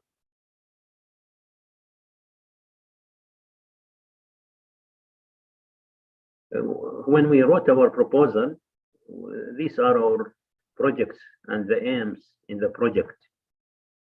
The main aim of the project is to study the possible opportunities and challenges in applying AI in the education system at Sultan Qaboos University. What are the possibilities? What are the challenges? Second objective is to study the experiences of some international universities who are applying AI in education. Third objective is to design a roadmap of applying AI in education at SQU with an action plan. So at the end, we need to look at the experiences of other universities. We need to see what are the challenges, where we can apply AI, and how we can apply AI in education. And of course, try to use open source software, free open source software.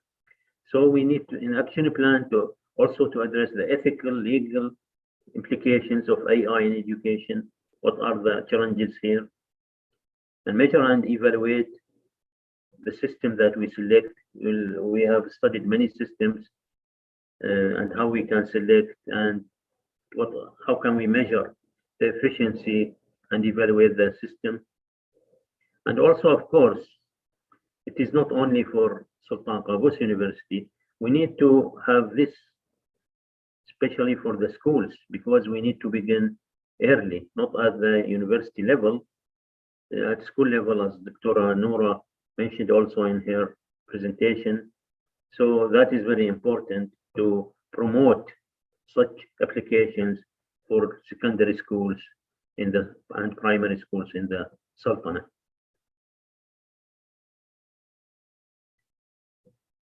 So what are the project significance and importance? There are academic significance. So AI can have solutions that have been tested globally and can be implemented locally at SQU.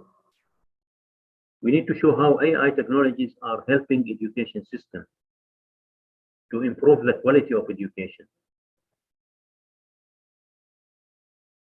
The project also will clarify how learners and teachers are to be prepared for AI current and future world in Oman. We know that we say that AI is changing everything, the new technologies, the fourth revolution. So with AI in education, it means that students will learn AI also. And also they will use AI and they will promote AI for the society. So that is what the project will act for effective promotion of the AI related education also for schools.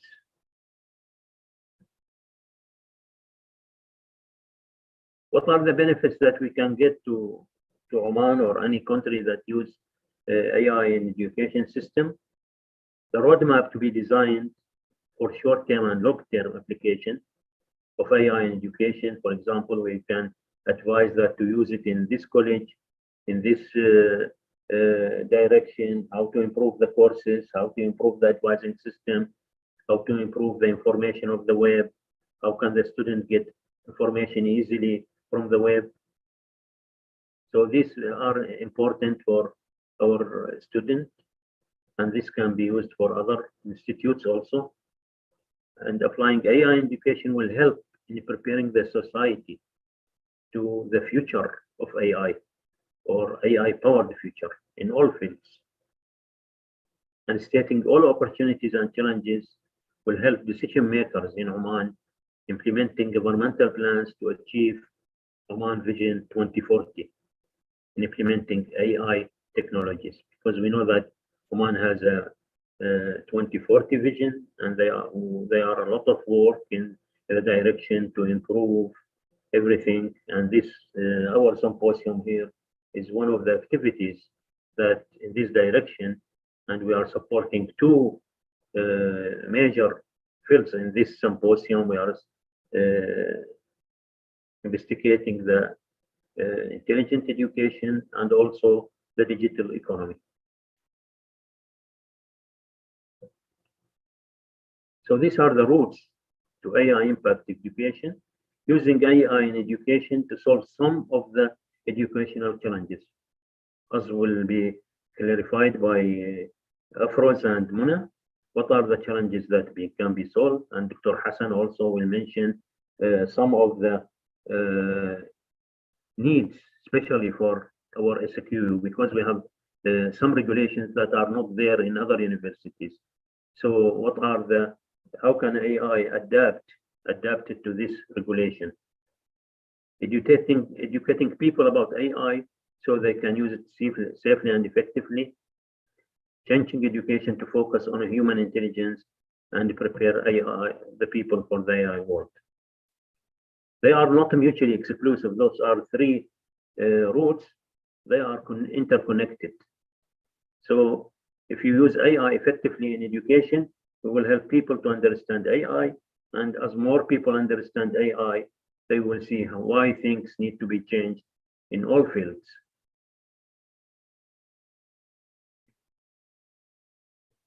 So now we will come to small issues that has been clarified by Dr. Muhammad Mustafa. So I'll pass them fastly here. What are the advantages of AI to the educational system. We look at these special advantages. There are advantages for the student, and the advantages for the student is personalization. Learning is one of the biggest important issue in education.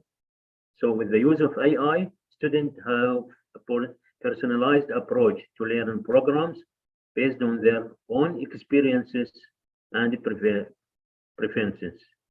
AI-based learning can adapt to each student's level of knowledge, speed of learning, desired goals, so that can get the most out of their education. So AI can be adapted to the student level. And if the student, if for example, you have an excellent student, you will see more advanced, challenging example. If the student performance was not good, for example, you will see more tutorial to do practice. All of that will be automatic through AI. Students normally ask the questions, and those questions can be asked for the instructor, but also one can design also the system so that the student can get the information from the AI system by asking what we call it common question and answers. So we write, the student can write his question,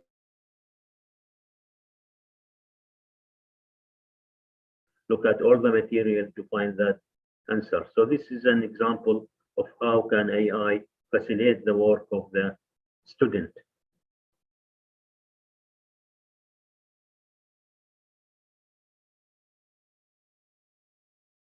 Quick responses, as I said, to find the answer to their most common questions.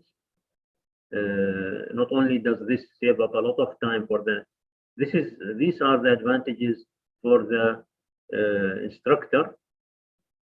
The student can, of course, help a student spend less time tracking down answers or waiting for a response to their questions.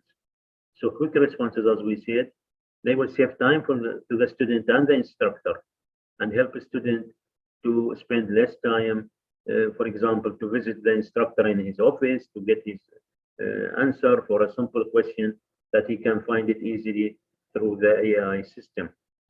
Universal access to learning, of course, this has been also clarified by Dr. Muhammad, that with the 24/7 access for learning. This is that student, we can expect that with the advanced education implementing AI, student maybe don't need now to travel to study in abroad and pay a lot of money, and with more difficulties, living expenses, so they can stay at home and learn. So this is what we can think about in the future, that students in a class are sitting from different countries, and at the same time, or even at different times, they can access it at any time.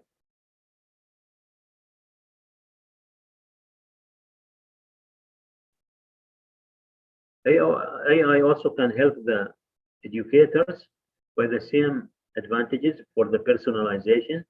If they help the instructor to know their student, their level, abilities, history, about which sections or part of the chapters or lessons that need to be, for example, summarized, or need to be, for example, explained more in detail. From the performance of the student, AI system can inform the instructor to give more tutorial for those students, to explain more this subject, and so on. Answering a question, of course, if the system will answer some common questions, typically ask questions without involving the instructor, this will save more time for the educators and let them focus about research or preparing the material, and also improving the student engagement for better education. Task automation, of course, this is also a clear advantage. If we have seen it now in the COVID-19 when we all switched to online teaching, we notice that it helps us a lot. Maybe it is the experience was not there at the beginning, but after one semester, all the instructors find that AI, that online teaching, for example, because everything can be automated, everything can be stored in the computer. It will make the work of the instructor more easy. Thank you. And now Dr. Nader will talk about experience of selected world universities. Yeah, thank you very much, Professor Abdul Nasser, and Assalamu alaikum and good afternoon, everyone. So I'll be talking, like Professor Abdul Nasser has mentioned very nicely, and the usefulness of AI in education, and what are the challenges. And so this project is basically, in the project, these things are tackled and in education sector. So here I try to summarize some world universities, those who are using AI in education, and how these things basically they are facilitating the tasks of the of faculty and of so as you know that from admissions to teaching to grading to allocating funds or scholarships, all these things can be automated, AI, using AI. So this slide just shows a little bit basics, like for example, at a very basic level. So, everybody knows that AI is the process of using computers and machines to mimic, human perception. So basically in the decision making and other processes to complete a task which is there. So if I put it differently, AI is when machines are engaged in high-level pattern matching and learning in the process. So basically, this is what happens. So AI can help students learn better and faster when it is paired with high-quality learning materials and instructions. So AI systems can also help students get back on track faster. And this is the which I will show you in next slides. And by alerting teachers to problems, basically the teacher which cannot see, which we cannot predict. So this AI will help facilitate in that aspect.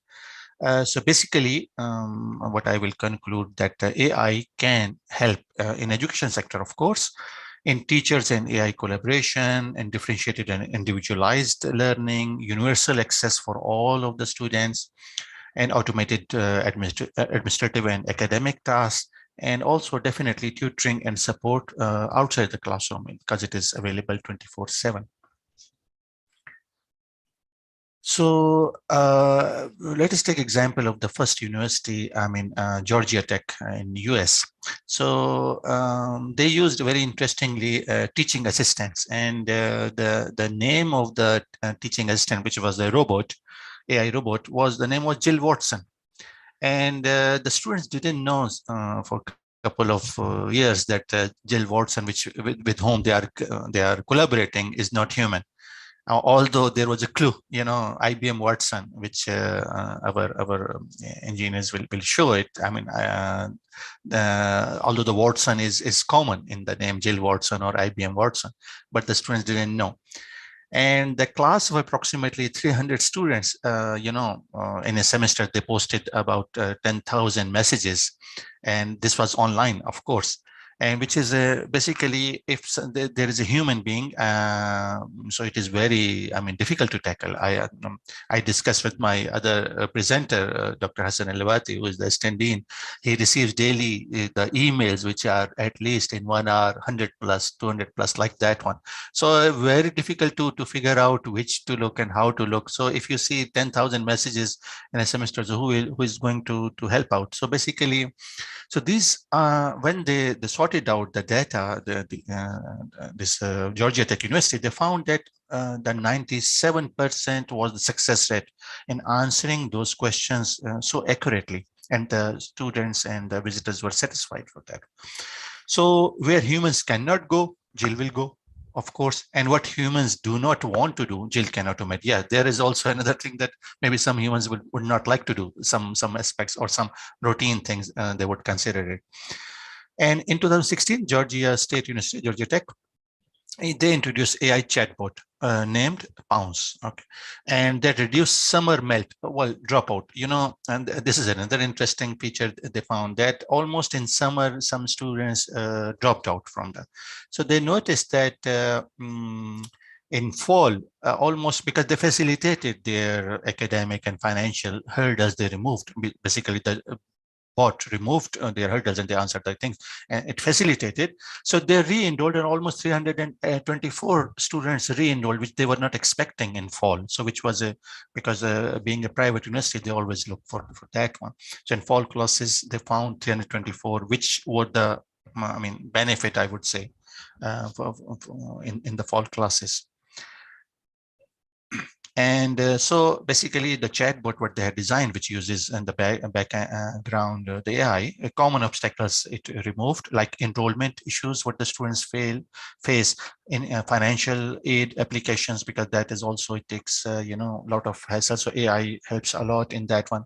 Placement exams in the courses or the registrations, you know, issues.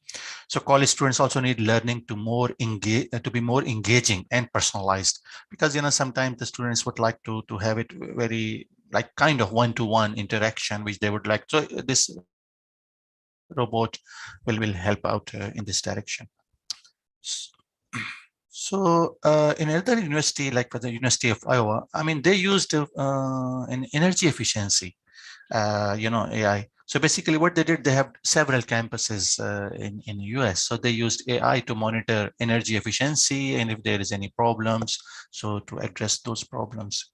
So basically, you know, if the staff, basically staff is there, it does not mean that they have removed, I mean, they have automated fully. I mean, it assists staff. Otherwise, they need more mechanical skills rather than IT skills. Yeah. The next university is University of Texas. So they are using AI in water conservation, because what they are doing basically, Donald Hug, you know, he was hired as a you can say landscaping purpose. So in 2012, he found, I mean, normally 8 hours a day to monitor and adjust the sprinkler systems, what was installed in the university. But now he says he used AI and it takes about 30 minutes, you know, even if he's outside the city, and these things can be, you know, automated. They are automated in that one. So this is an advantage. And if you see the next Ocean County College, they are using in enrollment and retention, you know, engagement. This is a big use of AI. So in 2017, they launched a chatbot named Reggie to answer enrollment related questions for prospective, which, you know, Mr. Reis and Ms. Muna will talk about that, how it helps a lot. So Reggie, I mean, started with a knowledge base of 1,200 questions. Of course, it is based on the previous knowledge, and the database, you know, increases, and then it is more accurate answers are given. So in its first year, and responded almost 14,000 questions, you know, 24/7, so anytime, and so accurately. So Reggie could answer 98% of questions without referring them to a human. Of course, I mean, if there are certain questions which are not asked before, or not data is not available, of course it will be referred to a human being which can answer. But any question can be asked. In another university, now this is a very good feature, and very, I mean, so many universities are working in it, like University of California, they are working in examination integrity. So basically they use an AI invigilator called Examity for online testing. So exams are being conducted online using whatever, and they are monitored, like proctoring is done on the backside is AI. So like, for example, biometric keystrokes analysis, predictive analysis, or video review are analyzed to verify students' identities and protect the content integrity. And it is used also to prevent cheating and traditional examination settings. are there. And of course, there are in the market AI-driven tools which are used easily for plagiarism detection, spell check, grammar check. These are all the benefits which I am talking. So there is another university, I think Rensselaer Polytech Institute, which also use AI in learning engagement. You know, this is another. So they created a classroom to learn, you know, Chinese, like for example, Mandarin, as they are in China, you know, this language they learn. So in another University of Montreal, University de Montreal, they use AI in measuring students' engagement. Also, they use for this one. So they have, you know, classcraft engagement management system, EMS. You know, so they see. I mean, you can check the students' progress. Of course, the faculty can also look into it. And basically, it is like a gameplay they use in that sense. So to make it more fun and you know, learning becomes easier.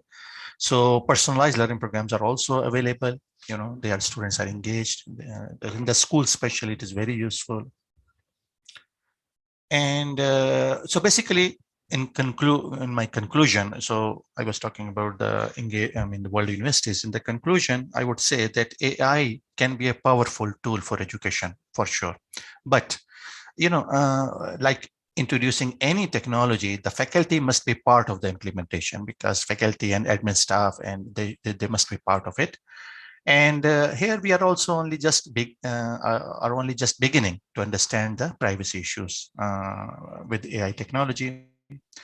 The focus in IT governance going forward will be on the ethical issues of data more than compliance. So basically, this is also, and there are tools being joined by new, more powerful and controversial. Well, why I said that? Because there are applications that answers academic questions, grade assignments, recommend classes, and even teach. You know, there are applications which will help you in the background, and the students might use that one in. So there are some controversy. There is debate to which extent it can be used. But anyways, there are always positive sides of these one. So as the presence of this technology on campus grows, so do concerns also grow. Of course, there is always concern for this one. So in at least one case, just I will finish here, that a promising use of AI in admission decisions, you know, the university use the AI in admission. So in admissions, there are some criteria, and the filtration criteria, there are thousands of students are applying. So over there, if it is not secure in those things, so the system they started, but it was halted because the algorithms which were used, so they were, I would say, compromised. So there are some checks and balances which needs to be done, so that but at the end it is more. So thank you very much from my side. And now Dr. Hassan Al-Luati, who's our assistant dean, he will talk about AI in education. Thank you. بسم الله الرحمن الرحيم. السلام عليكم جميعا and good afternoon. Thank you, Prof. Abdel Nasser. Thank you, Dr. Dia. So here I'll be talking something specific about Sultan Qaboos University.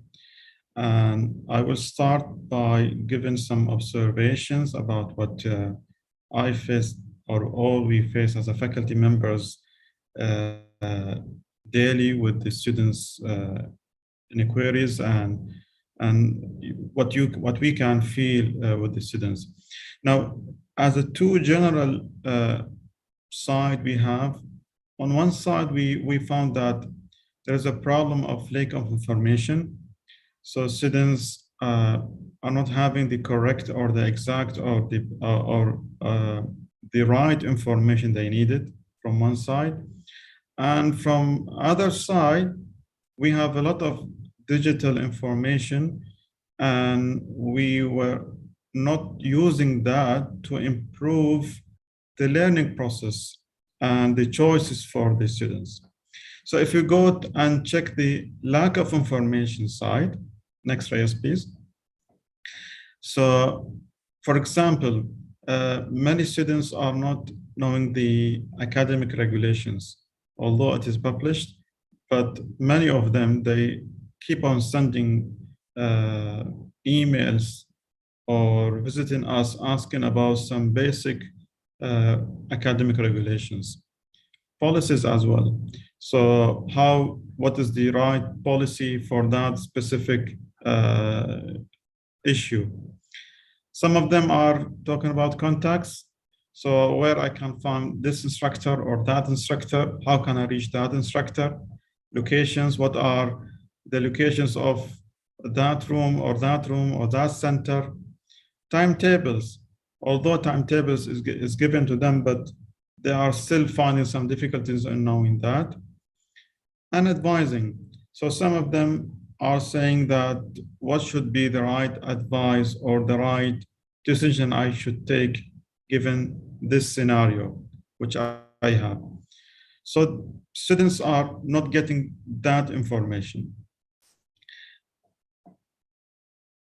On the other hand, if we see the abundance of information, I mean, we have all the students' record and performances.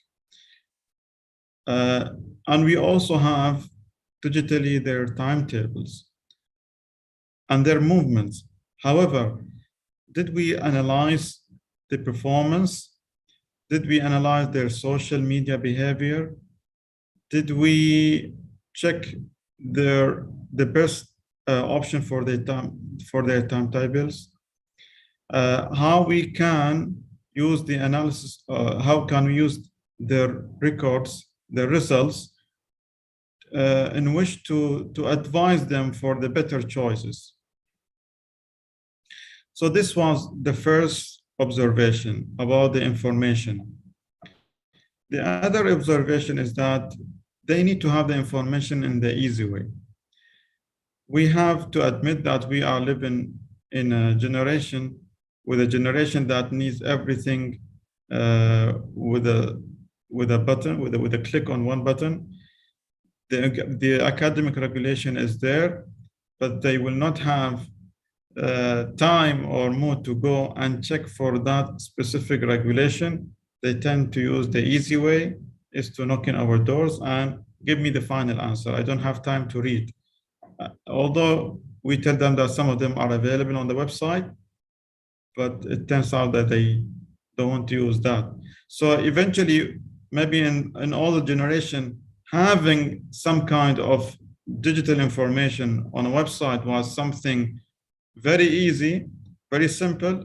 It's not for the coming generation. So we need to adapt to that and provide the information in a much easier way. So this is observation number 2. Observation number 3 is the trusted information. So they keep on checking that is this a trusted answer or no? And therefore they tend to go to 1 or 2 faculty members in the college or in the department to get that trusted information, which increase the load on the system. Another observation is of course, they need to have information 24/7. So especially during the pandemic, we were flooded with emails 24/7, and then we had to respond to all of them, which was really hard and difficult. Now, if we can have an AI application with a small button that can respond to students' inquiries, that will really change dramatically the efficiency in our system. On one hand, students will get that information to have a better decision-making process. On the other hand, it will reduce the load on faculty members or the admins, and to use that time to help some other issues here. So if you will receive a couple of emails just asking what is the email of that, or what is the number of that, or where can I get that? If we get rid of all these, I would say, low level of inquiries, then we can use our time to better advise those who have really some serious situations or issues. So having a single interface, which you can share it as it will be seen with Rais and Muna. So with a small interface where you can text and ask a question and immediately you get the answer, or hopefully by using a voice command, that will really improve and will change the system here in SQU. Having said that, the other part which can be done, we have a lot of difficulties with the students when they are not following the degree plans. So having a good advice from a system that tells the students, if you are not taking this course this semester, these are the consequences, that you will be delayed by this year or by this semester. Or if we can train the students' performances where we can advise and give, like if a student, if you are taking this course with this course A with course B in this semester, then this is the percentage of students who got this grade or who got this grade, or this is the percentage of students who went on probation. So all this analysis can provide detailed information to the students to have a better decision making. This is the end of my part, and I'll let you enjoy Rais and Muna in the coming slides. Thank you very much. Thank you, Dr. Hassan, for your presentation. Hello everyone. My name is Rais Afroz. I'm working as a programmer in Sultan Qaboos University. Me and my teammate Muna Subhi, who is working as an engineer in PTO, will continue with the remaining of the presentation. We will be switching between the slides as we have shared them.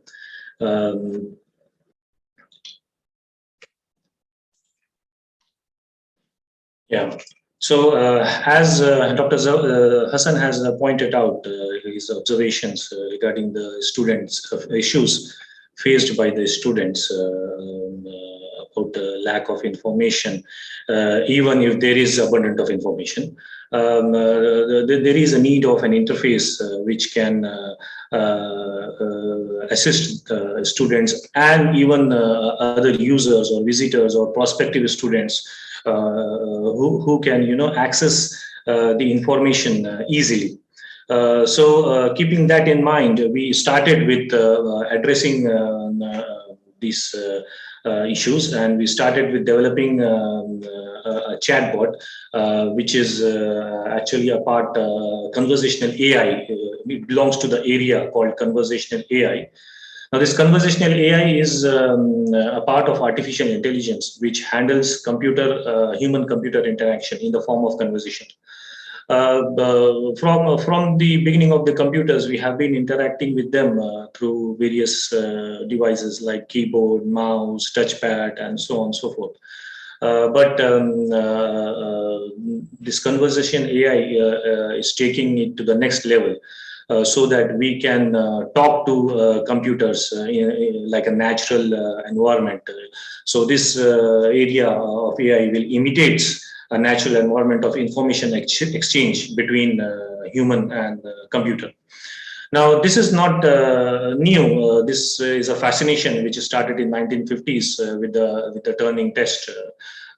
Many of you might have read about it and familiar about it.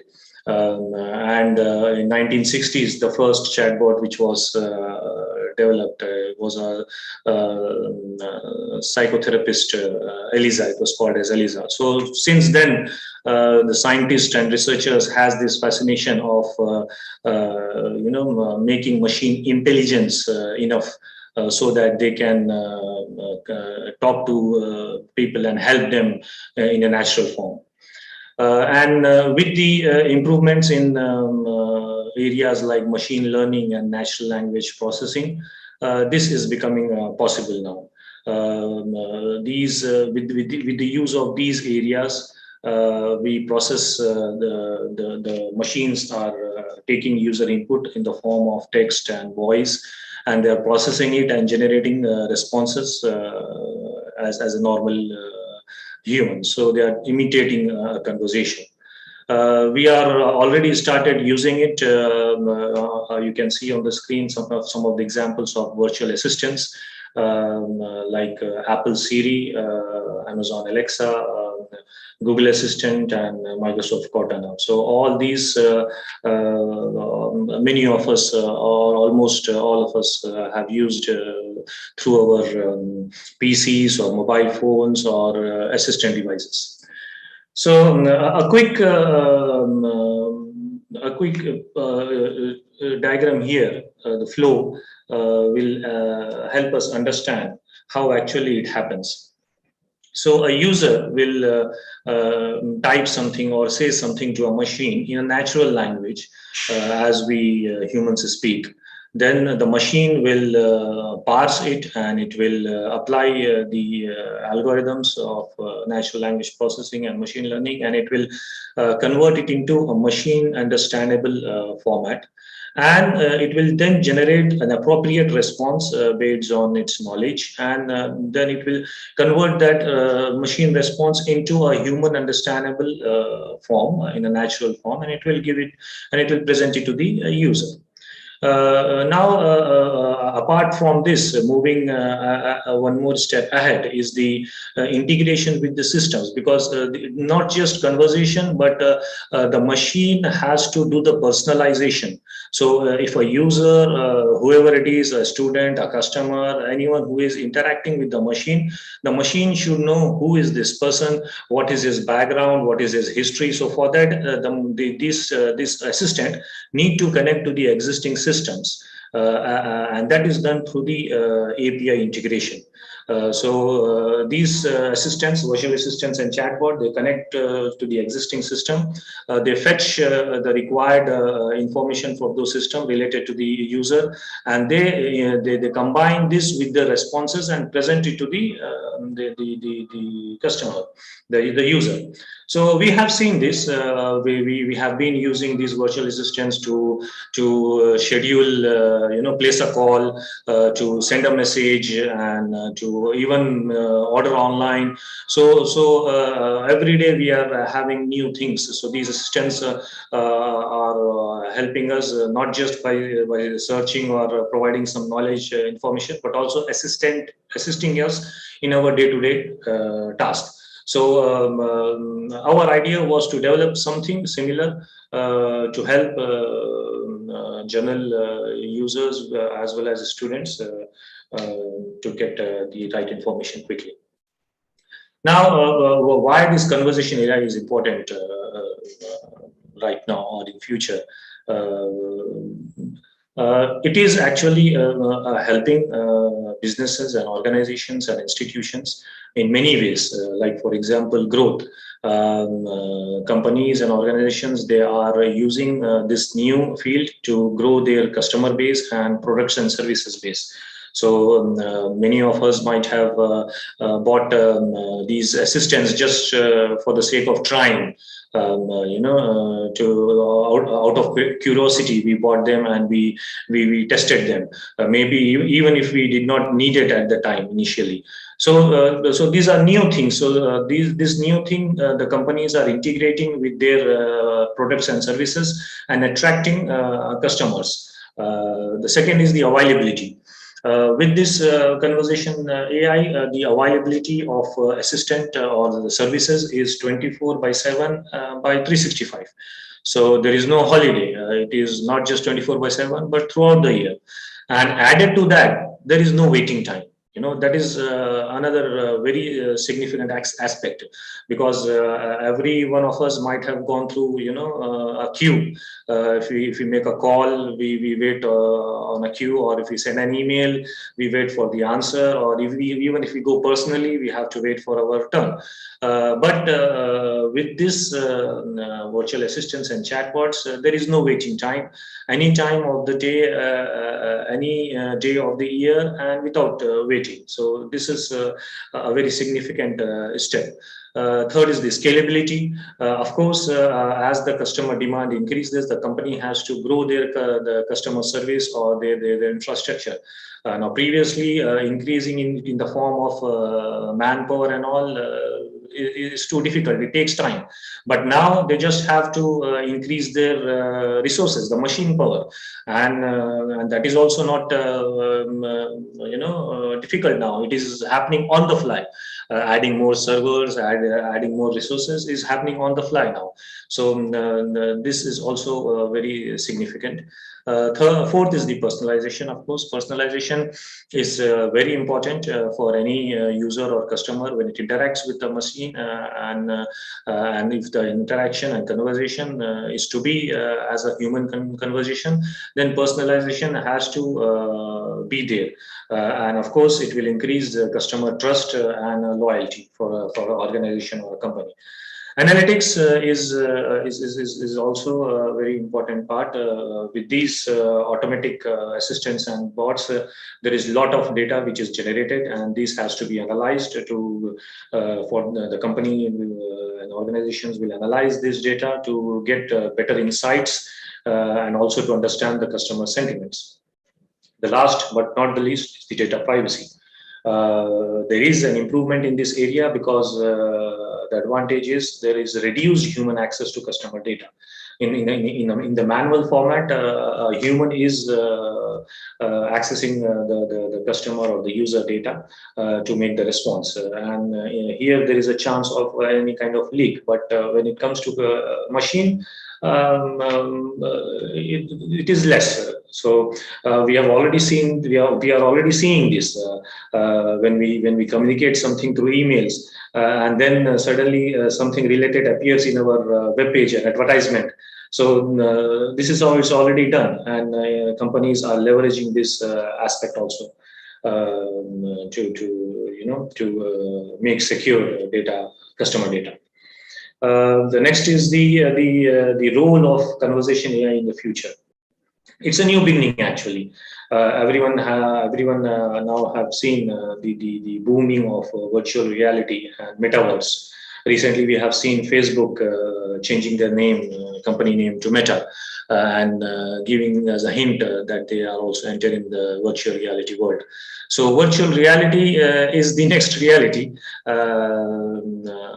Very soon, it is there to come. For that to happen, conversational AI will play a very vital role. It will act as a bridge, reducing the gap between the real world and the virtual world. So the humans, when they use this virtual reality system, will communicate with the virtual reality systems. So this conversational AI will be a big part of it. Companies in future might have a virtual first customer service. We are actually seeing it right now when we go to any customer service, any company website. The first thing, they don't provide you any phone number or any email. It will be some kind of automatic assistant. Then later on, if that assistant couldn't help you, it will go to the human form. So this will increase in future, and it will go to the next level. And of course, text and speech is just a beginning. This conversational AI will help systems to understand not just text and speech, but also facial expression, body language, emotion, physical interaction, and so on and so forth. I mean, there is no limit. So all these things will be included for a better experience in the metaverse or the virtual reality world. So over to you, Mona. Assalamu alaikum, everyone. So I'm Mona Subhi. Let's continue our presentation and talk about chatbot. So what is chatbot?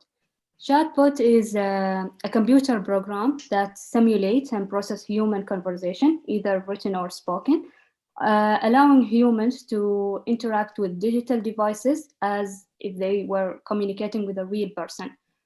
Chatbot can be a simple program that answers simple query with a single line response, or sophisticated program that learn and evolve to deliver increasing level of personalization as they gather and process information.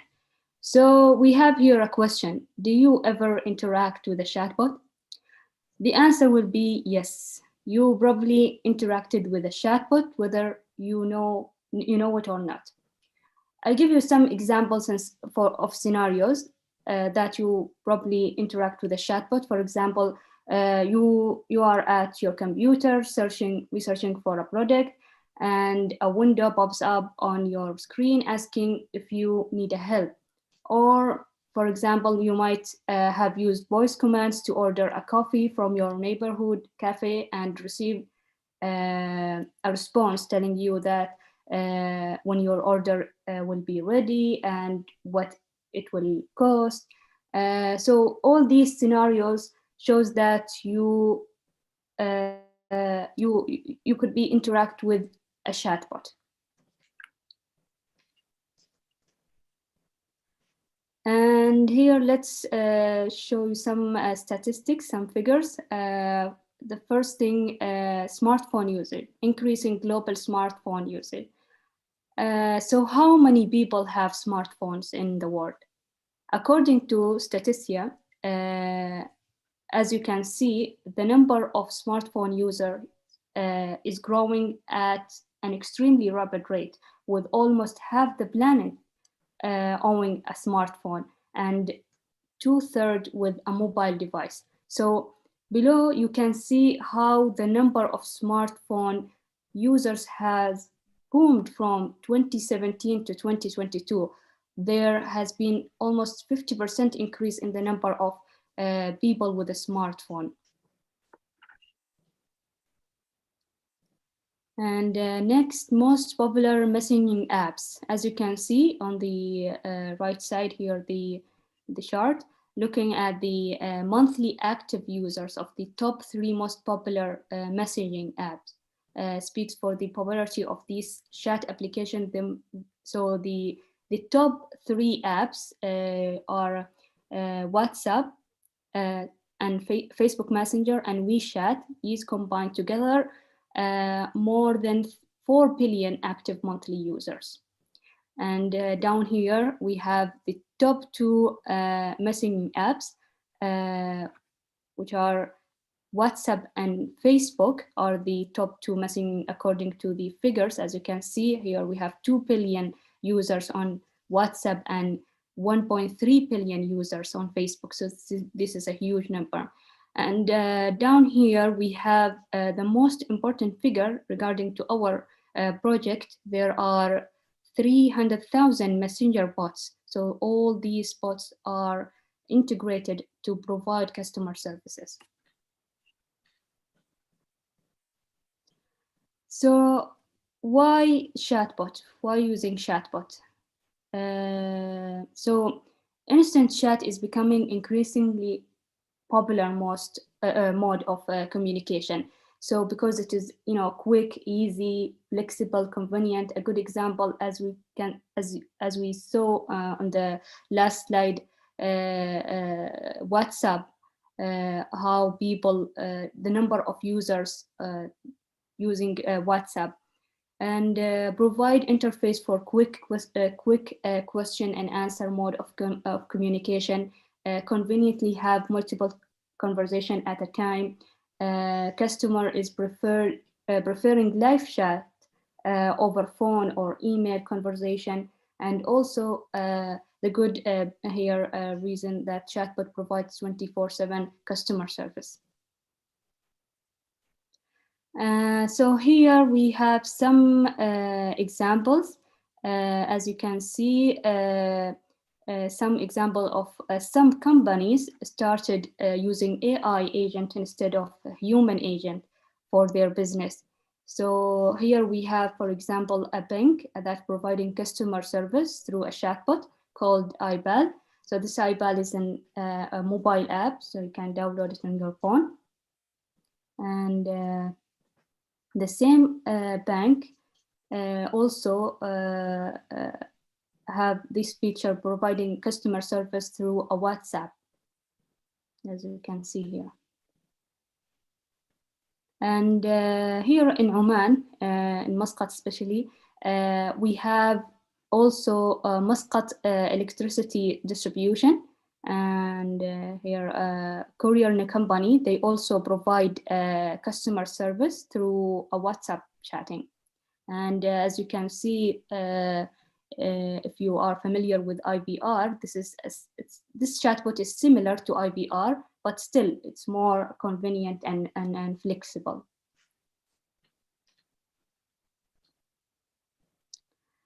And here we have chatbot examples from universities. And as you can see on the left side here, we have some universities integrated chatbot on their website. For example, here in the Gulf countries, we have SAD chatbots for Qasim University, and we have Safe chatbot for Abu Dhabi University. But the common thing with all these chatbots that to reduce call, email, walk into help desk, provide 24/7 quick access to general information, for example, academic programs, admission requirements, application procedures, and also quick answer to common queries, simple queries, and connect to live agent or human agent for unanswered queries or questions that the chatbot, cannot answer. So it will transfer to a human agent.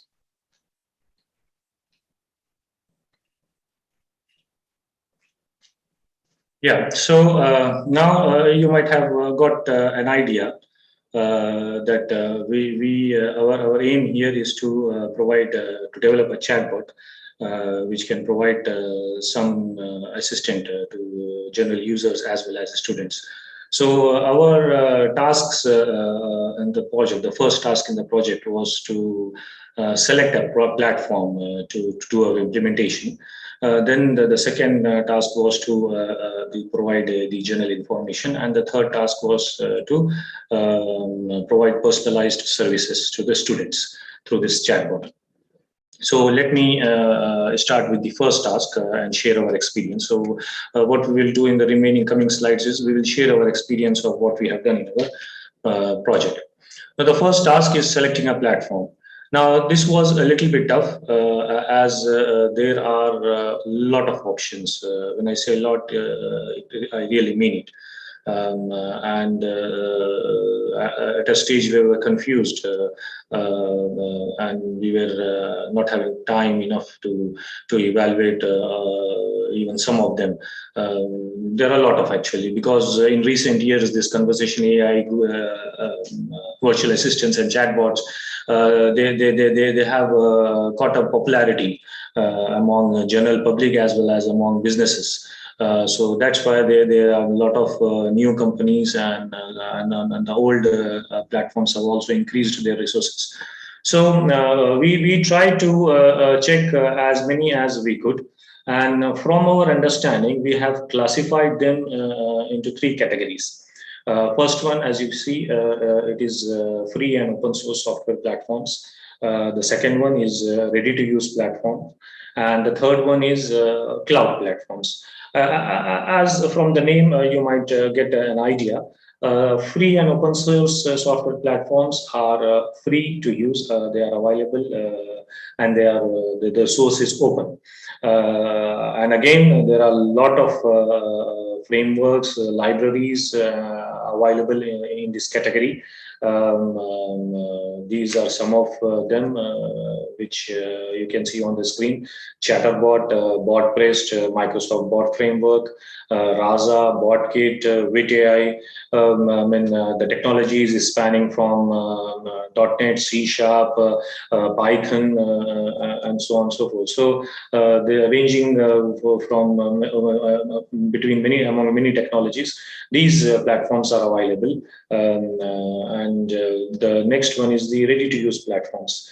Now, these in this category also, there are a lot of companies. Some of them are Chatfuel, Botsify, FlowX, and whatnot. These are companies, commercial companies formed to provide services to the organizations and companies. So whoever wants to have a virtual assistant and a chatbot on their website or in their company, they are providing the service. The third category is the cloud platform, and we all of us are familiar with them. Google, IBM, Amazon. They are the most popular. These are giants, big companies. You know how big they are. They have a lot of resources, and they also have a strong AI infrastructure now. So these are the three categories we classified based on our understanding. There is a simple comparison we try to put here to better understand what are the differences among these three. So if you talk about the technical knowledge, the FOSS platform, as you might see in the previous slide, these are all development frameworks and libraries. So one need to have a technical expertise to work on these platforms. And sometimes if your project size is big, then you need a team for developers and a whole team, a complete team, and you have to go through a complete cycle of developing, completing a project. So that's the requirement when it comes to technical knowledge in the FOSS platform. In the ready-to-use platform, there is no need for any technical knowledge. Any person who know how to use computer, how to use web, how to interact with a website, how to interact with a basic web application, they can create their own chatbot using these platforms. So as we have seen some names like Chatflu, Botsify, these are very good. They have some of them have very easy to use interface and very informative interface. So even without going through any help or any training or any videos, you can create a bot in no time actually. The third one is the cloud platforms. So you need to have some kind of technical knowledge because might not be an expert, but you need to have some technical knowledge because you need to apply some technical stuff here. Coming to the second part is the templates. In FOSS platform, of course, you will be developing everything from scratch, so you don't have any templates. Maybe there are few, but if you are using a platform, then it is better to start from scratch. In ready-to-use platform, there are a lot of templates. For most popular businesses like hospitals, for education, for any e-commerce website, most of the companies, they have ready-to-use template, which has a lot of built-in knowledge ready to be used. So you can just do some changes, use the template, and you can be ready with a virtual assistant or a chatbot on your website. So ready-to-use platform, the main advantage of the ready-to-use platform is this. Cloud platforms, there is no template there, but of course, less work is required when it comes to FOSS platform. From the infrastructure point of view, for FOSS platform, it is the client that depends on whom the infrastructure is depend. You can use your own infrastructure, in-house infrastructure like data center and all, or you can use a cloud infrastructure. So it is all depends on your capacity and requirements. Ready-to-use platform, it is provider-based. It depends on the company. Some of the companies we have seen have good infrastructure and they provide very fast services, but some were not. So it all depends on the company which you are acquiring. Cloud platforms, of course, these are giants. Google, Amazon, and IBM. These are big companies. They have a huge infrastructure. There is no limit to them. Coming to the customization part, as I said, full control is on us, so we can do whatever we like here. In ready-to-use platform, there is limited customization, or I can say very limited, because we have to use whatever they have got. Of course, if you want to do customization, then we have to be dependent on the service provider. In cloud platforms, of course, there are a variety of customization integration options as they have a lot of services in them. Pricing, FOSS platforms is free to use, and it is open sourced. When it comes to ready-to-use platforms, it is mostly subscription-based pricing, and it varies from company to company. Cloud-based platform, it is mostly usage-based pricing, like for example, request-based or query-based, something like that. For hosting, FOSS platform, you can host it locally if you have a data center, or you can hire a data center over the cloud. For ready-to-use platform, you have to go with the hosting which is provided by the service provider, which could be good, which could be not good. Cloud-based platform, of course, hosting is on cloud, and the service is provided as you can afford. So they don't have any limit. So these are some study what we have done when it comes to selecting a platform. Finally, after going through all of them and based on our project scope and requirements, we have selected IBM Watson Assistant.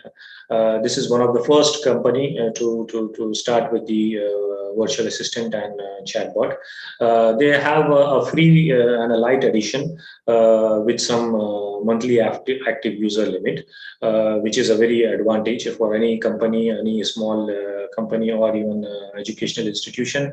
They can start with this. They have 40 plus products which you can use free for life, so you don't have to pay anything if you are within the boundary, within the limit.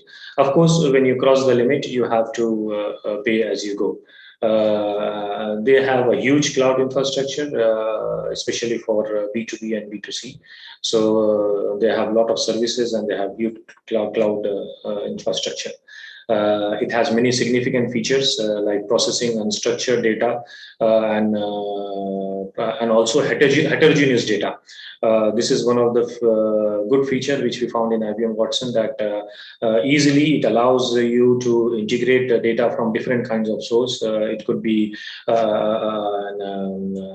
RDBMS database, it could be JSON data based on JSON, it could be just a plain simple file, or it could be an Excel file. So all different kinds of data can be integrated with it, and it has a very powerful AI engine which allows intelligent search within these data.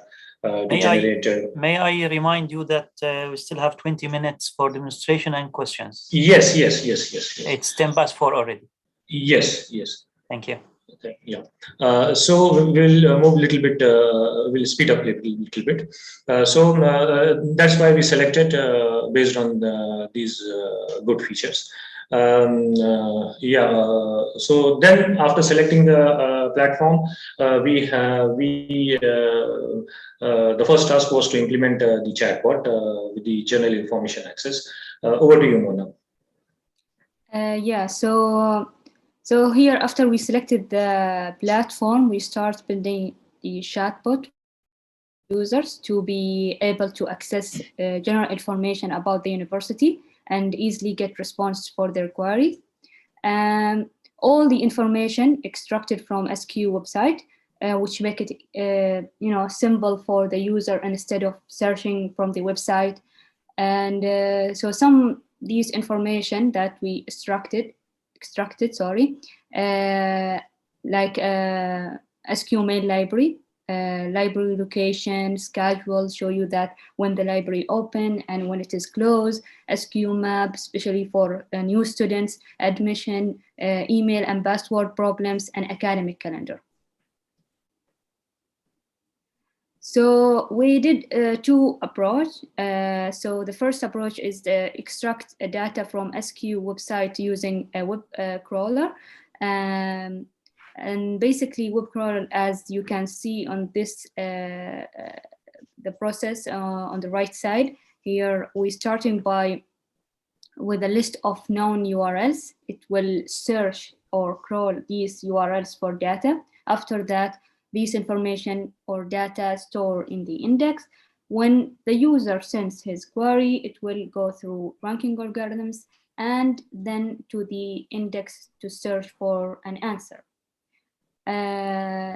IBM Watson assistant has similar idea with this feature called search skill, and we tried to use it, but there is some advantages and disadvantages for this feature. Well, the advantages, it's quickly to do it and automatic, but the disadvantages, it's less accurate and indirect. So here are some screenshots that we have been taking. Yeah. So I think we can go with the demo. That would be better because of the short. We are falling short of time. So we will just move forward to. So the first part was to provide general information access. And the second part was to provide the customized services, personalized services for the students. So for that, we have developed an API because all the student information and all is present in university student information system.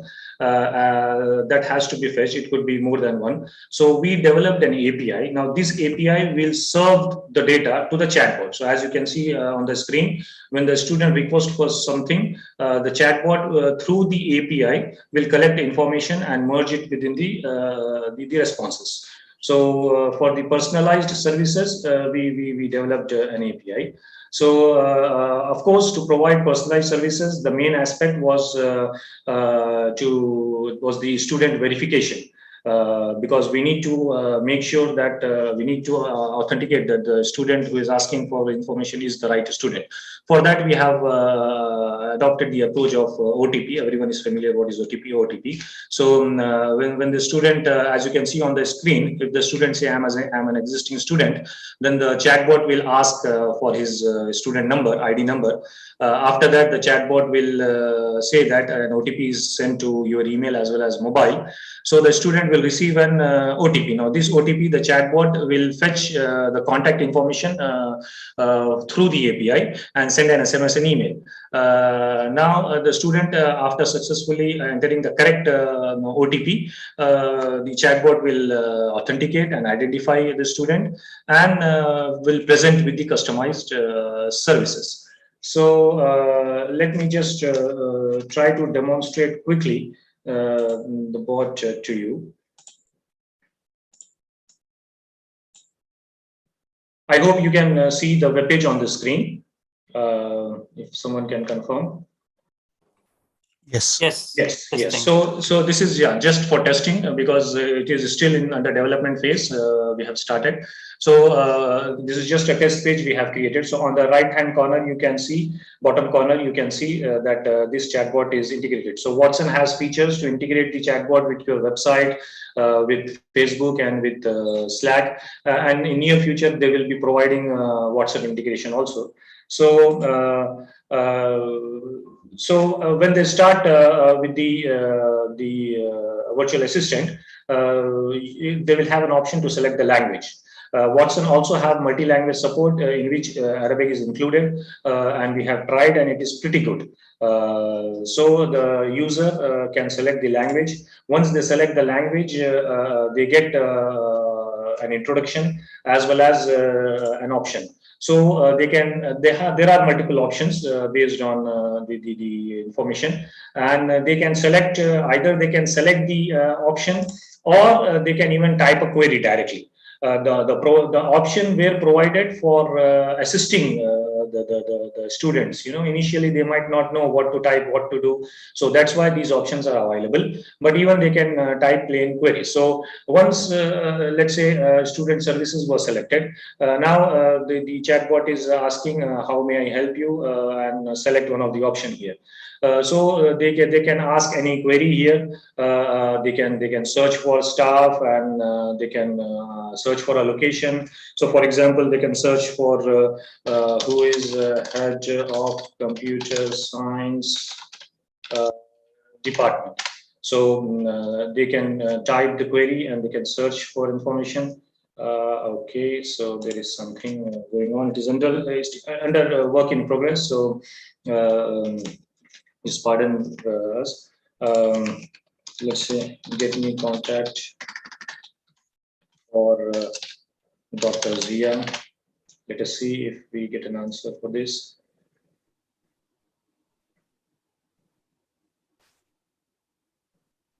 Yeah, so as you can see here, even small spelling mistakes are also considered by the chatbot. So I wanted to search for Dr. Zia, and it searched for the data, and it provided with some results. So it could be one of them.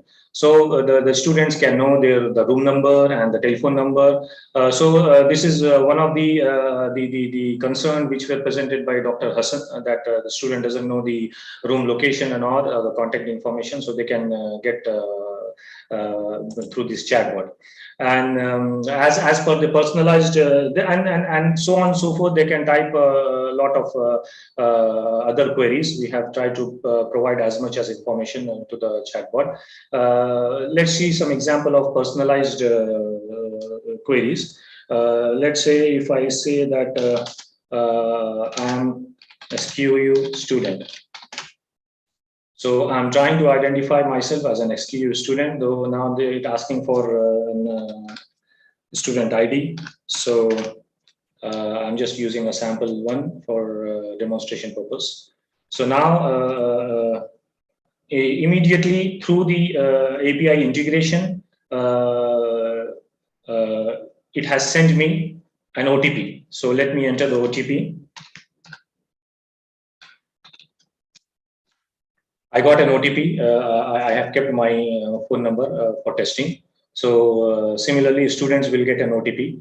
Once they receive an OTP, the student is authenticated, and the chatbot is saying how he can help. So these are some of the options student can go for. They can see their timetable, their degree plan, their degree audit report, and course advisor. So let us see. Let's say my timetable, and it integrates with the API, and it shows the timetable. And let's see what courses I take this semester. So now this is like a course advisor based on the courses offered this semester, the student's degree plan, and the courses he completed till date, and the prerequisite fulfillment. It can present, the chatbot can present this list of courses he can register this semester. And the student can also get information like get course info, or students are very well aware of the course codes. So using the course code, they can get detailed information about a course, that which department is offering it, what are the number of credits, the title, and some description, and including the prerequisites. They can also search for courses, like search for courses related to programming. So so let us see the results. So they can search for courses also, and they can also ask for their degree plan. Now, this is another important feature a student can leverage. As you can see, the degree plan details is provided for that student with the individual unit, the credits they need to earn, the credits they have already earned, and the remaining credit they need to earn. Which is remaining. So this information is provided to them, and they can also refer to the actual degree plan from the website. So now they don't have to search or ask someone or go to someone to get the details. They can just get the details on their fingertips. So these are some of the services, customized services added to the general information services we have provided to the students. So let me just proceed with the slide.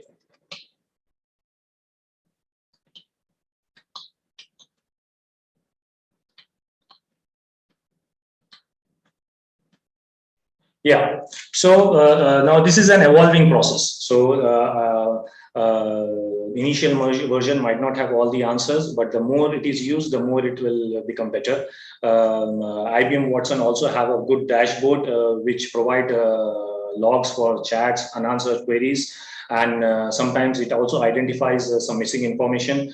So constantly we can improve and we can tweak the chatbot and its data to provide the best possible answers to the students or the other users. In the future work, we have planned, as I said, it is an ongoing process. We have a lot of ideas which we want to implement, like providing a feedback mechanism where students can provide a quick feedback even during the course period, and based on the feedback, the course material and the help will be provided automatically without the intervention of the instructor. And on the other side, based on the feedback, the instructor can also improve the course material. So we have a lot of ideas we are planning to work on this project. So we'll stop here. Thank you all for your presence and attention. Thank you very much for the whole team for this tutorial. We have like 6 minutes for questions, and we already have 2 questions from Dr. Rami Al-Hmouz. First question is really controversial, and I'm not sure who's prepared to answer this question. The question says, will AI replace the teachers? What do you think, analysts? Dr. Cham, I can answer both questions. Please go ahead. Yeah. Thank you very much. Yes. So AI cannot replace the teachers because AI cannot meet the standards of friendly attitude, listening skills, respectful attitude, patient, cannot be patient, discipline skills. So there are something missing in AI education tools. Cannot replace the human being teacher at all. But as we said, it facilitates the works. There are also, for the second question, I think they are related to each other, that AI have some problem sometimes because it is programmable. Who program it? Who develop it? For example, now Reyes and Muna developed this chatbot, but they are sitting with us.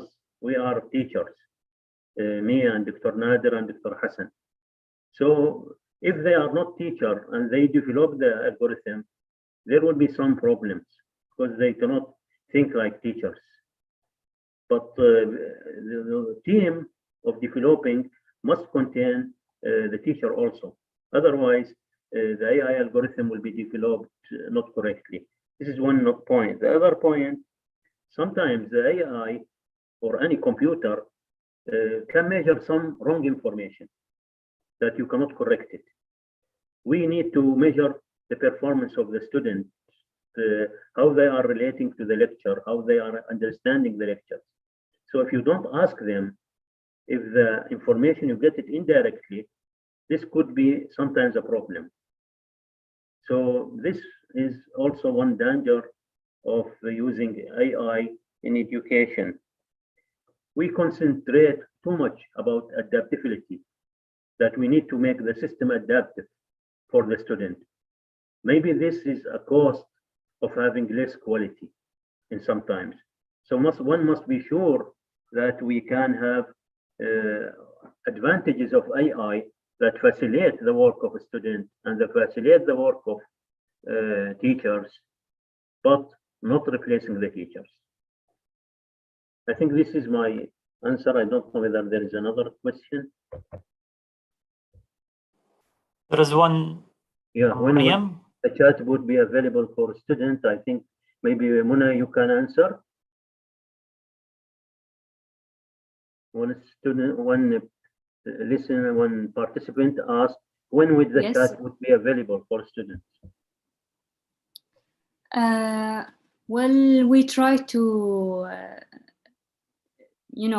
develop it more, and when it is ready, of course, we integrated on the SQ website so the students can use it, because as much as the student use the chatbot, it will benefit for us to develop it, and because the chatbot will learn from the student questions and be smarter to answer the queries or questions that the student will be asked. Thank you. I think we have this project for 2 years. We finished 1 year working on it, and I think we have still 1 year to complete it. And after we complete it, we can later maybe extend the project to have it for other institutes, or even for the schools, or even to improve it more, since the work is new for us at SQU. Thank you very much. Thanks. Thank you. Thank you very much for the whole team, and thank you, Professor Abdel Nasser, for answering the questions. Now we'll move to the last presentation for today. And our next speaker is Eric Thijs. I hope also I pronounced the surname correct. Eric is the Global Director of Technological Consulting and lead for the Wipro Open Source Program Office. He provides strategic consulting services and leads the OSPO SMEs to assist clients with the strategic planning, transformation, and the development of custom solutions using open source technologies. Eric has a rich experience of over 20 years in the IT industry and has played varied roles such as that of developer, solution architects, enterprise architects, and manager. His interest is in open source and automation goes back to his developer days, and over the years he has gained considerable expertise in leveraging open source to deliver business value and drive business agility for customers. Eric is a thought leader in areas such as DevXOps, observability, and open source governance. Eric today will take us through a journey of several ops, as you see in his in the title of his talk. So Eric, please go ahead and share your screen, start your presentation. Thank you very much.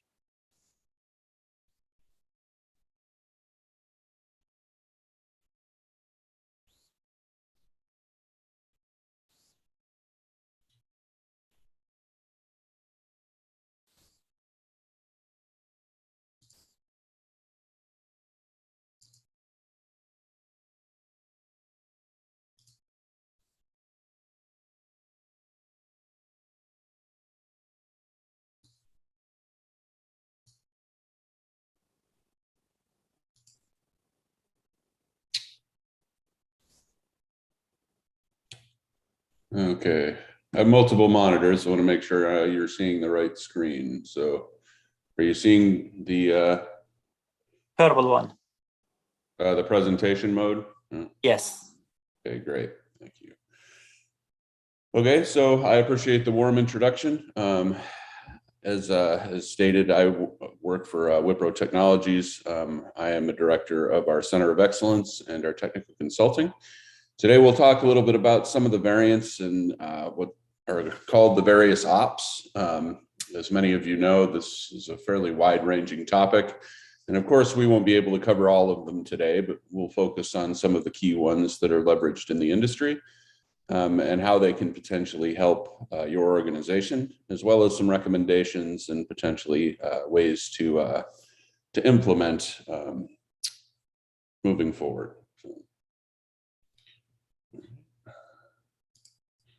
Okay, just a quick note. As I mentioned, I work for Wipro. I won't stay on this for too long. As noted, I've got over, at this point, 25 years of experience. Most of my career has been touching open source in one way or another. DevOps, even before DevOps was technically a term, the agility of doing automation and other components when Agile first began are all things that I have as part of my experience. Wipro as an organization is a very large company that encompasses a lot of very skilled experts in this area. And we have a lot of partnerships that help us to solve problems and quickly deliver to our customers in the areas of DevOps and DevSecOps. So thinking a little bit about the evolution of where we were and where we are. So there's a lot of legacy applications over the years, building out COBOL and RPG and other systems over time.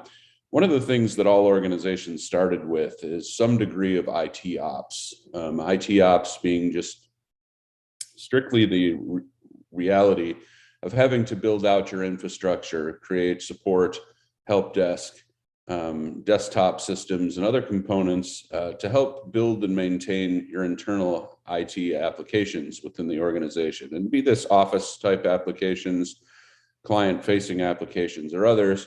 This was typically a very manual process that still continues in many organizations today. At its core, all other ops, for the most part, leverage IT ops to some degree.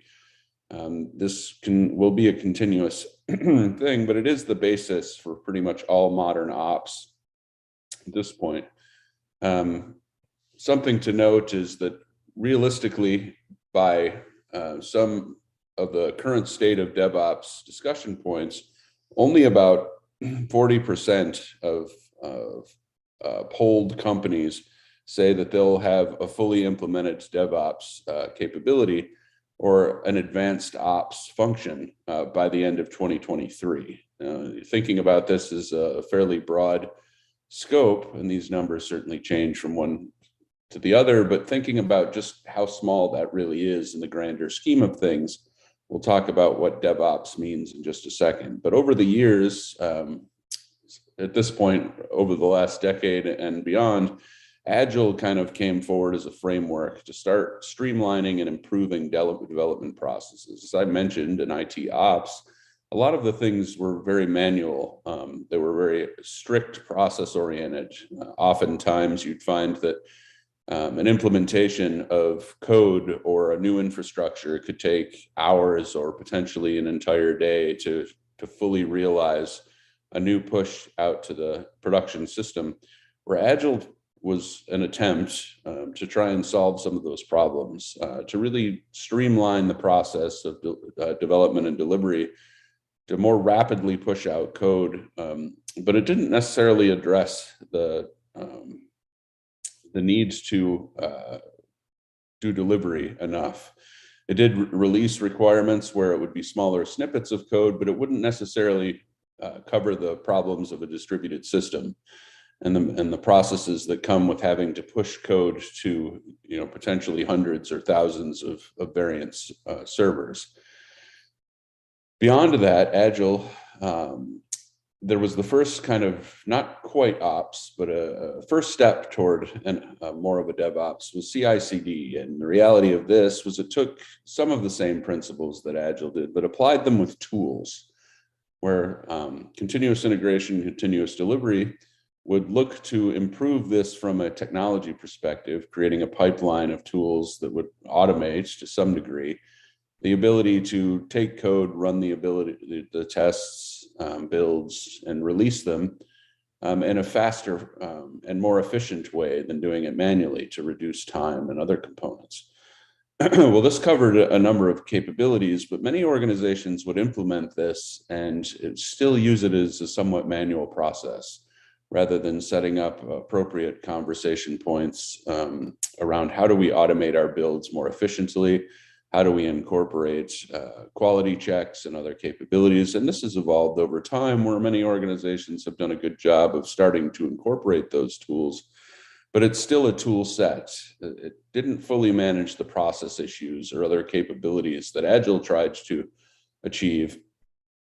And as a simple solution, CI/CD just isn't necessarily good enough for most organizations as they continue to evolve, which brought forward kind of the term of DevOps, which essentially takes CI/CD and Agile principles and starts to merge them in a way to produce a more collaborative environment where there's some overlap in capabilities between development and ops. And one key consideration here that is overlooked by the name in and of itself, and we'll discuss this a little bit more in subsequent slides, is that it's not just development and ops, but it really starts to bring together the complete agile team of QA and business analysts and others to be more cohesive in the approach to pushing out and providing appropriate application releases. So as we talk about those base kind of ops, we bring in some other ones like FinOps, which is a financial operations process-oriented type of ops that is used, as the name would suggest, primarily within financial institutions.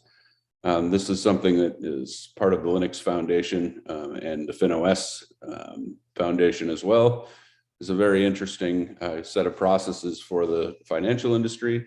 Risk Ops, which brings in more the cybersecurity discussion around what are the compliance and potential risk and threat analysis that can be done.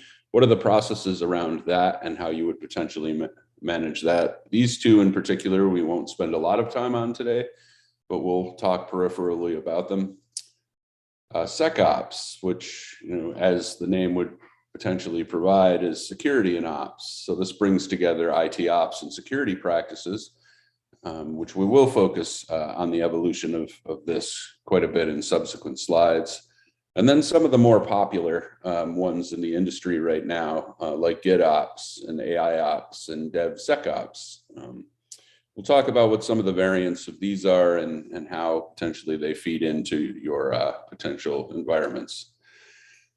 But before we dig into the definitions and how they fit, some of the strategic drivers within the industry as to why people are considering automation, advanced DevOps, and these other ops processes are some of the advancements and innovations in the industry beyond taking on-prem based typical legacy deployments where you have most everything running within your data center in potentially large monolithic applications, or in some cases, even building them out to be more SOA or other, depending on languages, other architecture bases.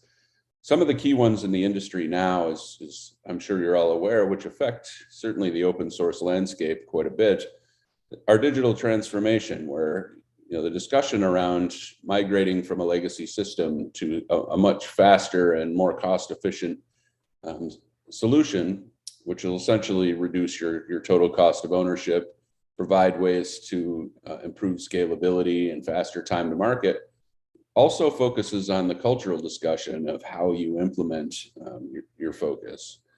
Under cloud migration, where this is since COVID, this is something that's skyrocketed in capabilities and features, where everyone, even if they were somewhat hybrid modeled to the cloud or still running primarily in data centers, we've seen a large increase in the number of cloud migration projects as more and more people work from home, and the infrastructure cost and need for resources to be able to be hands-on has started to migrate away because of the complexity and logistical costs necessary to do this. Cloud migration has continued to skyrocket. And of course, that doesn't negate the need for open source, as a lot of the potential services offered in cloud, such as AWS, Azure, and others, leverage open source under the covers, as it were. And then, of course, cloud native, which is primarily based in open source technologies with things like Docker, Kubernetes, and others, which take more of a cloud agnostic approach to being able to really develop, be it private or public cloud, to any environment. So thinking about the flexibility and the resilience in this case, which comes with a lot of the cloud native capabilities, really helps to discuss how am I going to build my system in a way that I can automate a lot of the migration components. I can scale and manage large cloud native clusters within Kubernetes or other orchestration technologies to make sure that I can be efficient for my teams. And of course, manual processes in this case would just be entirely incapable of doing this, as the sheer amount of resource, time, and effort to do so would be astronomical. So we mentioned DevOps as being one of the areas, and really the key component of DevOps, as I mentioned, is really development and operations coming together, but it's the collaborative environment of the best practices within DevOps, as well as the tool sets. So taking, again, CI/CD tools as a way of implementing and automating those capabilities, but taking those best practices that were essentially developed as part of Agile around speed of delivery and improved time to market, but also looking really at ways as you automate to start looking at greater stability and scalability in the industry. Now, a key component of this that, again, a lot of people don't think about is that DevOps realistically is also beyond the technology. It's very much an incorporation of ways of working within the teams themselves, starting to bring together a number of stakeholders and interact more collaboratively over the SDLC process to assure that you can achieve the business goals more effectively. Now, one of the ways that DevOps is often implemented is it's thought of very specifically as just a CI/CD implementation, which, you know, that's how most organizations tend to implement DevOps currently. Is it's if they believe if they have a CI/CD pipeline, say as Jenkins, for example, that will allow them to automate some capabilities, that they're fully implementing DevOps. Where DevOps is not really just a tool set, it's also a culture. So in this context, we really think about DevOps as an integration of Agile principles or lean principles and DevOps practices, where essentially it brings together all of the various different types of components that you would hope to achieve, where it focuses more on people and collaborative team environment to break down the potential silos that exist within an organization. So typically many organizations have had issues with having to develop new and innovative ways of working because the process around implementing code, sharing the code, testing the code, and delivering the code is all broken down into separate groups with very much a this is ours and that's yours responsibility matrix that didn't allow for a lot of overlap, which caused a lot of inefficiencies and essentially having to throw the code back over the wall if there were test issues, if there were long issues with deployments, or the deployment would fail due to a lack of cohesion or understanding as to what all the configuration files that were necessary, and a myriad of other problems, where this cultural change really starts to look more toward enabling the business through technology and having the cohesive teams from the process initially around ideation all the way to delivery, working very closely together. Now, one thing it does continue to obviously do is really try to build in automation at all stages. As you can see, Agile development, which would bring the product stage through the development stage, integration, testing, delivery, all of these components would continue to look to be automated in a system to help improve time to market as well as efficiency of the resource base. So DevOps, you know, while isn't a new thing, is often implemented incorrectly by a lot of organizations because they tend to look at it just as a tool or a set of CI/CD tools rather than a holistic cultural change within the organization. And of course, through this collaboration and the ability to incorporate testing, integration practices, and other things like observability, you can increase the amount of insights that you have into the technology, as well as the processes, to better plan and scale. So this is something DevOps does at a very high level. But again, unfortunately, a lot of organizations either still aren't implementing this or may not be fully implementing it to its greatest potential. So another big one that's gained a lot of traction in the industry lately is GitOps. Now, if you're familiar, obviously, with DevOps, the question is how are they different? Well, the reality is that GitOps is not really in and of itself an ops discipline. It's an operating model that really sits on top of DevOps, leveraging Git.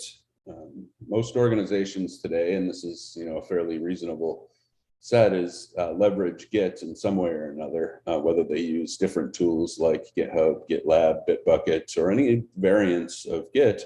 It is the most popular repository existing today. And utilizing tools like GitHub or GitLab, they've incorporated a number of CI/CD components within their tool structures, but still most of that is open source and technology based. And what GitOps is trying to achieve for your organization is really to streamline some of the tooling processes and around how you develop a strong DevOps. One of the key components that can be very daunting within building out the CI/CD portion of DevOps is the sheer number of tools that typically get added to a pipeline. So thinking a little bit about that, as you have a repository for your base code, you may have a package repository, a container repository, and others as you build out a cloud native environment, where essentially GitOps tends to really look to provide a single source for all of your application, infra, and other capable codes, if you're doing infrastructure as code, for example, into one repository base, and allowing you to really automate or focus on automation rather than focusing on having to maintain a large tool set. It also provides a capability around storing and managing data more efficiently in a single platform. And if you leverage a more advanced form of GitHub or GitOps, you can leverage things like GitHub Actions and workflows and other capabilities completely all from an enterprise Git, or even from primarily just the open source Git platform will provide a number of these features.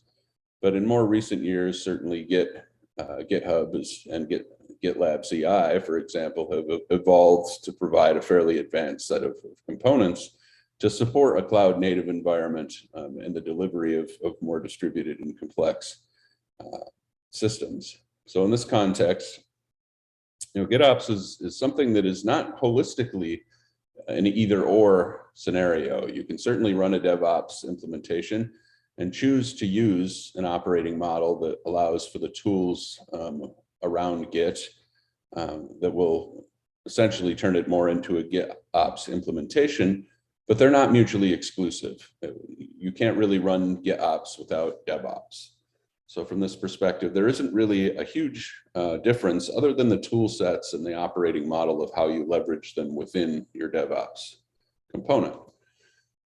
So breaking a little bit from the ops definitions and thinking a little bit about the reality of the world we live in right now. Over the last decade, certainly there's been a continued increase in cybersecurity attacks.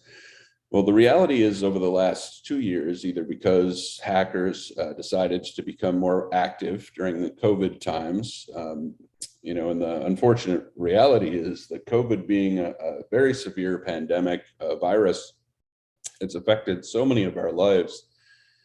Unfortunately, that's not the only virus that we're having to deal with. Many hackers have taken this time to really start to increase the sheer number of attacks and threats that have been posed on organizations over the last several years. And over the last 2 years alone, in 2020, had seen a 430% rise in attacks. And just in this last year, in 2021, there was a rise of over 650% new threats that were looked at and found within the open source range. Something to note here about these statistics is that 98% of all applications, be they proprietary or open source, specifically leverage open source in some way. So thinking about the threat in the open source realm is it's not strictly an open source problem. It essentially affects all of the code that exists in the industry, which is quite scary, to be honest. But the reality is that software supply chain security really tries to mitigate these risks. It takes an approach to try and look at what the potential compliance capabilities are, where the potential threats lie within your infrastructure, your code base, configurations, and other capabilities, and find those key areas, identify them, and look for ways to improve the system, pardon me, over time, which is, of course, one of the largest moves in the industry right now. So as we talk about this, all of us by now are very familiar with the Log4j issues that came out in November of last year. They were initially identified, and then in December, it became a mainstream conversation where any application using Java for the most part, and certainly there are some that don't, but the majority had been using Log4j under the covers as a means of managing the logging of their application data as just a core component from Apache. And there are certainly others that exist. But between this and then in the 2020, the SolarWinds attacks and a number of others in between, this has really become front and center. In the United States itself, the president had created an executive order about increasing supply chain security through enhanced cybersecurity. And there are a number of initiatives now in the open source realm, like OpenSSF and other components that are seeking to address this. And of course, we could have a complete different conversation on software supply chain security alone, but it does affect how we implement ops generally within the industry as well. So as an organization thinks beyond DevOps and what it provides the system, the conversation really becomes, what is SecOps? So while DevOps is developers and operations, and of course, as I mentioned, it doesn't stop there, but one of the key things that traditional DevOps doesn't consider is security, where SecOps, which has been around for quite some time, is really that merging of traditional IT ops with security practices. Now, this had been something early on in its beginnings was more leveraged by more compliance-based organizations, things like healthcare, government, medical, healthcare and medical, same banking and financial institutions, because there are a number of very strict compliance regulations that were needed, and things like SOX and PCI and other components have come out to help manage some of these capable feature functionalities, but But the reality is that, in the broader scheme of things, SecOps was ignored in favor of CSO policies, where typically a CSO would manage the capabilities and the security group would manage the security policies around how often vulnerability checks might be done and penetration tests. And in many organizations, this would be something that would be looked at, maybe every half year or once a year to determine the safety of the system. And this was meant really to leverage key security practices as they existed at the time to really kind of make an effort to proactively manage security. But realistically, many of the SecOps capabilities were done in more of a reactive policy management phase. But in more traditional SecOps these days, shift left on security has been a key focus. And of course, really starting to integrate security into ops practices. So if you have an operations group rather than more of a DevOps collaborative team, ops groups try to do things to check security and manage the policies prior to deployment, which again is helpful. It helps to mitigate some of the issues, but it's less effective because it isn't throughout the entire SDLC process typically. Now, starting to bring some of that together, the reality is, we talk about DevSecOps. Well, of course, as the names kind of suggest, it's a merging of DevOps and SecOps. These days, as I mentioned, with the improvements and the necessity of software supply chain security across the SDLC, this is often termed as either SecDevOps or DevSecOps. Just depending on what the organization's focus is. And typically more and more, the focus has been on security. So that increased SDLC security really talks about the automation of CI/CD and how you can implement, automation of security scanning, various types of security scanning, new processes and capabilities from day one, really starting to look at more of a developer-focused approach to security rather than more of a reactive ops-based approach to security. Too often, the reality of how SecOps or just in general security processes have been implemented in an industry had led to that reactive, once it's in production or once it's been released mentality, rather than thinking about security from day one when the code is developed, where DevSecOps really starts to think about that as soon as the code is going to be checked in, we start to think about how we're going to manage security. So thinking about the complete proactive pipeline of things like configuration scanning, vulnerability scanning, has the code been signed? All of these things are what are built into the sec part of DevSecOps to assure security of the code prior to release to any environment, and setting mitigation tasks within the pipeline to assure that these things are addressed as early and often as humanly possible, making sure that we can provide the most secure, capable function. Where this really becomes a key discussion point is that as you build out your applications and think about the vulnerabilities early on in these phases, you really start to think about the components in DevSecOps of how am I going to manage this? So from a vulnerability scanning perspective, there are a myriad of tools out there, both open source and more commercial based, that provide the capability of doing this. But what does that mean specifically? And at what phase of my pipeline am I going to address this? So a key component here is if I'm leveraging open source technologies, which as I stated earlier, everyone is, how am I managing the potential risk if I'm using a proprietary tool that may have, hundreds, if not thousands of packages that are open source under the covers? And you can do that in a number of ways. We'll talk about some best practices about that in a few slides, but really starting to think holistically about how am I going to manage not only my internal code base and the usage of open source technologies, but also the reality of how am I checking that? What are the bill of materials for my application, or more specifically for the proprietary applications that I'm using?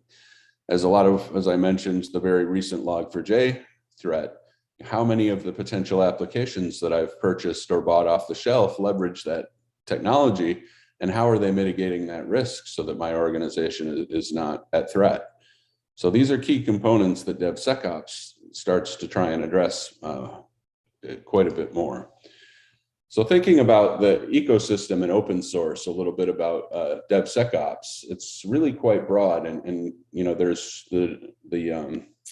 some of you, if not all of you, have seen the DevOps periodic table, which encompasses a lot of the DevSecOps features, although it's a fairly light in the security aspects. Here are a number of potential broken down capabilities in open source that are used in a DevSecOps kind of component. And certainly this is not holistic. There are literally hundreds, if not thousands, of other tools that you can use in this area, but these are some of the more popular ones in the industry right now in areas like container management, security, artifact repositories, and others. But as you see, it brings together all of the SDLC components like source control, infra as code, monitoring, which is often one of the things, and this is certainly not a presentation on observability, but the reality of many organizations as they build out their DevOps, their GitOps, their DevSecOps, any of these approaches, is that they think of monitoring as more of a production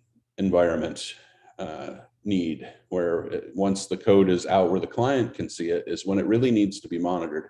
And the reality is that setting observability monitoring capabilities across your SDLC and of course your DevSecOps processes helps you to gain insights not only into the efficiency of your infrastructure, but also of the processes and efficiency of your resources to help better scale and manage how you're able to get through the SDLC, where your potential bottlenecks are, what potential security risks and how often you're finding them, may spark a number of potential new processes and cultural changes to help address some of these issues and make things more efficient for your organization. And certainly, as I mentioned, this is a subset of information, and there's another presentation that I provided that's more on software supply chain security that actually extends the DevOps periodic table to incorporate a very large set of open source security components as well that aren't listed here.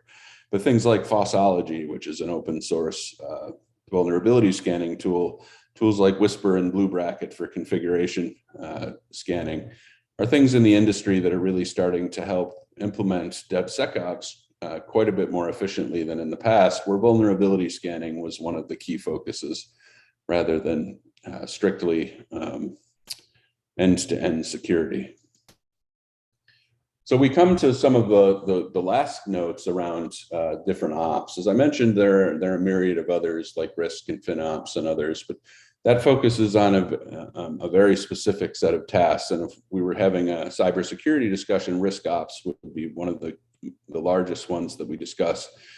But realistically in the industry, AI is another key component that many organizations are really trying to implement in broader scope, starting to think a lot more about the metrics and KPIs that exist within their reporting structures and how that can better help their business to focus moving forward. And really, where we have DevSecOps, which is really the culmination of all of the evolution to automate, bring the teams together, provide a secure way to build and deploy your code around a culture of adoption of security practices and really focusing more on the developer rather than the operations staff.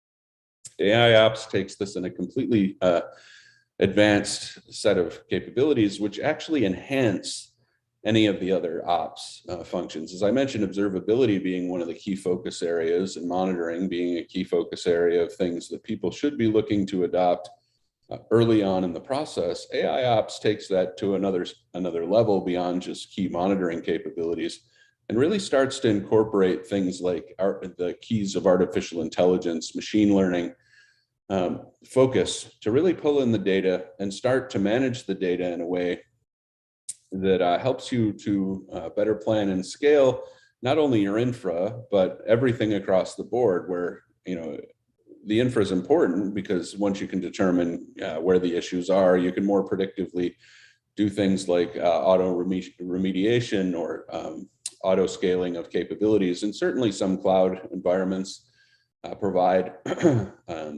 AI capabilities and capabilities around business analytics. But they can be limited in some ways where open source provides some of these functions and capabilities in a continuously innovative way. So as you start to develop out your thoughts around AI ops, the conversation again about observability helps you really to build things like predictive analytics and anomaly detection to start to plan and understand, where are some of the potential anomalies that exist in the system? How can you react more quickly to them?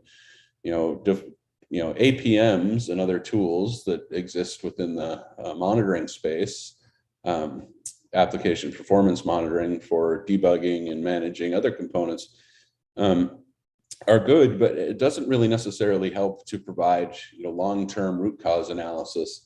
Where is the potential issue? Is it a resource? Is it specifically the infrastructure? Is it the code base we're using? Is it a combination of several of these factors?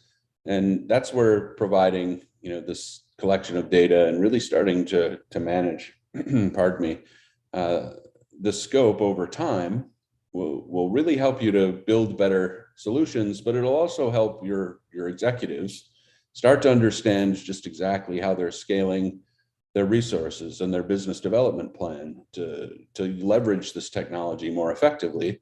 Do I need more resources? Is the infrastructure cost going to increase? Are we spending too much on infrastructure costs?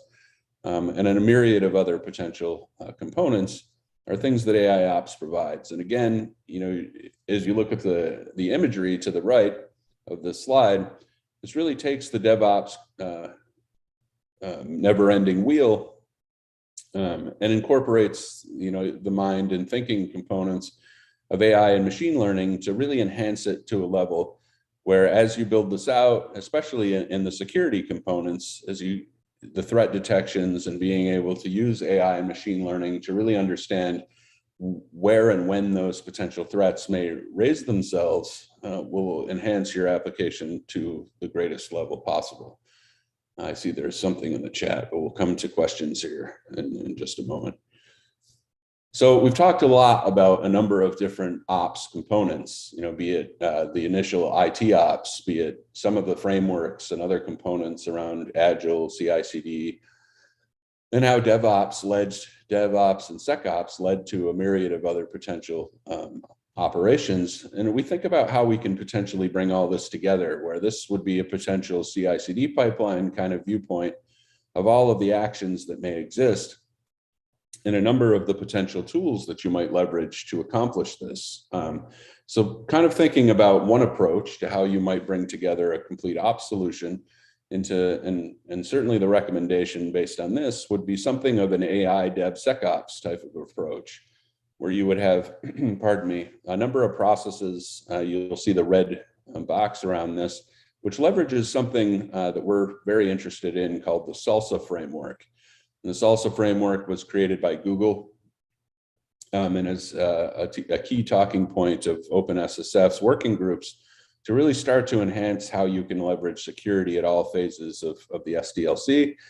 But as you think about your ops platform and the processes around it, the automation of CI/CD components across the board is the key first aspect, where leveraging security at each phase from the moment a pull request is initially submitted all the way through to when it's deployed is the key focus of the SecOps capabilities. And as you'll see, there's a number of tools in here like FOSS, White Source, Black Duck, which certainly Black Duck and White Source and SNCC are some of the popular ones in the industry, where SNCC and Fossology have more open source capabilities than a number of their counterparts. And then tools like Blue Bracket, which is fairly new in the industry and actually is incorporated with SNCC into LFX security. If you're currently part of the Linux Foundation, or it's something that you look at, you can certainly look at LFX Insights and LFX Security to see some of these components in action.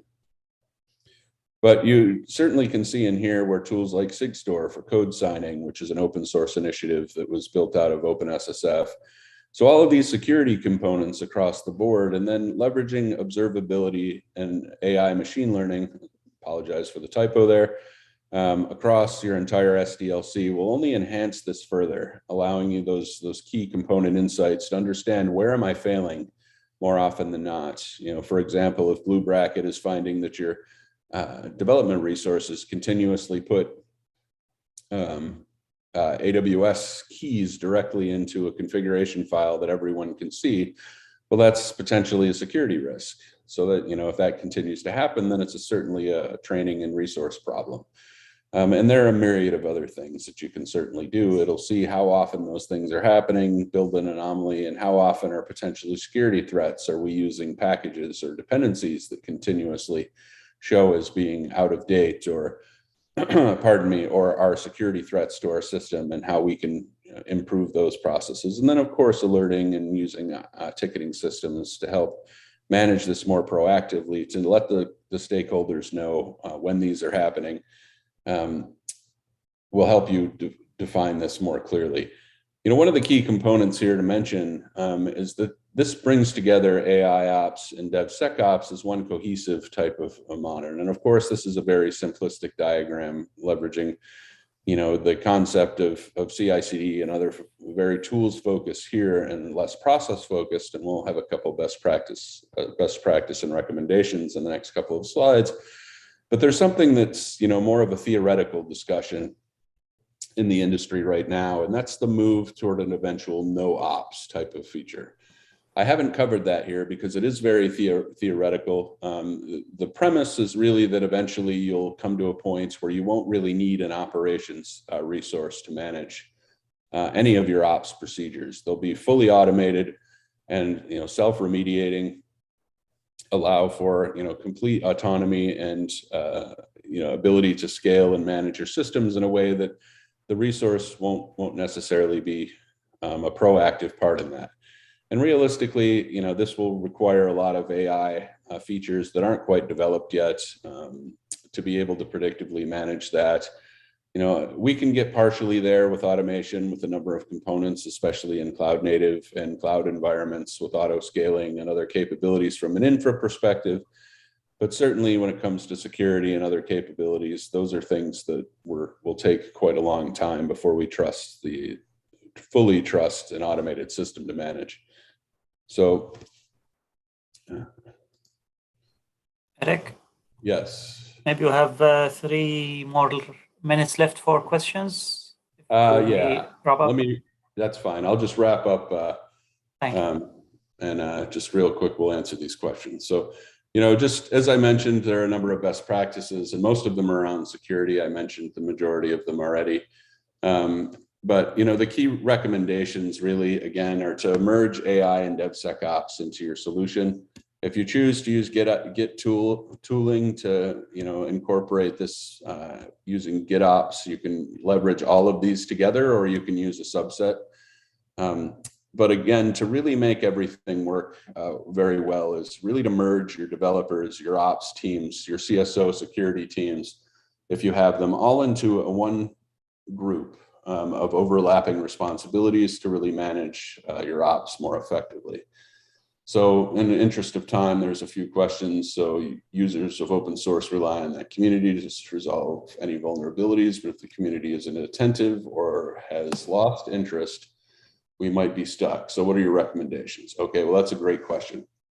So the first answer to this question is if you're using a technology in open source that no longer has an active community, you should no longer use that open source technology. You should look to replace it. So part of the governance reality of how you leverage open source, and this is with or without ops, the reality needs to be that if they're no longer maintaining the application, you have two choices. Within an organization or a broader enterprise, you have to make the determination how important this open source technology is to you. Is there an alternative, or do I want to manage this myself? In the case of managing it yourself, then the security threats and vulnerabilities would then be your organization or your enterprise's responsibility to maintain that over time. And then it becomes less open source because now you're making changes. Unless you're maintaining the community yourself, you've branched or forked it and potentially managing those vulnerabilities. So in this case, you have some choices to make. If the answer is it hasn't been updated in a year, and no one is touching it, that you're not able to get any of the contributors to respond to you, then it's time to make a choice as to whether or not your organization or enterprise chooses to take that on, in which case you should be doing vulnerability scans on the code regularly. There's a tool called Hygia out there that actually does this quite well. And it's not a holistic approach, but if you submit pull requests, it automatically does scans on all of the source code when that happens proactively. So one thing it isn't doing is a proactive timed scan to check the entire repository, which I highly recommend. But these are ways that you would manage this. You'll talk to the contributors and get them to buy into that. And then for SLAs on proprietary tools that use open source technologies, you have to ask them the question of what their SLAs are. How often are they doing these vulnerability scans on open source? And do they have anything that's currently deprecated? So I hope that answers that question. And then in the interest of time, for DevOps and other ops, where an organization should start, especially when it has in-house data center, is migration to cloud inevitable? No, it's not inevitable. And you have to consider the reality of public versus private cloud. So if you're internal, you may be building an in-house private cloud, or it may just be more of a traditional VM data center type of environment where it's not required. And certainly no ops requires you to be in the cloud. I only mentioned that at the beginning because that's the trend that most organizations tend to be moving toward. But it doesn't mean that it's a requirement at any stage. As to where you start, well, you're traditionally already using some level of IT ops. Where you would start would really be to start digging into the core of the DevOps components and thinking about culturally how you interact between teams, thinking about the automation, if you have it, how often is it being done? What steps within your automation are actually automated? Is it just build and deploy? Are you integrating testing components? Do you have security components involved? And once you have a core design for your DevOps and you understand potentially the gaps or pain points in your process, you begin to develop out new ways of doing that, applying potentially agile or lean methodologies as well. But in parallel, you should be reviewing your security policies currently. What exactly are you doing? How often are you scanning and managing these things? And at the bare minimum, as I mentioned, because of the complexity and the sheer number of threats coming through and increasing all the time, looking to, as you build out your DevOps, to incorporate at a bare minimum vulnerability checks as something that you do proactively within your DevOps or your DevSecOps pipeline. So start at the beginning, look at, are you automating anything? How are you automating it? You know, if you have, and this happens in some organizations, hundreds or thousands of variant applications, you know, how disparate is that process across the enterprise? Are they all doing different things? Have you come up with a standard? How are the teams working together, and what tools are you leveraging?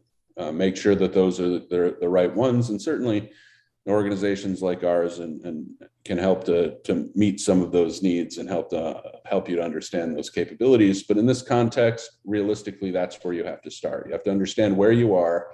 An assessment and maturity discussion needs to happen so that you can adequately build out your DevOps starting point. And of course, my highest recommendation is not to do anything in automation without incorporating some level of security into your your DevSecOps capabilities. It's more and more crucial. And as you're aware from Log4j, you know, these are things that we take for granted, that we've used for decades, that now all of a sudden are threats to our system. It really pushes forward the need to do this at a very strict level. So I hope that answers your questions. Certainly, you know, as we kind of ran out of time, I just want to show the last slide here. My contact information is at the bottom. Feel free to reach out to me via email or LinkedIn if you have additional questions post the presentation. I'll be happy to answer them.